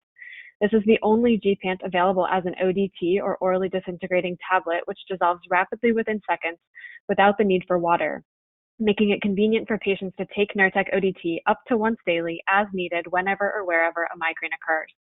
Number 2, favorable safety profile. The most common adverse reaction in the placebo-controlled trial was nausea, occurring in 2% of patients treated with Nurtec ODT and 0.4% of placebo-treated patients. Nurtec ODT is not associated with abuse potential or medication overuse headache, is not contraindicated in patients with cardiovascular disease or risk factors, and has been studied in patients taking preventive migraine medication, including the injectable CGRP monoclonal antibodies. Number 3, sustained benefits with a single dose. Nurtec ODT has a half-life of approximately 11 hours, which is longer than that of many triptans and roughly twice that of the other commercially available gepants. Pain relief, pain freedom, freedom from most bothersome symptoms, and ability to function normally were sustained through 48 hours with a single dose of Nurtec ODT. Only 1 tablet of Nurtec ODT is needed to treat a migraine, which may lead to less utilization than other acute medications where redose may be needed. And lastly, number 4, restores patients' ability to function normally. Nurtec-treated patients reported functioning normally as soon as 15 minutes after taking their medication, and this was sustained through 48 hours. In the long-term study, patients experienced a clinically significant reduction in migraine-related disability and lost productivity time. These benefits may favorably impact healthcare costs, workplace productivity, and migraine patient well-being. In closing, Biohaven respectfully asks the committee to consider adding Nurtec ODT to the preferred drug list after trial and failure of up to 2 triptans or a contraindication to triptans, as this is in accordance with guidance from both the American Headache Society and the Institute for Clinical and Economic Review, or ICER. Thank you for your time and attention. I'd be happy to answer any questions. Thank you, Chelsea. Are there any questions from the committee for Chelsea? Okay. We'll move to our next stakeholder, Carrie Johnson with Amgen. Okay, thank you. Can you hear me okay? I can, Carrie, thank you. All right, thanks. This is Carrie Johnson again. I'm a pharmacist with Amgen Medical Affairs. Thank you for the opportunity to provide the committee with a couple of updates and testify in support of Aimovig, or Renumab. Aimovig is a fully human monoclonal antibody to the CGRP receptor and is indicated for the preventive treatment of migraine in adults. Aimovig can be self-administered using the SureClick autoinjector and comes in 2 dosing options. Of the injectable CGRP products, Aimovig is the only one that specifically targets the CGRP receptor. Aimovig has an established safety and tolerability profile. The most common adverse reactions in clinical studies occurring in greater than or equal to 30% of Aimovig-treated patients, and more often than placebo, were injection site reactions and constipation. Warnings and precautions include hypersensitivity reactions, constipation with serious complications, new onset or worsening pre-existing hypertension. Please see the Aimovig prescribing information at amgen.com for further details. Updates specific to Aimovig. Results are available from 2 open-label extension studies evaluating the long-term safety and efficacy of Aimovig in patients with episodic migraine and chronic migraine. 1, long-term data is available from the registrational STRIVE study in patients with episodic migraine. In this study, patients receiving Aimovig 70 milligram or 140 milligram experienced statistically significant reductions in monthly migraine days from baseline to the final 3 months of 3.2 and 3.7 days respectively, compared to reductions of 1.8 days for patients receiving placebo. At the end of the 5-year open label period, patients receiving Aimovig demonstrated sustained reductions in monthly migraine days with an average reduction of 61.7% versus the study baseline. A total of 69%, 48%, and 35% of patients experienced a greater than 50%, 75%, and 100% reduction in monthly migraine days, respectively. So, approximately 70% of patients achieved greater than or equal to 50% reduction in monthly migraine days. Aimovig was generally well tolerated, no increase in adverse events over time was seen, and no new safety signals were observed. Second update, long-term data is available from the registrational phase 2 chronic migraine study. In the original phase 2 chronic migraine study, patients who received Aimovig 70 milligram or 140 milligram experienced statistically significant reductions in monthly migraine days of 6.6 days from baseline at week 12, compared to a 4.2-day reduction in the placebo arm. Efficacy was sustained through the open label 1-year period. Injection site reactions and constipation were the most commonly reported adverse events, occurring at greater than 3%, and no new safety signals were observed. Migraine pathophysiology is multifactorial and complex. Migraine is a very heterogeneous disorder, and no 2 patient migraine experience or response to treatment are the same. Aimovig was the first to market in this class and has demonstrated long-term safety and efficacy, showing sustained reductions in monthly migraine days. Of the injectable CGRP products, Aimovig has a unique mechanism of action as it is the only one that specifically targets the CGRP receptor and also comes in 2 different dosing options that can be self-administered. We respectfully request that the committee add Aimovig to the preferred drug list. Thank you for your time, and I'm happy to address any questions. Thank you, Carrie. Any questions from the committee for Carrie? Okay, committee, let's look at the motion then for migraine agents.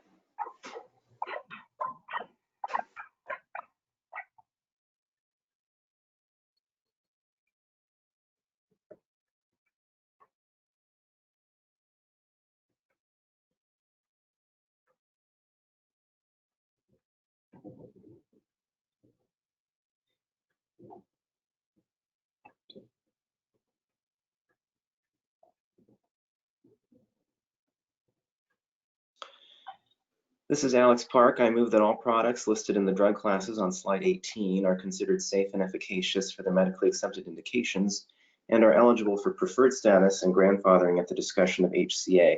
Products in this class may require prior authorization to determine medical necessity.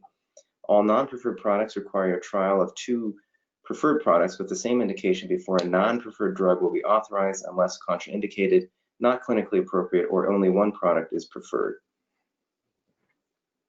This is Constance Nguyen, I second.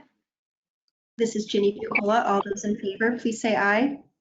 Aye. Aye. Aye. Are there any opposed? And the motion carries. So we're at a scheduled break time. And it looks like Lita has us blocked for 10 minutes. Does that still work, Lita? Yes, this is Lita. So it's basically 2:20, so let's come back at 2:30. Okay, great. See you then. Thank you.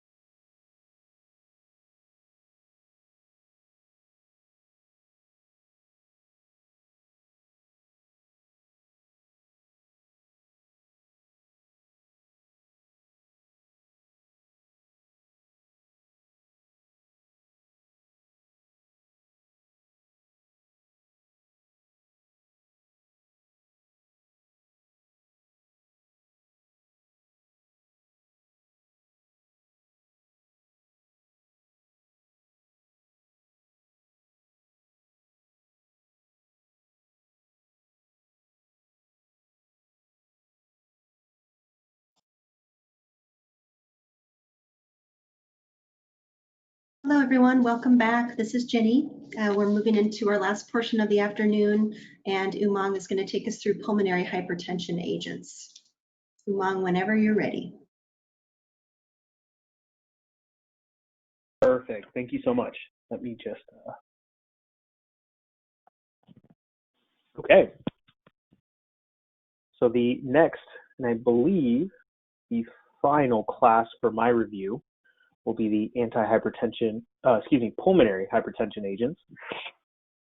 And this will include the subgroups of the endothelin receptor antagonist, the prostacyclin receptor agonist, the prostaglandin vasodilators, SGC stimulator, and the PDE inhibitors as well. Moving on to the next slide. Again, a little background. The prevalence varies substantially depending on the type, etiology, and underlying condition. Pulmonary hypertension is estimated to be about 15 cases per million people. It's characterized by an increase in pulmonary arterial pressure and secondary right ventricular failure. It's defined as a resting mean pulmonary arterial pressure of 25 millimeters per mercury or greater. Symptoms include dyspnea, dizziness, syncope, fatigue, peripheral edema, angina, palpitations, and other symptoms, all of which are exacerbated by exertion. Pulmonary hypertension does not have a cure, and if left untreated, it is a life-threatening disease with a poor prognosis. Management should be limited to specialized centers where clinicians are experiencing the evaluation and treatment of patients. Although the number of approved therapies has grown in the past year, the prognosis is still poor, with approximately 50% mortality within the first 5 years after diagnosis. On the next slide, there are many causes which include idiopathic or underlying disease and hereditary causes. Cellular changes in the walls of pulmonary arteries, and it appears that mutations in the bone morphogenetic protein receptor 2, type 2, plays a key role in the pathogenesis of heritable pulmonary hypertension. Other etiologies include drugs and toxins, collagen vascular resistance, HIV, portal hypertension, chronic thromboembolism, and congenital heart disease. WHO classifies this into 5 groups based on etiology. 1 refers to pulmonary arterial hypertension. 2 is due to left heart disease. 3 is due to lung disease. 4 is due to blood clots in the lungs. And 5 refers to pulmonary hypertension due to blood and other rare disorders. In 2013, clinical classifications were updated to provide the same classifications for adults and pediatric patients. In addition, the individual categorization of the persistent pulmonary hypertension of neonates was included. On the next slide here, there was an update in October 2019 for Orenitram. FDA approved an expanded indication for a delayed disease progression in the treatment of pulmonary arterial hypertension, WHO Group 1. Previously, it was only approved to improve exercise capacity. The warnings and precautions are still the same: contraindicated in severe hepatic impairment, child PU class Cs and Charlie. It is recommended not to discontinue abruptly. And in patients with diverticulosis, tablets can become lodged in the diverticulum. In terms of dosing, you can see the starting and titration schedule, and it is an extended release tablet formulation. In this medication, safety and efficacy in pediatrics is not established, and there is no dose adjustment for renal impairment. I already mentioned hepatic earlier. On the next slide here, and the final slide of my presentation, we have a REMS update, risk evaluation and mitigation strategies. So for Adempas, in February 2020, REMS updated to make changes to the prescriber and patient enrollment forms for consistency and clarity. Nothing too significant, but just worth mentioning to the committee. And Opsumit, in April 2020, the FDA approved a single shared system, SSS, REMS, Opsumit, and corresponding generics called the Macitentan REMS program. The new SSS REMS will replace the original REMS once the first generic for Macitentan is approved. That is all I had for pulmonary arterial hypertension. I will go ahead and pause and answer any questions the committee may have. Thanks, Umang. Any committee questions for Umang? It looks like we have 2 stakeholders, Amy Heidenreich with United Therapeutics Corporation, and then Stephanie Yamamoto with Janssen. Amy, are you ready to go? This is Lita. I am looking for Amy to see if she is on here. Okay, I don't see Amy. Stephanie is here, so I'm gonna unmute Stephanie. Thanks. Hi. Hi, Stephanie. Thank you so much. You're welcome. Yeah, just go ahead and state your name. I know you've already given your full disclosures earlier in the day today. So thanks. Will do. Thanks so much, Jenny. Hi, it's Stephanie Yamamoto here again. I'm with Janssen Scientific Affairs as a scientific account lead. I'm speaking on behalf of Uptravi or Selexipag, and that is a prostacyclin receptor agonist indicated for the treatment of PAH or pulmonary arterial hypertension, WHO Group 1, to delay disease progression and reduce the risk of hospitalization for PAH. PAH is a rare progressive disease that often affects working age patients, and it significantly restricts daily function and may lead to death in a few years. The goal of treatment is to achieve a low risk status. For functional class 2 and functional class 3 patients, phosphodiesterase 5 inhibitors and endothelin receptor antagonists alone may not adequately protect patients from disease progression and hospitalization. The Griffin study was a multi-center, double-blind, placebo-controlled, parallel group event-driven phase 3 study in 1,156 patients. Of those, 80% of these patients were already being treated with a PAH background therapy at baseline with a PDE5 inhibitor and or an ERA, and a third were already receiving both an ERA and a PDE5 inhibitor. When added on top of this baseline treatment, Uptravi demonstrated a 37% risk reduction in disease progression across functional classes. And in long-term follow-up of these patients taking Uptravi had a 63% estimate of survival at 7 years. In addition to this data, the 2015 European Society of Cardiology, the ESC, guidelines listed Uptravi as a Class 1B recommendation for sequential combination in functional Class 2 and functional Class 3 patients. Based on this clinical data, as well as expert consensus and guidelines, we respectfully ask the committee to consider access to Uptravi without a prior trial and failure of an ERA, particularly in functional Class 2 and 3 PAH patients in Washington. Thank you so much. Thanks very much, Stephanie. Any questions from the committee for Stephanie? And I did see that Amy, oh, go ahead, Lita. Yeah, sorry. Amy was under a different name, so I'm going to unmute her now. Okay, great. Hello, thank you. Hi, thanks you guys. Welcome. Sorry about that little confusion. Oh, no problem. I'll just have you go ahead and introduce yourself, your affiliation, and make a statement regarding any financial disclosures, and you'll have 3 minutes.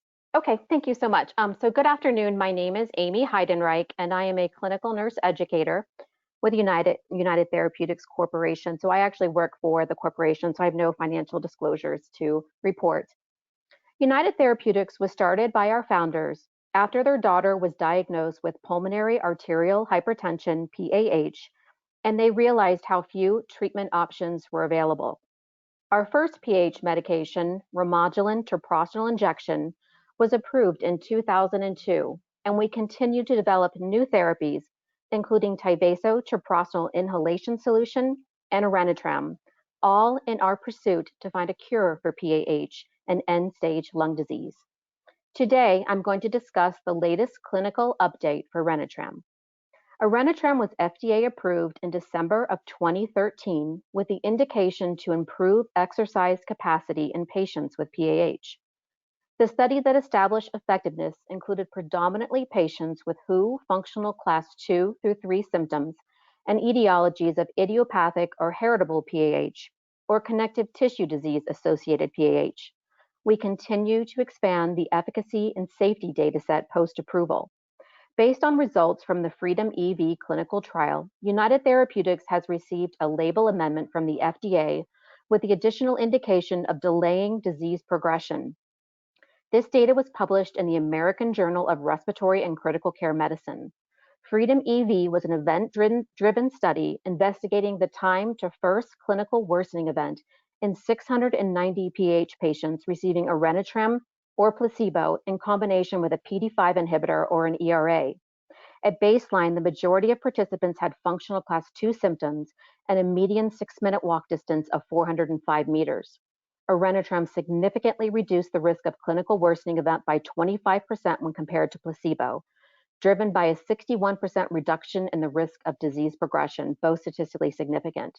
Orenitram also demonstrated statistically significant improvements in key secondary endpoints. Median 6-minute walk distance improved with Orenitram at week 36 and week 48, and trended toward improvement at week 24 without reaching statistical significance. NT-proBNP, Borg score, and functional class were significantly improved with Orenitram at week 24 compared to placebo. Orenitram participants shifted to lower risk criteria compared to placebo from week 12 through week 60. Orenitram was generally well tolerated, and the safety profile was consistent with previous studies and known prostacyclin-related adverse events. Given the findings of the Freedom EV study, we ask that you move Orenitram to preferred on the Washington State Medicaid PDL for PH patients who rely on your organization to provide access to their medications. I thank you very much for your time, and I'm happy to answer any questions. Thank you, Amy. The committee, are there any questions for Amy? Okay, then we will move as a committee to look at the motion for pulmonary hypertension agents.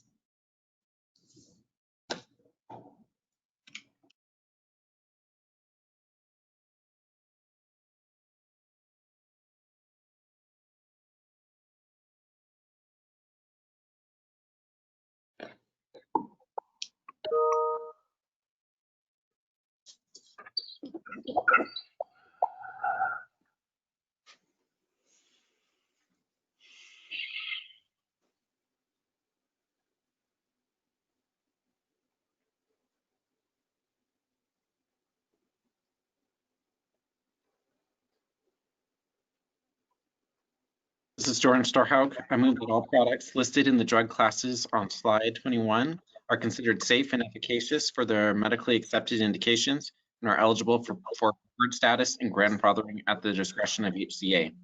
Products in this class may require prior authorization to determine medical necessity.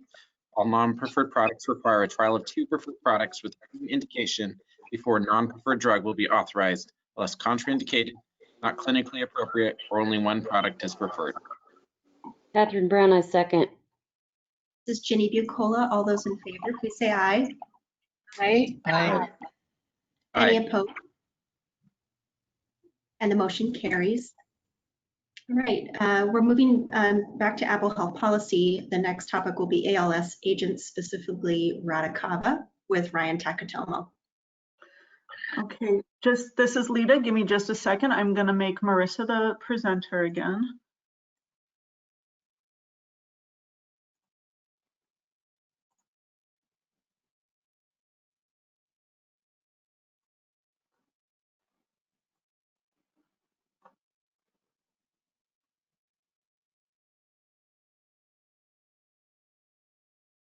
Hi, this is Marissa. I should have the policy pulled up, Brian. Let me know if you can't see it. And whenever you're ready, go ahead and you can start presenting. Okay. Good afternoon, everyone. This is Ryan Takatomo, and I'll be presenting the Radicava policy. So just a brief history. This policy was previously presented back at the June P&T meeting, I believe. And there was feedback from the committee to have this policy reviewed by a specialist. And since that time, we have had a specialist able to review the policy for feedback, and we have incorporated that into the policy. So I'll give a brief background before we go into the clinical policy criteria as a refresher, since it's been some time. So a little background about this drug. It's approved for amyotrophic lateral sclerosis, ALS, also known as Lou Gehrig's disease. This disease is a neurodegenerative disorder characterized by loss of cortical and spinal motor neurons. This leads to weakness, muscle atrophy, and cognitive impairment, and eventually could lead to paralysis. Currently, there's 2 drugs approved for the treatment of ALS. One is Radicava, and the second is Riluzole. Riluzole is the only drug that has been shown to provide a mortality benefit for this disease. So a little brief history on the approval of Radicava. The first phase 3 clinical trial for this drug looked at 206 patients, and it was over a 24-week period. Patients had some of the key inclusion criteria were forced vital capacity of 70% or more and a disease duration of a max of 3 years. This study found that there was no significant change in the ALS functional rating scale, the revised version, compared to placebo. However, the study did do a post hoc analysis, and they found that a particular subset of patients could potentially benefit from this drug. These would be patients who had the disease and were diagnosed earlier or treated earlier. These were specifically patients with 2 or more on all items of the ALS-FRS questionnaire, a forced vital capacity of 80% or more, and a disease duration of at most 2 years. The authors of the study also concluded or mentioned that there's no indication that Radicava might be effective in a wider population of patients who do not meet the criteria. So study 2 was conducted and included 137 patients who were randomized. These patients again had that more strict criteria of 2 or more on all items of the ALS-FRS rating scale, forced vital capacity of 80% or more, and a disease duration of at most 2 years. And this did show a significant benefit after 24 weeks when you compared the disease progression. There's also a follow-up study or a follow-up portion to the study in which patients who were on placebo were switched over to Radicava, and this continued out to 48 weeks, I believe. And again, it showed kind of the similar thing that patients who were on the Radicava did experience a slower functional decline than the projected amount. Since then, there hasn't been really any new strong clinical evidence for this drug. There have been a few retrospective studies with mixed results, some showing no benefit and others showing a benefit, but the level of evidence is weak, so I won't go into too much detail. So with that, we can start by going through the clinical policy, and I'll kind of go over the changes that have been made since the last meeting. Criteria 1, 2, and 3 remain unchanged. With criteria 4, we did make the decision to change the requirement from having a score of 2 or more on all items of the ALS-FRS scale to a cumulative score of 24, and that was because there might be one particular criteria where a patient may not have performed well, and these criteria are not necessarily all clinically meaningful. For example, some of the criteria talk about like being able to get dressed or climbing stairs, and in some cases we didn't think that those would be fair to deny if they did not have a 2. So we changed it to have a cumulative score of 24 or greater.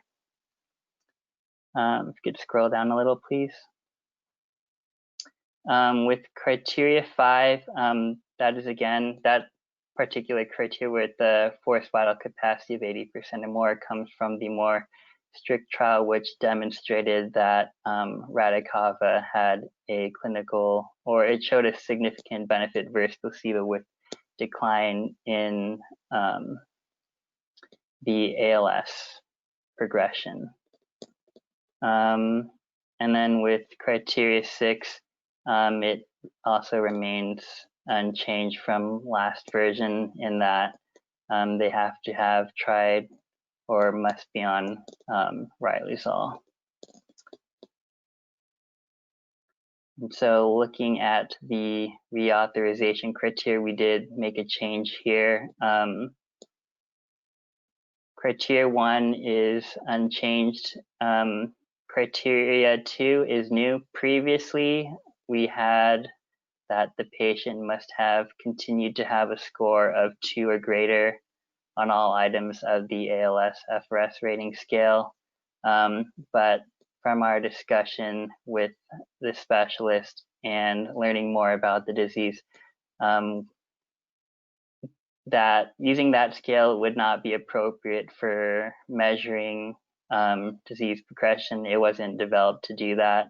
And patients may experience progression at certain times that's not really predictable.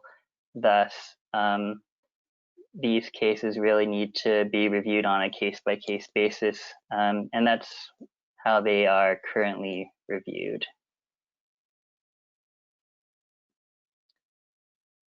And that kind of sums up the changes since the last presentation. So with that, we can go to the form.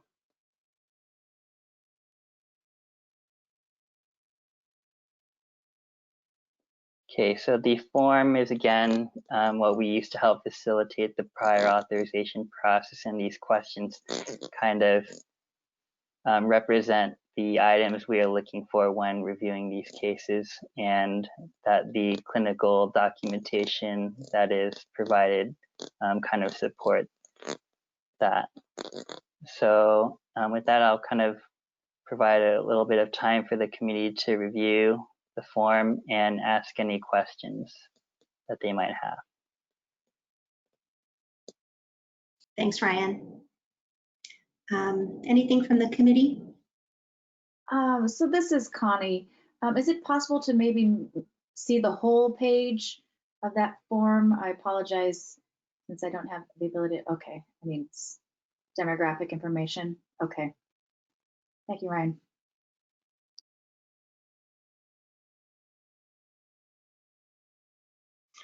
This is Alex Park. Ryan, can I ask, when you said that consultations with experts remained, I might have missed who exactly we talked to. Who was included in that? So we reached out to one of our internal doctors, and they reached out to a neurologist specialist to review the policy. And this specialist is someone who specializes in the treatment of ALS? Yes. They are a chair of the neurology department at their organization. Okay, thank you.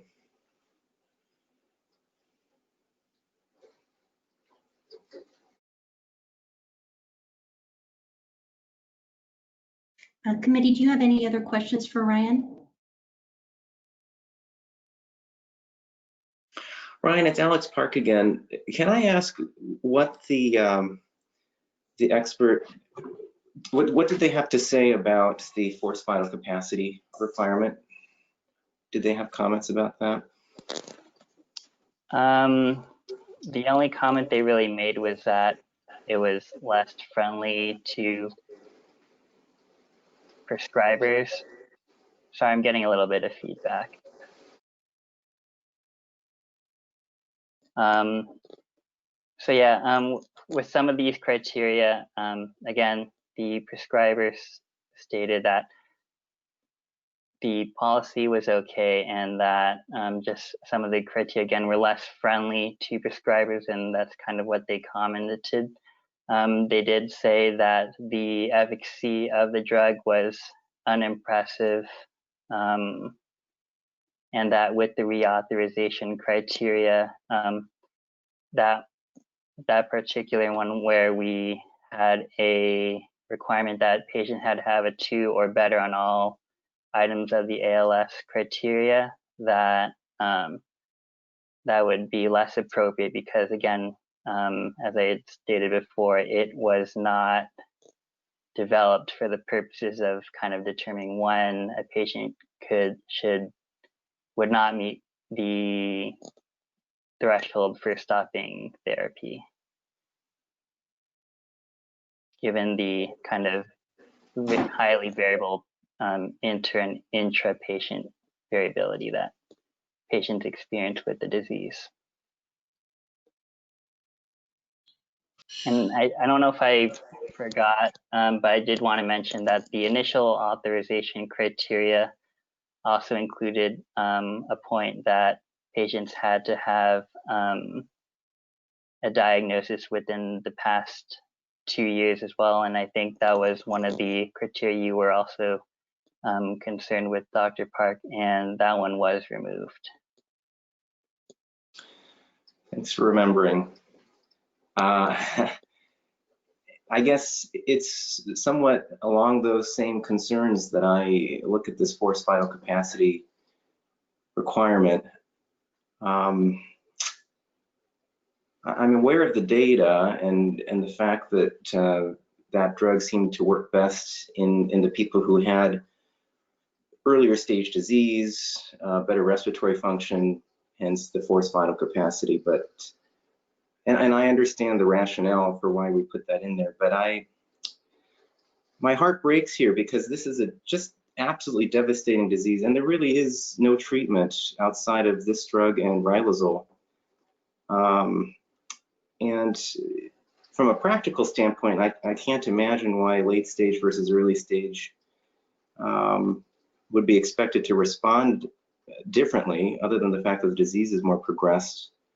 And I have some concerns about putting that restriction on there, though I understand why it's there. I'd be open to the committee and their opinions on that. And just to provide some additional rationale, as Ryan Takatomo, we do understand that it might seem limiting, but from the first study, again, they did state that there's no indication that the drug would be effective for populations who did not meet that stricter criteria. However, we did add some language below that states that if not all the criteria are met, they can be authorized on a case-by-case basis by a clinical reviewer. And because each of these cases are reviewed internally at HCA, these usually go to a medical director who will make that determination. This is Jenny Bucola, and I just want to follow up on Alex's excellent questions. And again, this is not my treatment area, but maybe I just want to follow or kind of add on to that forced vital capacity question. I think what I'm hearing is that the evidence says there is no benefit, clinical benefit in early use of this medication. But my point of wondering would be around quality of life, especially if there was an extension of a person's ability or capacity to work or be an active family member earlier, while they still have some significant respiratory capacity or speech capacity compared to later. And again, I don't know if that's that may be captured in terms of that individual case review, if there's a provider that's advocating for earlier treatment, but I just wanted to throw that out there. And this is Donna. I just wanted to chime in. Dr. Park, if you feel, it sounds like you're really concerned about the forced vital capacity, I'm wondering if we should just remove it as a criteria altogether. Is that what you're kind of leaning towards? If the committee is with me on this, that would certainly be sort of where I would head. I mean, I'm just thinking about the practicality of an ALS patient getting spirometry done. It seems like a horrendously difficult thing for them to do in that stage.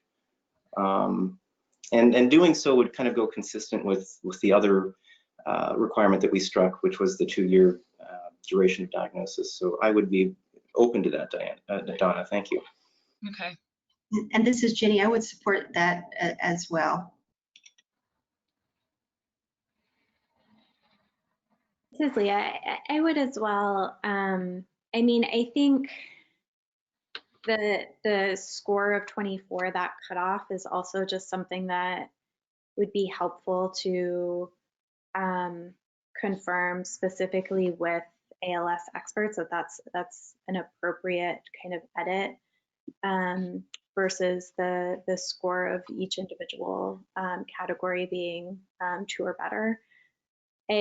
I totally appreciate getting a neurologist's opinion. I just wonder whether, you know, asking ALS clinics and you know, just talking to ALS specific experts would be helpful in answering some of these nuanced questions.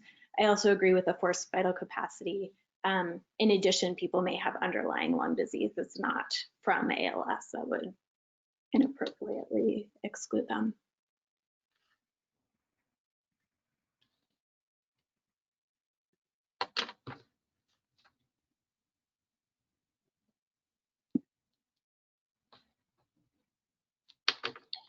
This is Jenny. Do they feel like, is everyone feeling satisfied with where we are? Are there more points for us to discuss?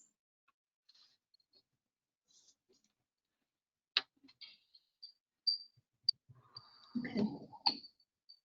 Okay, so I'm going to take that as a spot to then move to our one stakeholder, who is Bill Gittinger with Mitsubishi Tanabe Pharma America.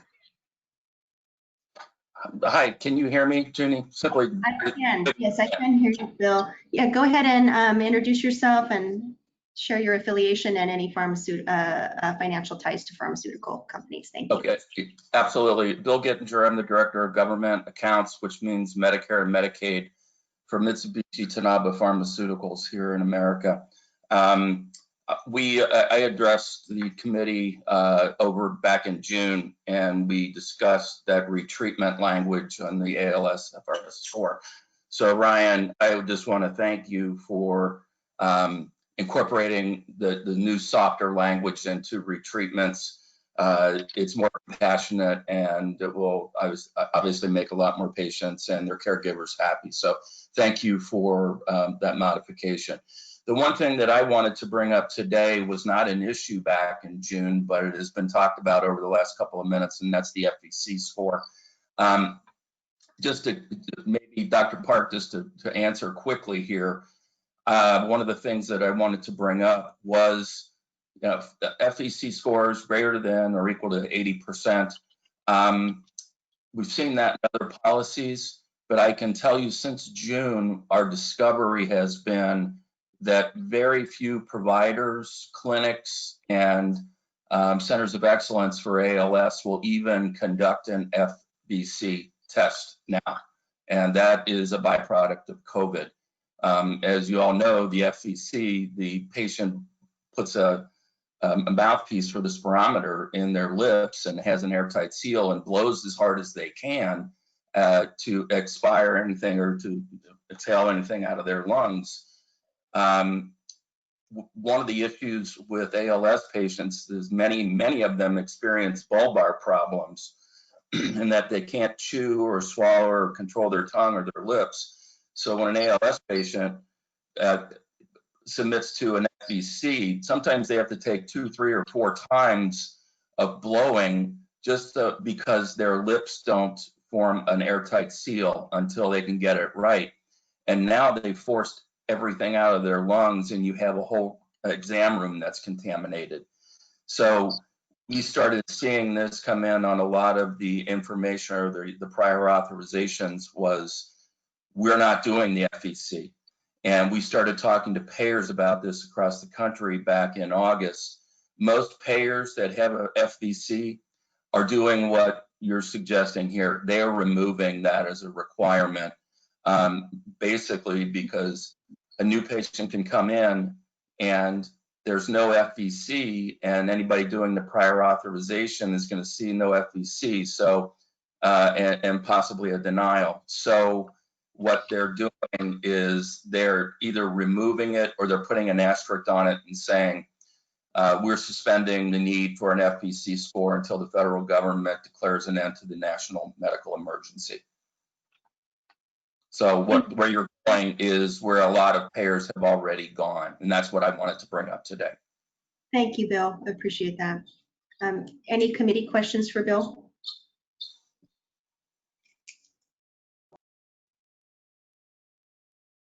Okay, committee, let's go ahead and look at the motion for Radicava.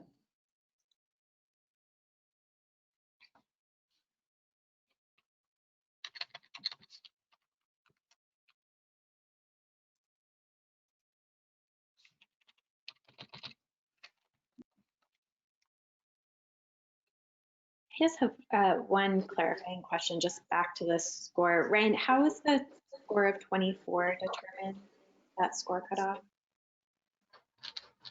So the ALS-FRS revised scale consists of 12 questions, I believe, and they're rated from 1 to 4. Was And that cutoff evidence-based, or was it just 20? Was it just 12 times 2? Like, was there any expert input into choosing the 24 and making sure that that was clinically appropriate, or was it just kind of using, we initially had 2 or better and then this one to 12? Right. So that's a good question. I'm not 100% sure on that. I'd have to look into that. But with the clinical trials, that's what they used as the inclusion criteria for identifying that subset of population who would benefit from the drug. And did the neurologist maybe comment on that at all? They did not specifically provide any specific feedback on that comment or criteria.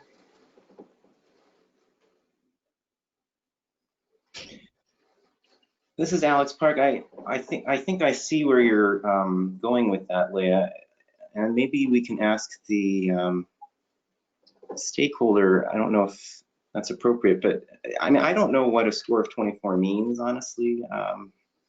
If that means we have a super high functioning ALS patient or not. In my reading before the meeting, I did read one reference in the Journal of Managed Care. There was some kind of a roundtable discussion that they had a couple years ago, and they set a target of 20 after expert consensus opinion was generated. But along the vein of what we're doing in terms of lowering barriers for this, I think Leah brings up a good point about taking score into a somewhat more thoughtful account. Well, this is Bill. If it's okay for me to speak, in addressing what that score of 24 is, as Ryan pointed out, there are 12 different criteria that are scored by the provider as they look at the patient. One of the areas, as I discussed, was bulbar or malfunctions. It's walking, it's different physical motions that for the human body. And a score of 1 is they're not doing very well or they cannot swallow. That's why you see a lot of patients on Riluzole. But a score of 3 or 4 means that they're functioning very well. Maybe they're able to stay at work. And so if you look at a cumulative score, a patient may score a couple of 1s or a 2, and they function very well, to Dr. Park's point. They function very well in everything else. So they may have a score of 40, which would be a high score. If it was 12 boxes times a high score of 4, would be a maximum of 48. So you see cutting that down to half. That's why we're not really advocates, as I discussed in June, but of not keeping a single score at a 2 or below, but just looking for a cumulative score as your consultant specialist suggested, because somebody has a bad day or whatever it might be, they might have a temporary score that might take them from a 3 to a 2 or a 2 to a 1. And that old retreatment language, that one box, even though if they had 4s on everything else, if they had a 1 in that one box, they wouldn't be able to get retreatments. And that's what we talked about in June, is instead of looking at each individual box, look at an overall cumulative score. To Dr. Park's point, I'm not familiar with that that discussion or that document that he referenced of score of 20, but I have MLSs and chief medical officers that are at my disposal at Mitsubishi, and if you want to further that discussion, I can certainly have one of them get into touch with you if you'd like.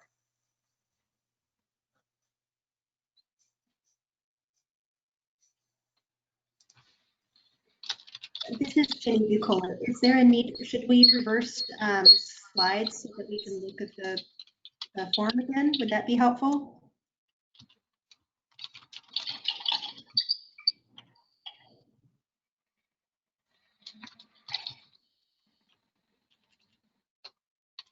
Yes, Ginny.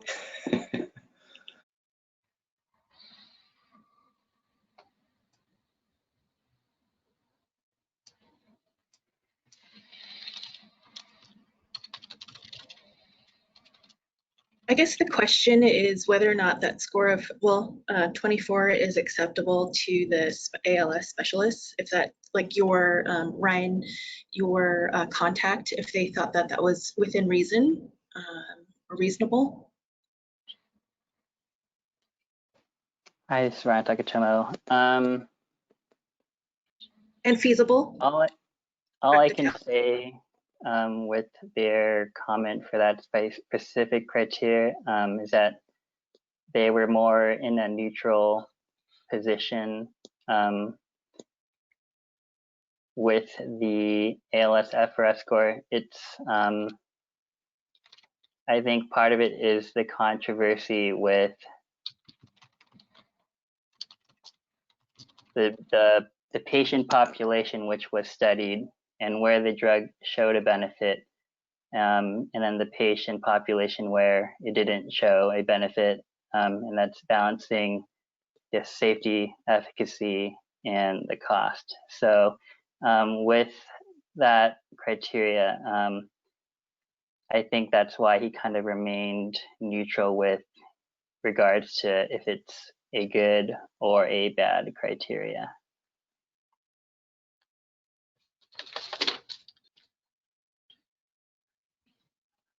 So this is Connie. So I see on the policy that 1, 2, 3, 4, and 5, which we just removed 5, which is the forced vital capacity over 80%. If there is the controversy or the ambiguity of whether we want to put that 24 score as a requirement, we could change the and to an or. That as a possibility, I mean, that could be a proposed way of doing that.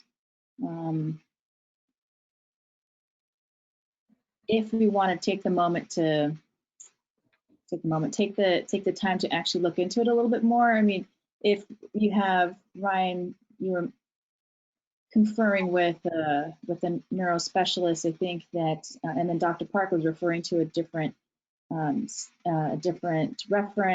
and then we had a stakeholder that also had his opinions. I think it probably would be good for us to maybe have a systematic look at the efficacy of 24 as a number as part of our policy. So far we only have like maybe 3 points of view. It might be better if we want to use it as part of the policy that we have some evidence-based need for that 24.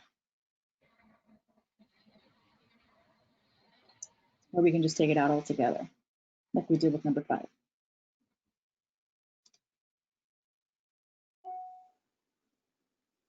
This is Alex Park. I would be in favor of striking it. I think lowering barriers for this is a good way to go. but I'm also open, if the committee feels uncomfortable about that, to getting more expert consensus review before we approve this policy. This is Jenny, and I think it's interesting that the one expert that Ryan has information from had a neutral response. So if the response is neutral from the specialty, that one voice from the specialty community, it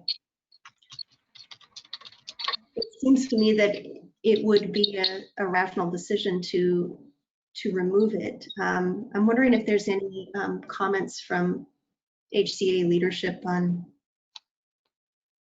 this decision.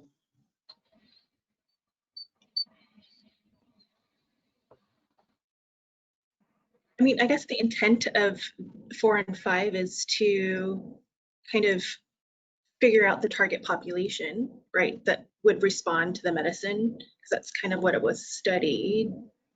So is there another way that we can kind of target that population without having to use a score and FVC that kind of tries to target that population, or like you said, just eliminate it?